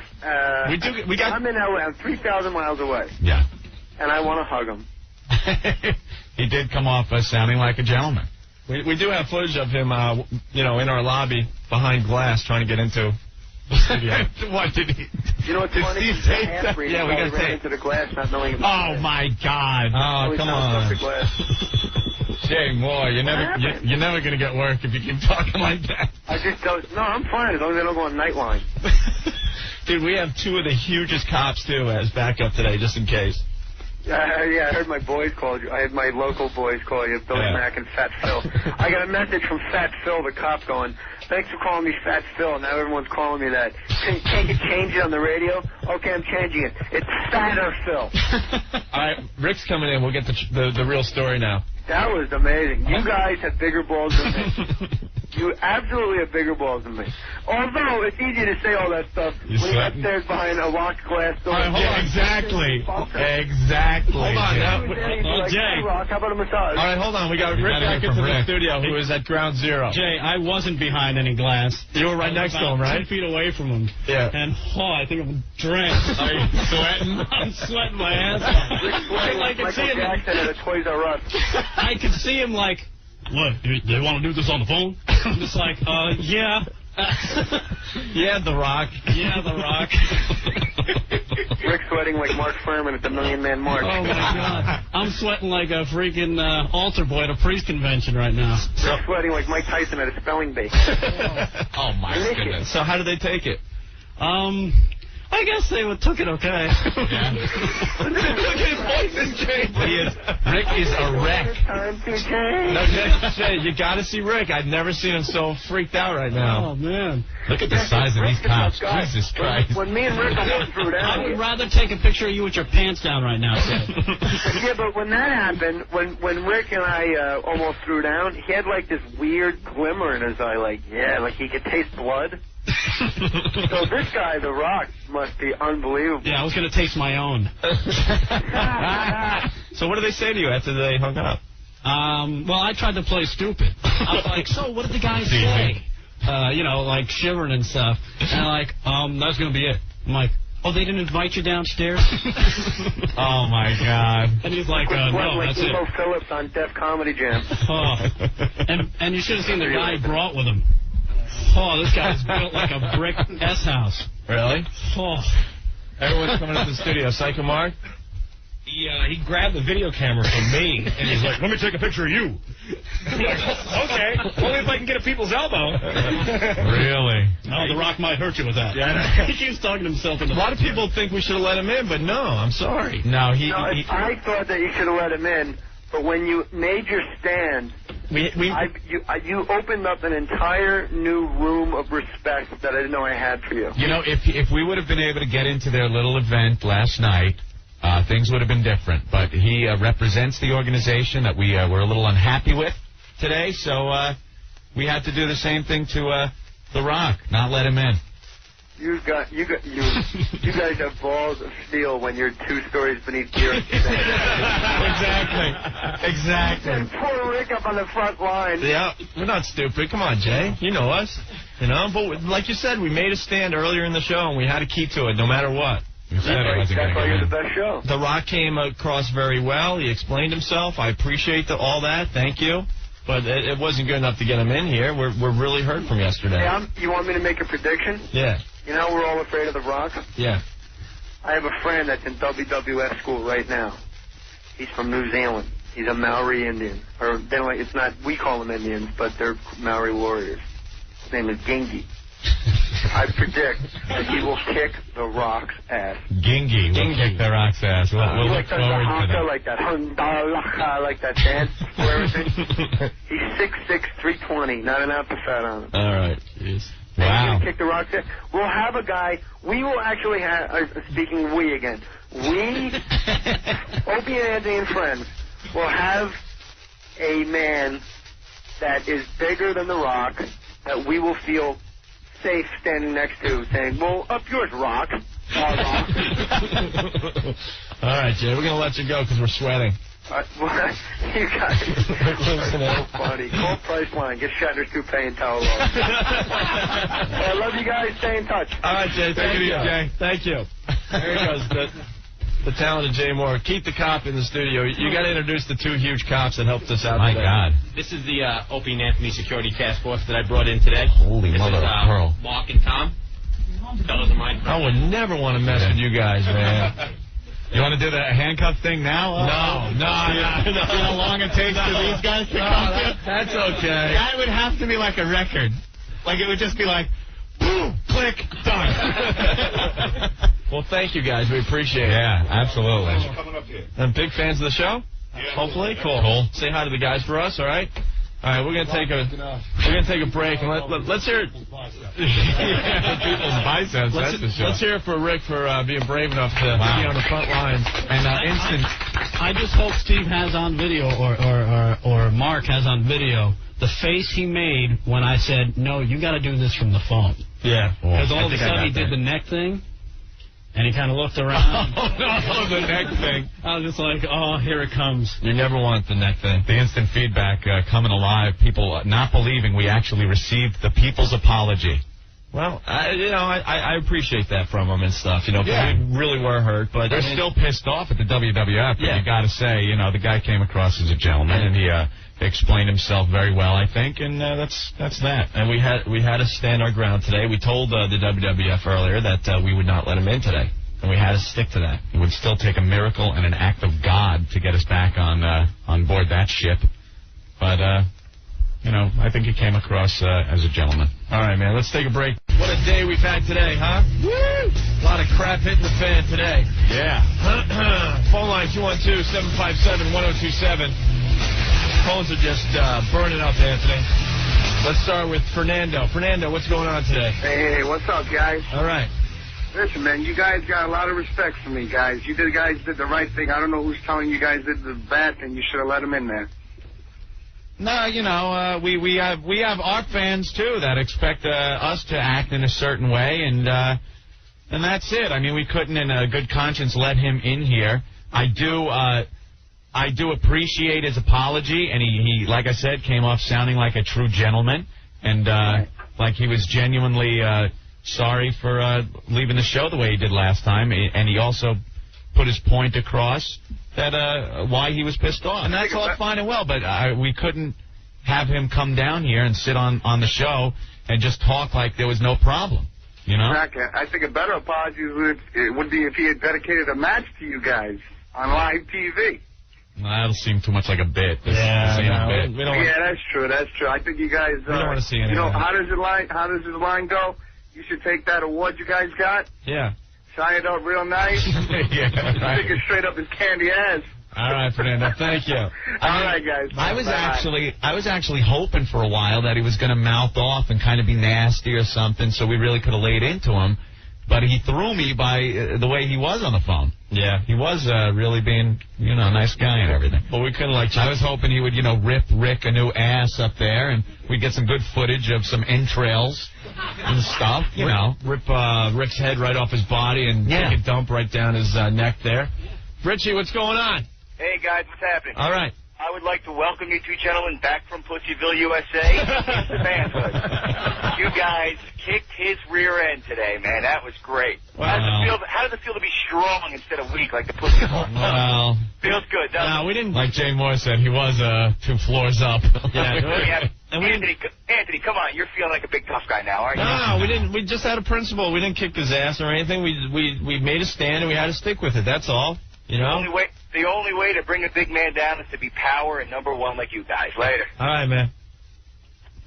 And we did tell the WWF not to bring him by, so it wasn't like you know, it was a huge surprise to everyone here. Bill, what's going on? Hey, first of all, congratulations on the award. Award-winning Opie and Anthony Hey, show. but who the hell else are they going to give it to, right? You know? I know. We were trying to think of our competition. Mad Dog. Like, well, I could give it to me for doing those 92-minute rack blocks. Oh, yeah. Oh, that goofball. Forget that. Hey, listen, man, it almost seemed during the little Rock conversation that you guys were almost, like, backing down, you know? It almost seemed like you guys were, like, kind of happy to have the Rock. I mean, am I right or wrong? No, like I said, he threw me by the way he reacted on the phone. I thought when we said that, when Rick went up there and gave him the phone and said, no, you're going to call downstairs to the studio and talk to the guys, I thought he was really going to come off being a tough guy and, you know, F you guys and stuff. So it kind of threw me, at least, that he reacted like that right off the get-go. No, I could go home today knowing that I feel good about our performance today. You really buy the apology, though, seriously? I mean, they did have a week. You guys gave them an open chance to call back in the next day.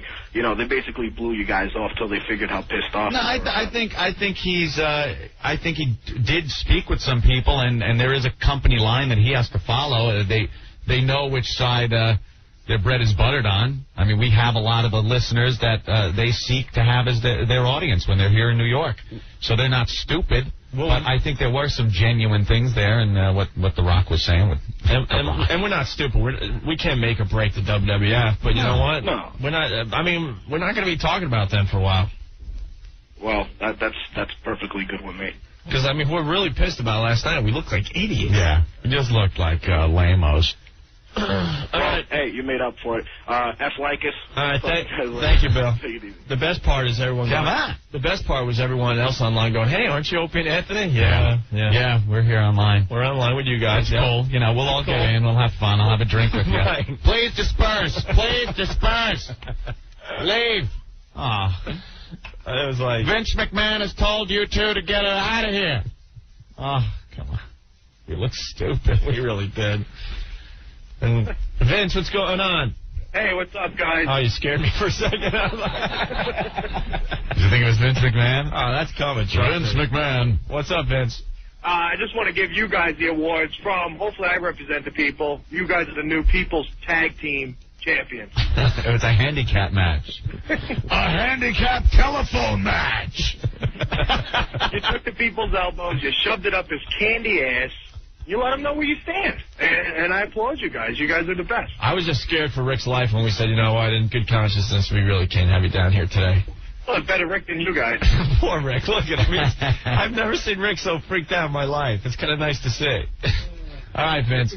All right, you guys suck. Thank you. Let's move right into what did we learn on the Opie and Anthony show today. All right. We covered a lot of things today. 212-757-1027. Rick, you have something? I have. What did I learn today? That I can wet myself in front of other people. And have it on videotape. That'll soon be on the website. Let's start with Mark. Mark, what did you learn on the show today? Hey, what's up, guys? All right. Well, something that we've all known for a long, long time. You cannot curse on the radio. Right.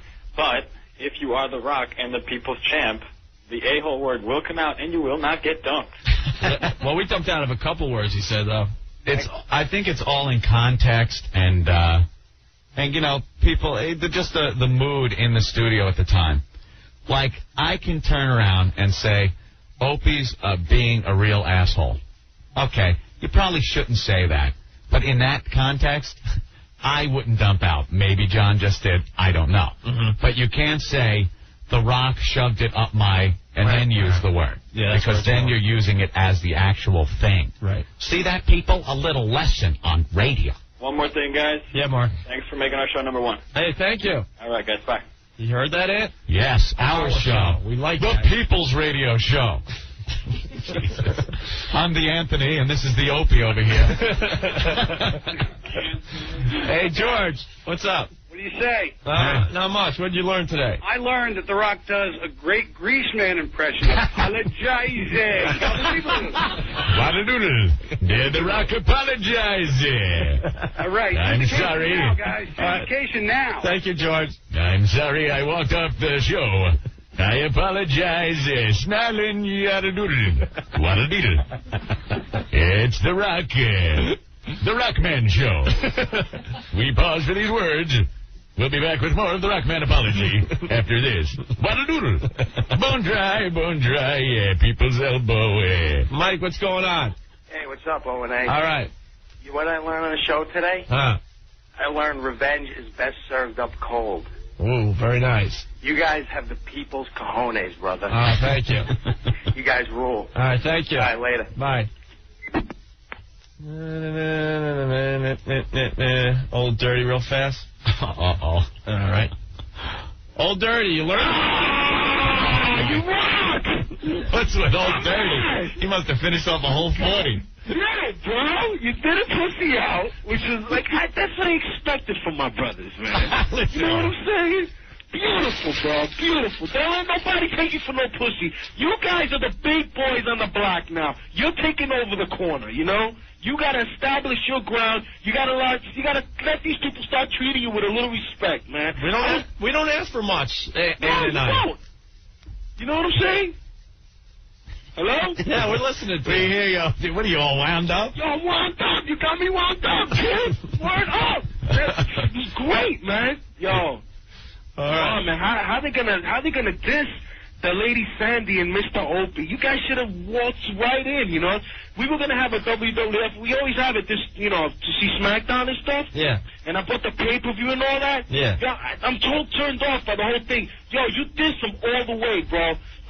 I'm not even gonna watch tonight, man. No, to be honest, I mean, we just stopped talking about it after today. We said that. You know what I'm saying?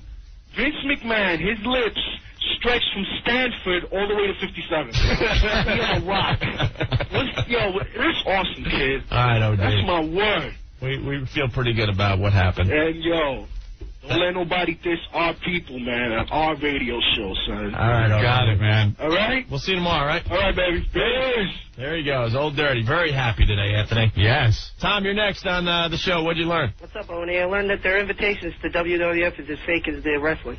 Maybe that's it. What are we expecting? That's true. Look, I got the invitation here. It's a fake. Fake. Very good, Tom. Thanks. You guys suck. All right. Bye. Let's try to get a bunch of calls on. Make it fast if you're calling in. Tommy, what's up? What'd you learn? Not much, guys. Congratulations, by the way. All right. I just wanted to say we received the people's apology, and we reciprocated with the people's F you, Rock. Have a good night, guys. Yes. Thank you. All right. Line 9. Wow. All right. Andrew, you're next. What did you learn on the show today? I learned that you guys still care too much about Rick to play those damn songs for The Rock. That would have put him over the top, man. It was too serious to break out the rock songs today. I would have loved that, though. All right, that would have been great. All right, thank you. Oh, my God. All right, thanks a lot, guys. All right, bye. You look like King Kong with Bay Red. Drew, you're next. What did you learn on the show today? Well, I learned that Howard Stern is an unfunny, big-nosed, washed-up, self-pitying, pussy-whipped bastard. Wow. That couldn't even use your names when he's whining about you guys doing original acts. And a big F you to The Rock and the WWF. I love you guys. All right, thank you, Drew. Let's see. They're not even screened. Greg, what's up? What'd you learn? How you doing? Good. I learned where Howard's party is going to be tomorrow. Oh. Rosedale Theater, right? And also that you guys are psychic. All right, thank God he didn't say the name, because we got in so much trouble saying that earlier. Jack, you should shut up. I had to hang up on you, Greg, because we got in a lot of trouble for saying that earlier. Thank God he didn't have the right name. Dave, what's going on? I learned that your balls grow three times in size when you're behind a locked door. Yeah, how true. We're not going to deny it. And that Earl shouldn't be plying the streets. All right, very good. Okay, later. Thank you. One for Rick here. Frank, what'd you learn on the show today? Guys, Rick wins the Balls of Titanium of the Millennium Award for standing up to The Rock.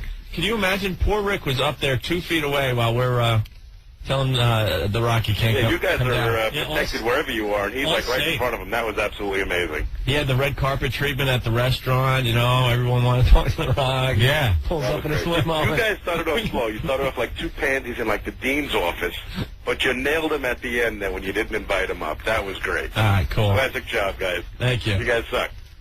We didn't want to just attack him to attack him. I mean, you know. No, absolutely not. He explained himself. That's all we were looking for. What a friggin' show today. Jesus Christ. Lots going on. All right. I'm waiting for Spaz to, like, scream more of these. Danielle, what's going on? Hey. Hi. Guess what I learned? Huh? I learned that once Anthony's ex-wife is done with him, prison will be a cakewalk. He needs to drop his pants and bend over. What? I think she said when your divorce is over. She's going to screw you royally, man. Oh, really? Prison's going to be a cakewalk. Is what Bend she said. over and drop your pants now. All right. Thank you. You're welcome. Thanks. Hey, Lou, what'd you learn on the show today? Yo, I learned that I've become a huge WCW fan. Ric Flair. Woo! I'm not going to go that far. Yeah, really. All right. No matter how much we don't get along with the WWF, I can't swallow that swill over there. Bridget, what's up? Hey, guys. Hey, this is Bridget from yesterday. Hey. When we played Make Bridget Cry yesterday. How are you today, Bridget? I'm okay. Yeah. How's the back of your head, whore? Huh? So, any more handprints on your forehead and tile floor marks on the back of your head? Huh? After hearing the way you guys treated The Rock, I learned I'm not the only one who got treated like a whore.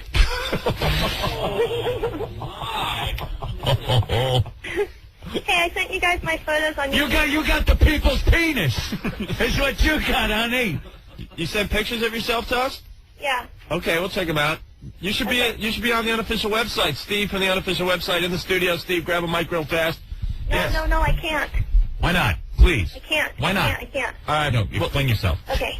Oh, wait a minute, that was you? Dude, I think I just, saw her pictures.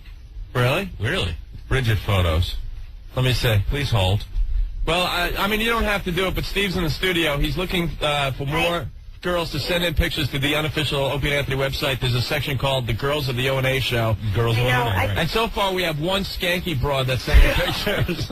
Wait, which one are you? Good thing you're not on totally. The one with the red hair? I think that's where she lives. Okay, you look like... Whoa, that's you? All right, hey, that ain't bad. And turn around. You kind of look like... you kind of look like Tiffany. Let me see. Oh. Which one are you? The one on the left? The one on the left? The one on the left? I'm not looking at a computer. Wait, the darker red hair? Yeah, the other one's got, blonde hair. Your pal there? Yeah. That's All my right. friend. So that's you in the little white dress? Yeah. Yeah, check it out. Oh, yeah. Wow. Some guy, dumped you? That ain't bad. Recognize her without the white. But it can't go on the website, okay? All right. Oh, really? Yeah, we're not allowed to do it if you don't want it to be there, so. All right?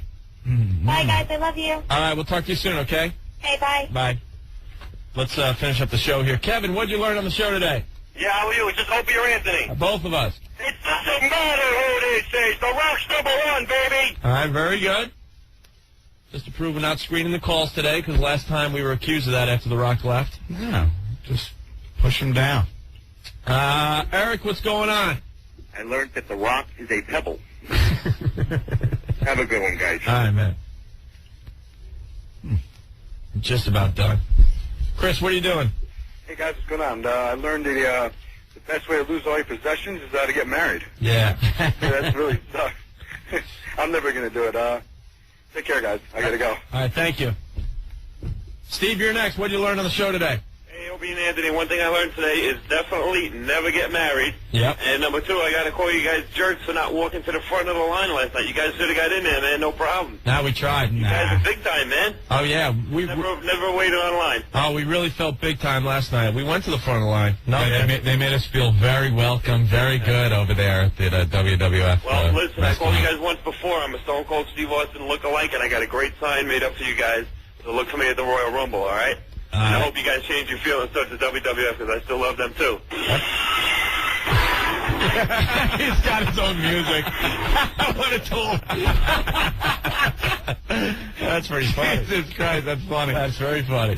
Mike, you're next. What did you learn on the show today? I learned that WWF would do anything to get you back on their good side. Even make The Rock come down and cry and be a pussy in front of you guys. The Rock's crying like the people's tears are going down the people's cheeks. Hey, guys, can I have these tickets?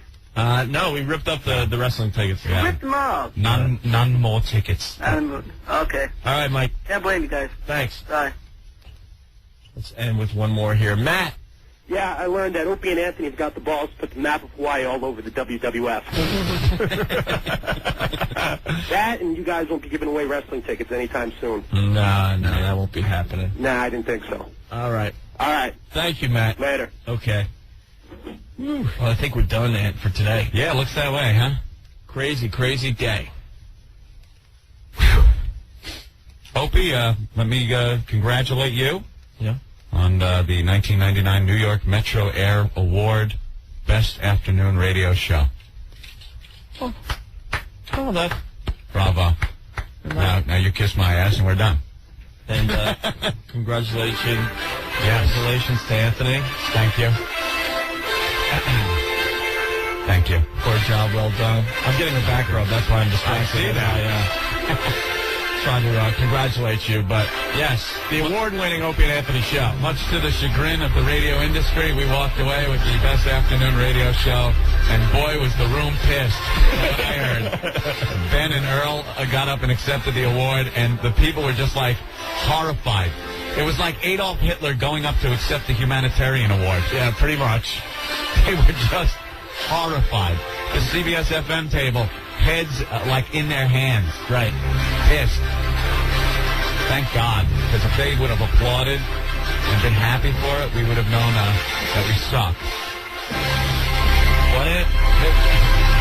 Maybe it was a joke. The whole award thing? Yeah, maybe they went like, let's give it to Opie and Anthony. Well, we're thankful. Thank you very much. Maybe we could turn it into a bong. That would be cool. Get it drilled out and stuff. Put a carburetor on. Yeah. All right, we'll see you guys tomorrow for FU Friday, all right? Thanks for listening. We appreciate it. If you're out there in the slop, take your time. You'll make it home eventually, all right? Yeah. All right.